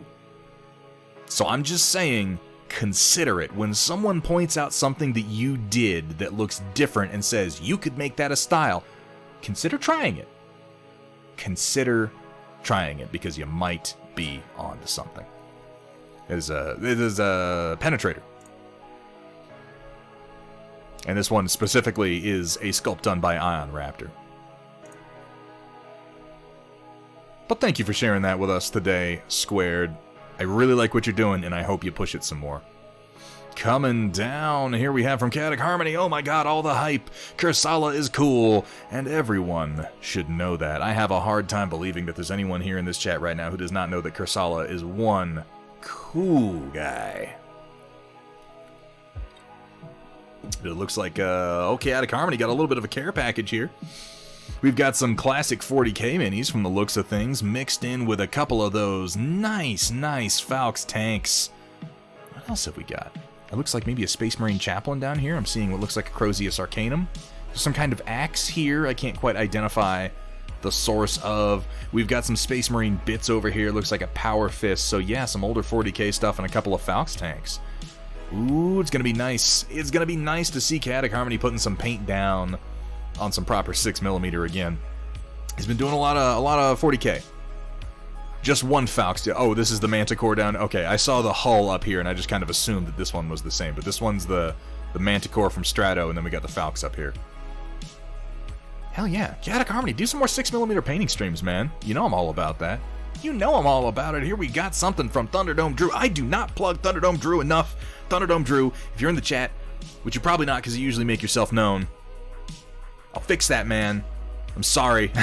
I'm not used to working in cross-promotion quite as much as I should. I should note that this amazing painting handle I've been using all fucking night is from Thunderdome Drew. This is one of Thunderdome Drew's war grips that he hand makes and sells on his channel.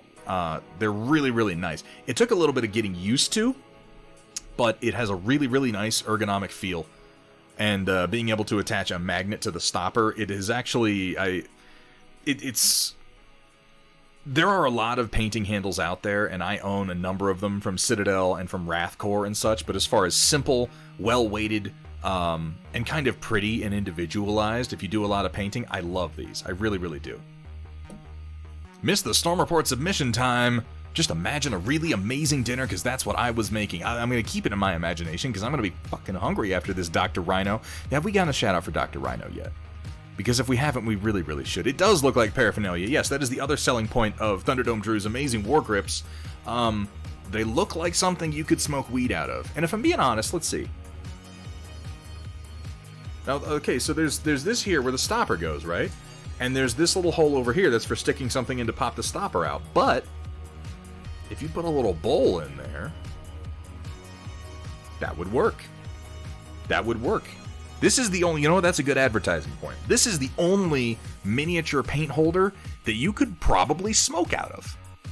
It's resin, don't do that. Well, you know, if we're that concerned with poisoning ourselves, we probably wouldn't be lighting things on fire and inhaling what comes out of it for God run. But okay, fair dues, don't smoke right out of resin.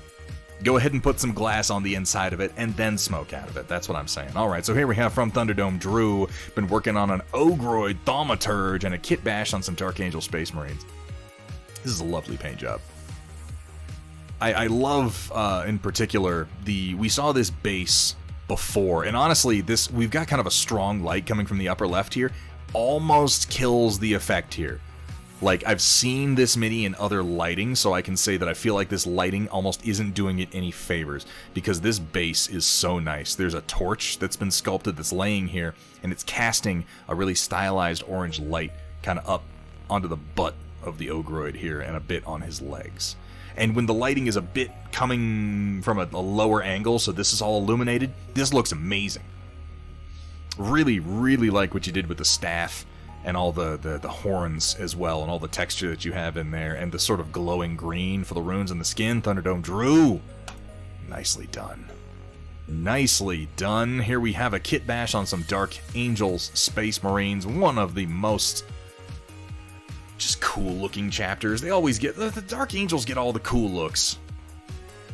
They get... Thank you, Iberben. We had forgotten about that. It was a whole 5 minutes ago.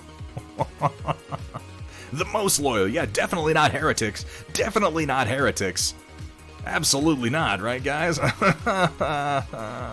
Some of the coolest looks, though, and have been for a long time, even survived through to them becoming Primaris. They get to wear, like, robes, you know? Space Marines with, like, robes and hoods and shit, and they put wings on their helmets, and I guess some people are more into the more, like, Viking aesthetic, you know? That you get out of Space Wolves. Or maybe you're more into the just kind of hardcore Gothic Knight look that you get out of the Black Templars.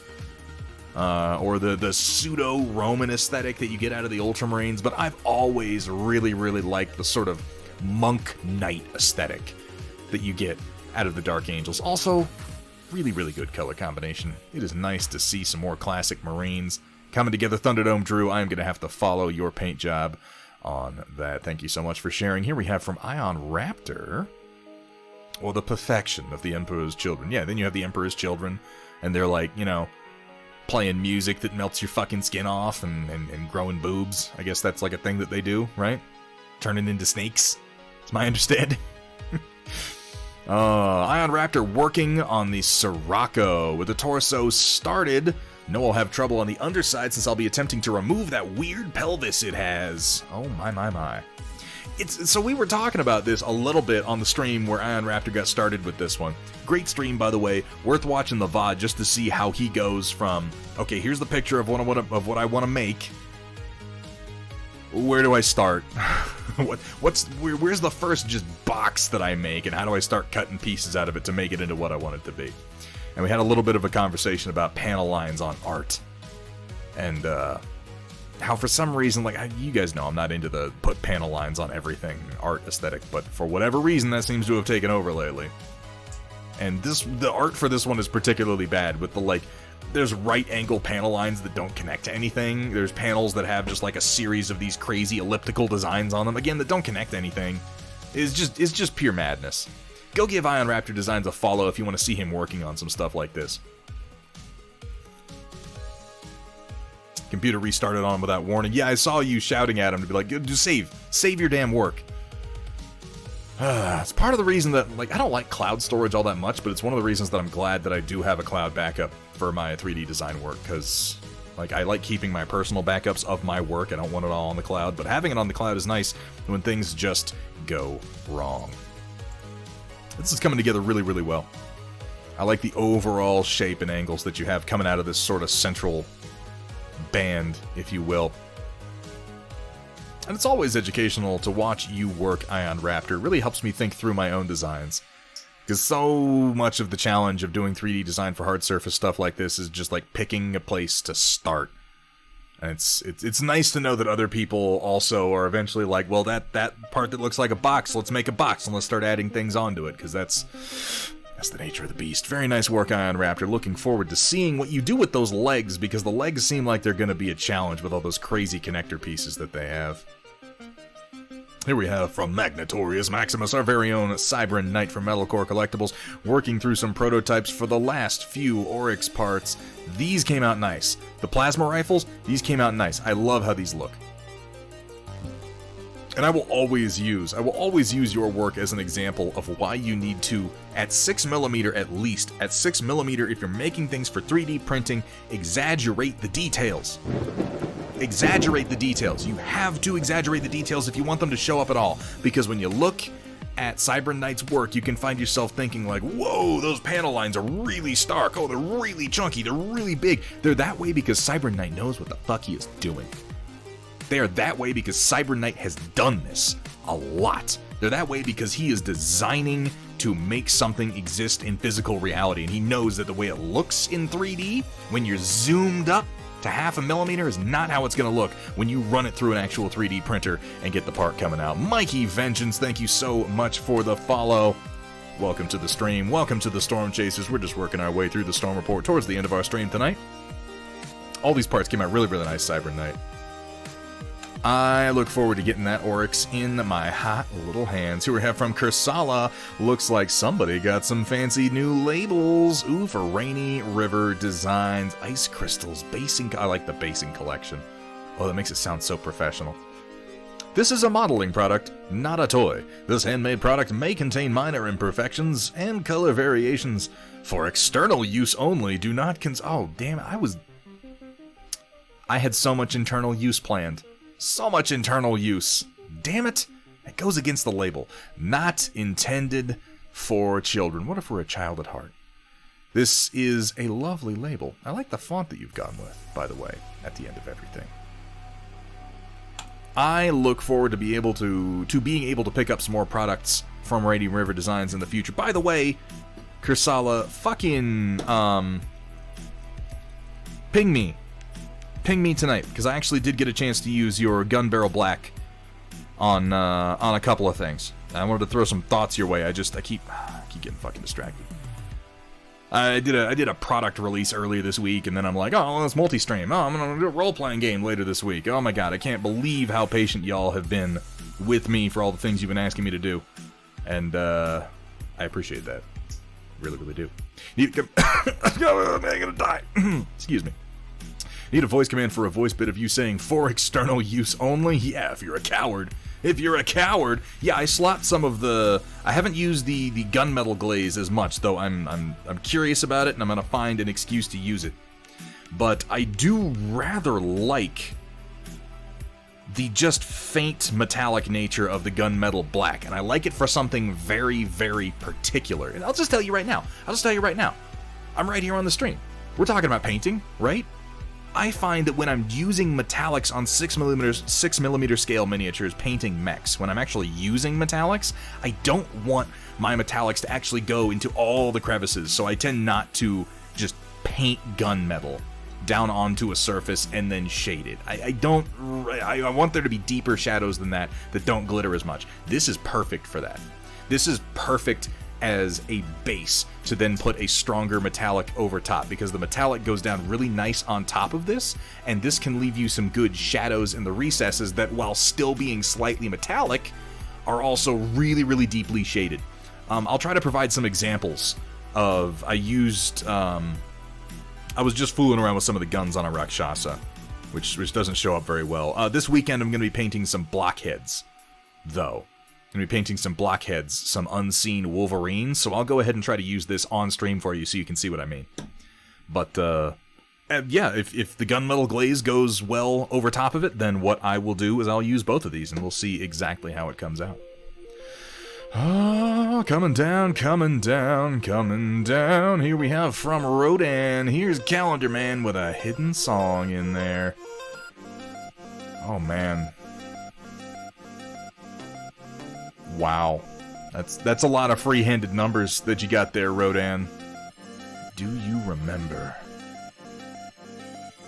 They're the same person, Sumitha. I go with Rodan because that is the name that he uses in chat.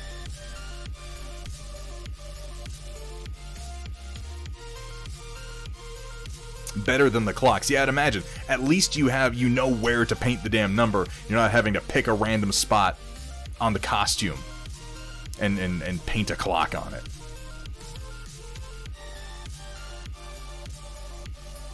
The basing material they're giving you with this stuff now is actually pretty nice. It looks like in general, their sculpts have been improving. This is an insane model. This is just crazy pants, but I think I said before, I'm still glad that they're leaning into, you even did the numbers. Oh, I didn't even look that close. Oh my god, hang on, let me zoom in on this a little bit. Oh yeah, there's teeny tiny numbers on his sash. Little green numbers. Those look really good, dude. Like, really, really good. So it looks like the numbers on his shoulders were sculpted in, but none of the other ones were.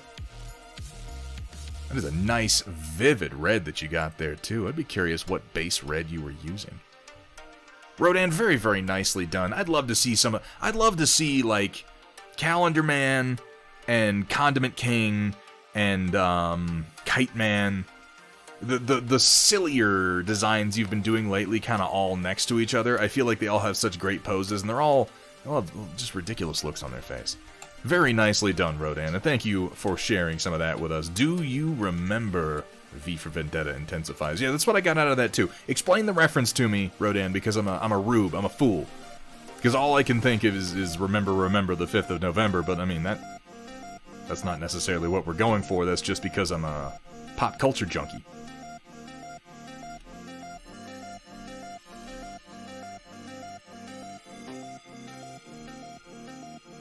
The song is September with the 21. Oh, okay. Alright, I get it now. I feel like uncultured swine, but at least it's been explained to me. Nicely done, Rodan, and as always, great work on this base. I love these greens you've been working in. At this point, I feel like I'm beating a dead horse talking about it, but it's a very distinct and very pleasing style. Oh, coming down, here we have from E. Staley's working on that Mad Cat. I think I noted this in the Work in Progress channel, E. Staley's. You, it's a statement, not a question. You do a fantastic job with getting striking results out of relatively simple painting techniques. I say relatively simple because I feel like when I look at your work, I can almost always tell how you did it. I'm not mystified by it. I'm not like, I could never do that. I don't know what technique you used. Like, I can tell what you're doing, but you're applying your colors so boldly and so confidently. And as a result, you get really, really striking paint jobs. Smooth gradients, good choices in edge highlighting, and solid saturation in the choices that you make. And the contrast from the top colors on this Mad Cat down to the feet is just, it's striking. You also have excellent brush control and a remarkable amount of patience for some of these paint jobs. Yeah, saturation. There we go. The use of glazes. I think some of the first work of yours that I saw that really stood out to me were the Jade Falcons you were doing.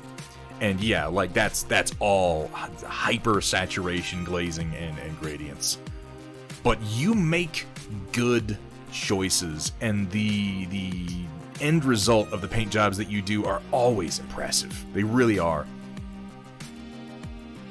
East Dailies, thank you so much for sharing this Mad Cat with us today. Yeah, is he Diamond Shark? What is he? I'm gonna assume Diamond Shark unless you tell me otherwise. Much more lovely than Frozen Burr. No, it's not an awesome wombat combat, it's a Mad Cat. It's Battletech humor, right? Whatever. Y'all don't deserve my jokes. Oh my God, Sumitha, that is a huge escalation.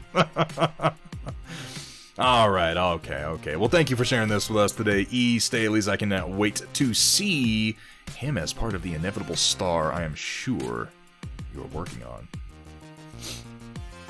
Roland, what do we... Lay it on me, Roland. What am I looking... Wait, what is this guy? He has a big old blade on top of what looks like a small autocannon.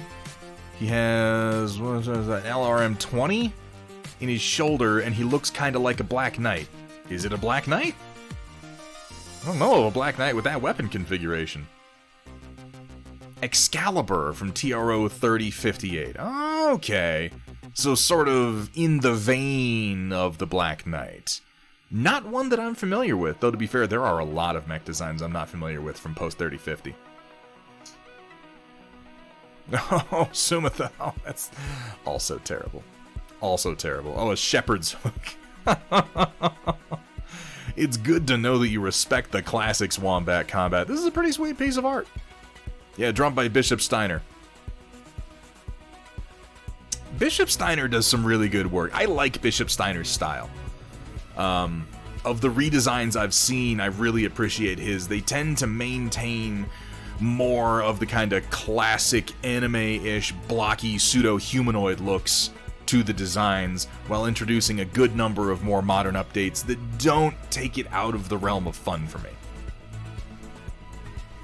580, LRM-20, Gauss, and 2X AMS, just to make sure you can't learn him right back. Well, thank you for sharing that with us today, Roland. I always love seeing some designs from Bishop Steiner. Here we have from Sumitha. Alrighty. Well, I had not really intended to get another one of these so quickly, but the planets aligned, and so I have it now. Last week I showed off GW8686, the new partner to my BT7274 figure. It is one of the nicest figures I've ever had the pleasure to own.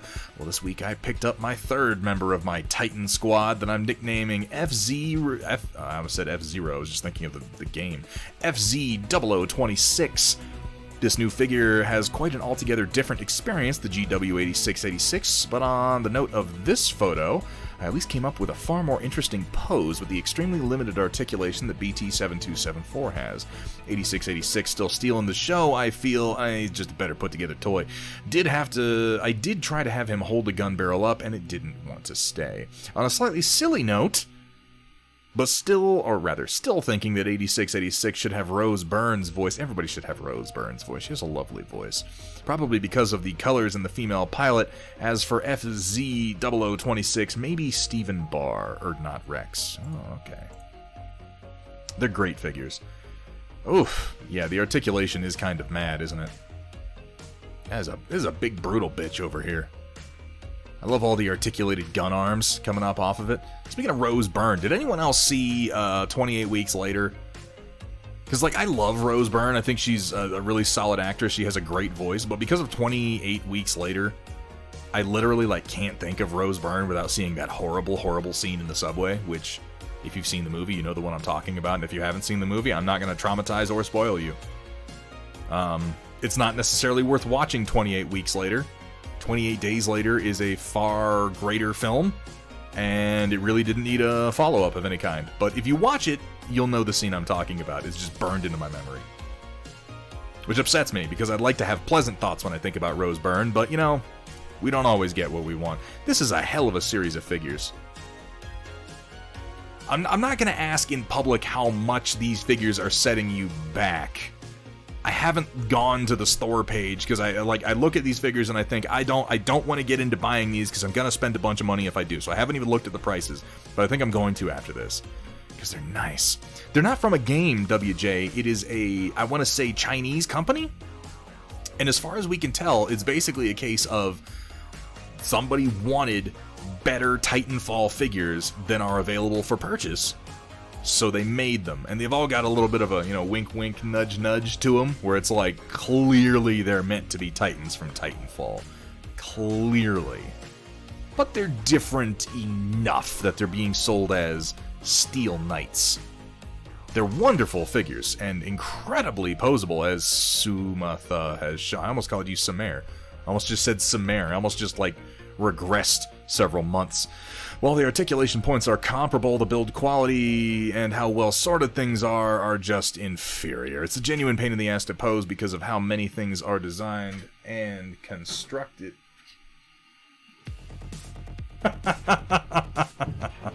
Hold up. Hold up a second.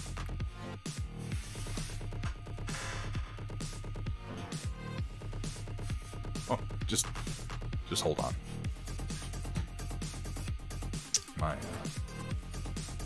My wife just came in and dropped off a t-shirt that she apparently got for me.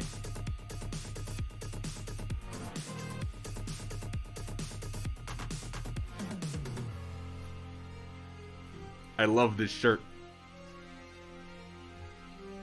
This is the best goddamn t-shirt. The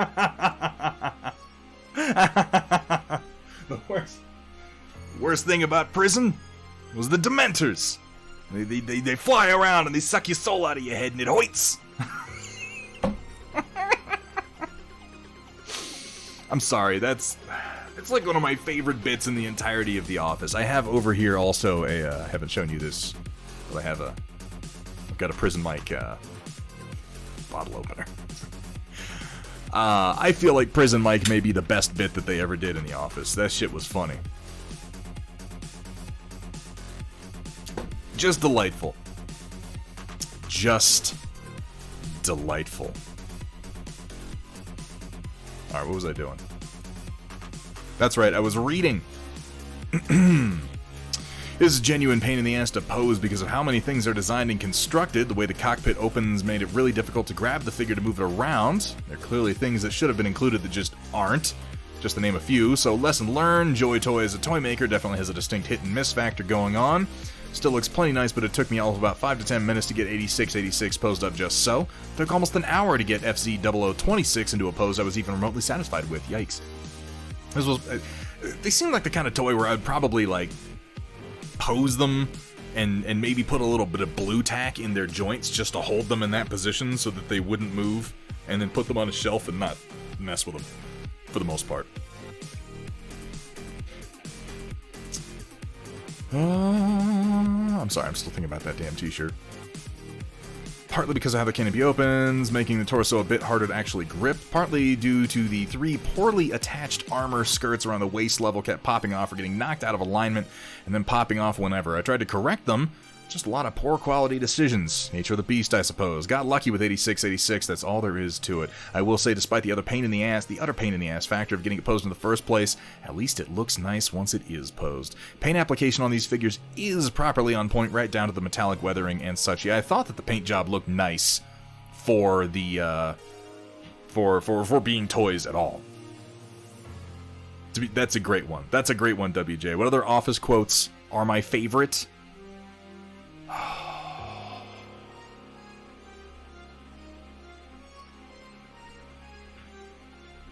Honestly, one of my favorite quotes from The Office is, what was it?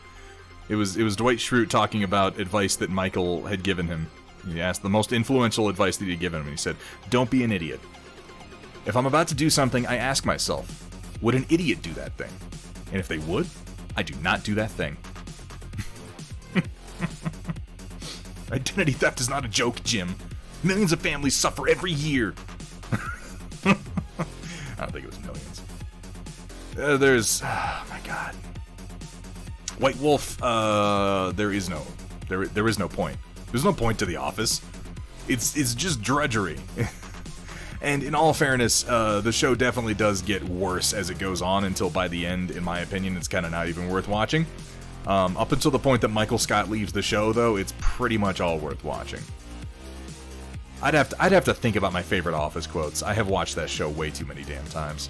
This is a really, really cool sculpt. Overall, I like what they've done with it. I kind of like the way the shoulders are bulked up and the head separated.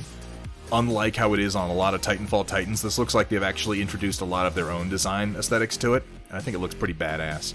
The head reminds me of the Tyrant from Metalcore Collectibles. And of course, the giant fucking howitzer on the shoulder is just pure sex. Oh, you never noticed? Ah, kudos to you for not seeing race. Oh, thank you for sharing those with us, Sumitha. I'm gonna have to go look at how much they actually cost, because I admit those would look nice. Standing on my shelf. Here we have from Roland doing a little painting. Are we Roland? Is this a dude from Infinity? I almost said Destiny. That's a video game. Infinity? I would guess, Roland. And is this your paint job or one that you had somebody do?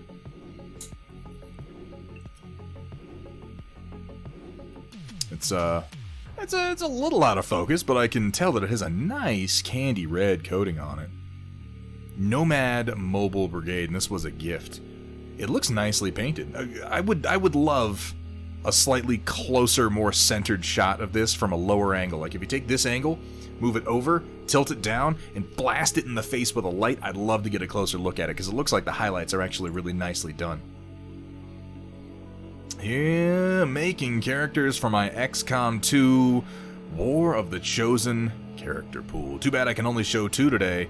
Made about half a dozen. Jackie Briggs.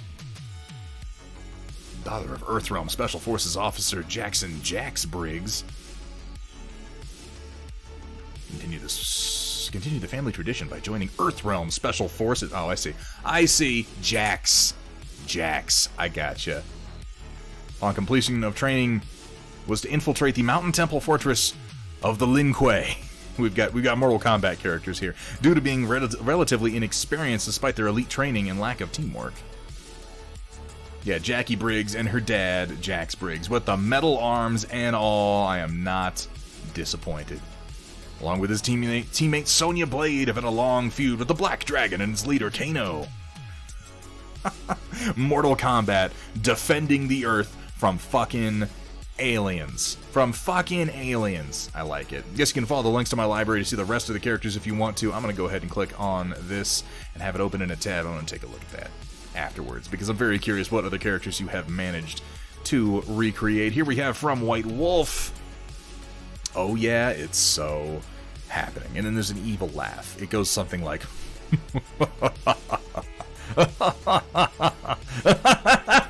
something like that, I think. Can't wait for these packages to show up, even though odds are I will have to wait until next week for them to show up. Despite having a decent amount of modern tanks on hand that I rather like, neither of the T-72s or the T-90s I have seemed to really fit with that raw, rugged, I'm gonna mess you up appeal that the Minotaur Demon Lord has. By the way, it should be pronounced Minotank. Don't say Minotank, Minotank. If you say it quickly enough, it sounds badass, White Wolf. I'm telling you, the project should be called Project Minotank. You can have that one for free. I won't even charge you. They are defenders of the Earthrealm. You're not wrong. You are not wrong. I will say that is big fucking Minotaur. It's good that he's designated as a Minotaur Demon Lord, because yeah, this is something a bit more than your average Minotaur. His horns are like 9 feet long. Want to do Raiden, but no straw hat? How is that even possible? There have to be, if not straw hats, at least that style of hat has to be available someplace, WJ. People from the other realms are technically aliens. You're not wrong. They're extraterrestrial. Yeah. And what they did in the original trilogy and reboot was technically an alien invasion. Again, not wrong. I guess in a way I kind of prefer the idea that we fight back against Shao Kahn and his bunch of douchebags by sending teams of guys with rifles and airships, rather than just trying to punch them back into their realm. Maybe this is a better version of Mortal Kombat. And then he's going to go with this T-80U main battle tank. This is a nice looking model. I take it there are going to be a bunch of little brass bits for you to attach to this one too, because you are a glutton for punishment, White Wolf. My God. Might not be around to reply to whatever I say about your submission. Instacart has terrible timing. It's probably better that way. It's probably better that way because I don't think you like the Metatank suggestion. I feel like it was ultimately wasted. Nobody appreciates me, chat. Nobody appreciates me. Decent amount of photo etch in that one. Yeah, I would think so. Lots of really, really fine parts. White Wolf, you're going to have some interesting projects by the time you get to the end of those, my man. That is going to bring us to the end of tonight's Storm Report, and thus, to the end of tonight's stream. And right back here. So, we're planning on doing some more Cyberpunk Red this Thursday. That is the plan. What did I miss? White Wolf, what did I miss? Hang on. I'm sorry. Oh, you're right. I apologize. Other than obvious things like posing, I suspect it's going to be fun to get a mini that is 4 inches tall onto a tank that's only, 2.5 inches tall or so? Suppose I should probably also research whether or not standing on the rear deck is safe while it's in operation. Yeah, I don't think he has to be terribly concerned with that. He is a freaking Minotaur and a demon, too. No step don't mean shit to him. Who is streaming right now? Let's find out. Let's find out together, chat. Let me have a look.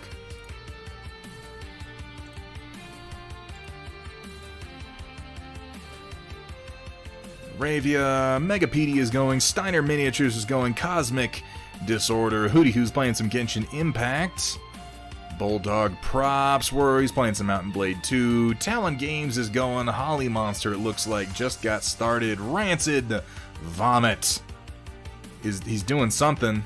God, that name, I'll never, ever get over that name. What do you, So probably not Hootie. He's playing Genshin Impact. He's not doing art right now. New meta design wouldn't be a bad choice. Holly Monster, I think, is just getting started. Ooh, I don't normally have this many choices. Does anybody have a preference? Anybody you guys really want to raid into? I don't think I have No Fox to Give followed. I know No Fox to Give. I don't think I have him followed. Let me see, you know what's going to make the choice for me? I'm just going to really quick pop into these and see what people are actually painting.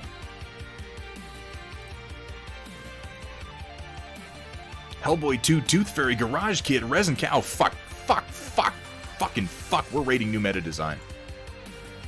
He's working on a Tooth Fairy from Hellboy 2, which is just like straight up one of my... I fucking love Hellboy 2.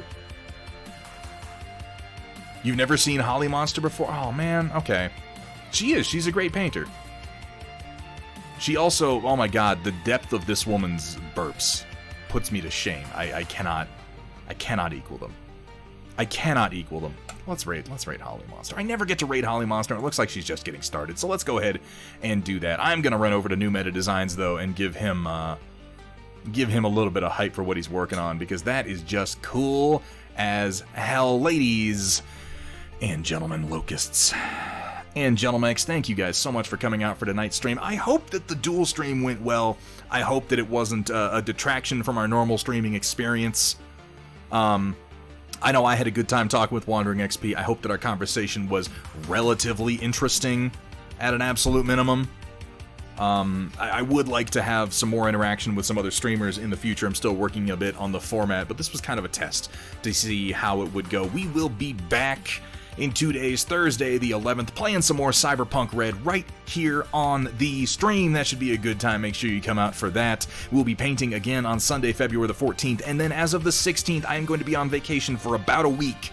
We're going to miss about 3 streams starting on the 16th. I will give you guys more details as we get closer. I'm going to be heading up into the mountains. I'm going to be turning off all my social media and just disappearing for like a week and trying to reset my brain a little bit, hanging out, playing some games with Hethrir. Oh my god, thank you to everybody who came out today. Thank you guys for the follows. Thank you for the subs that we got. Thank you guys so much for the raids that came. Well, I mean, you know, the raid, WanderingXP raided me. I gotta go get something to eat. Thank you to my amazing mod team, as always. Until I see you guys next time, keep on painting.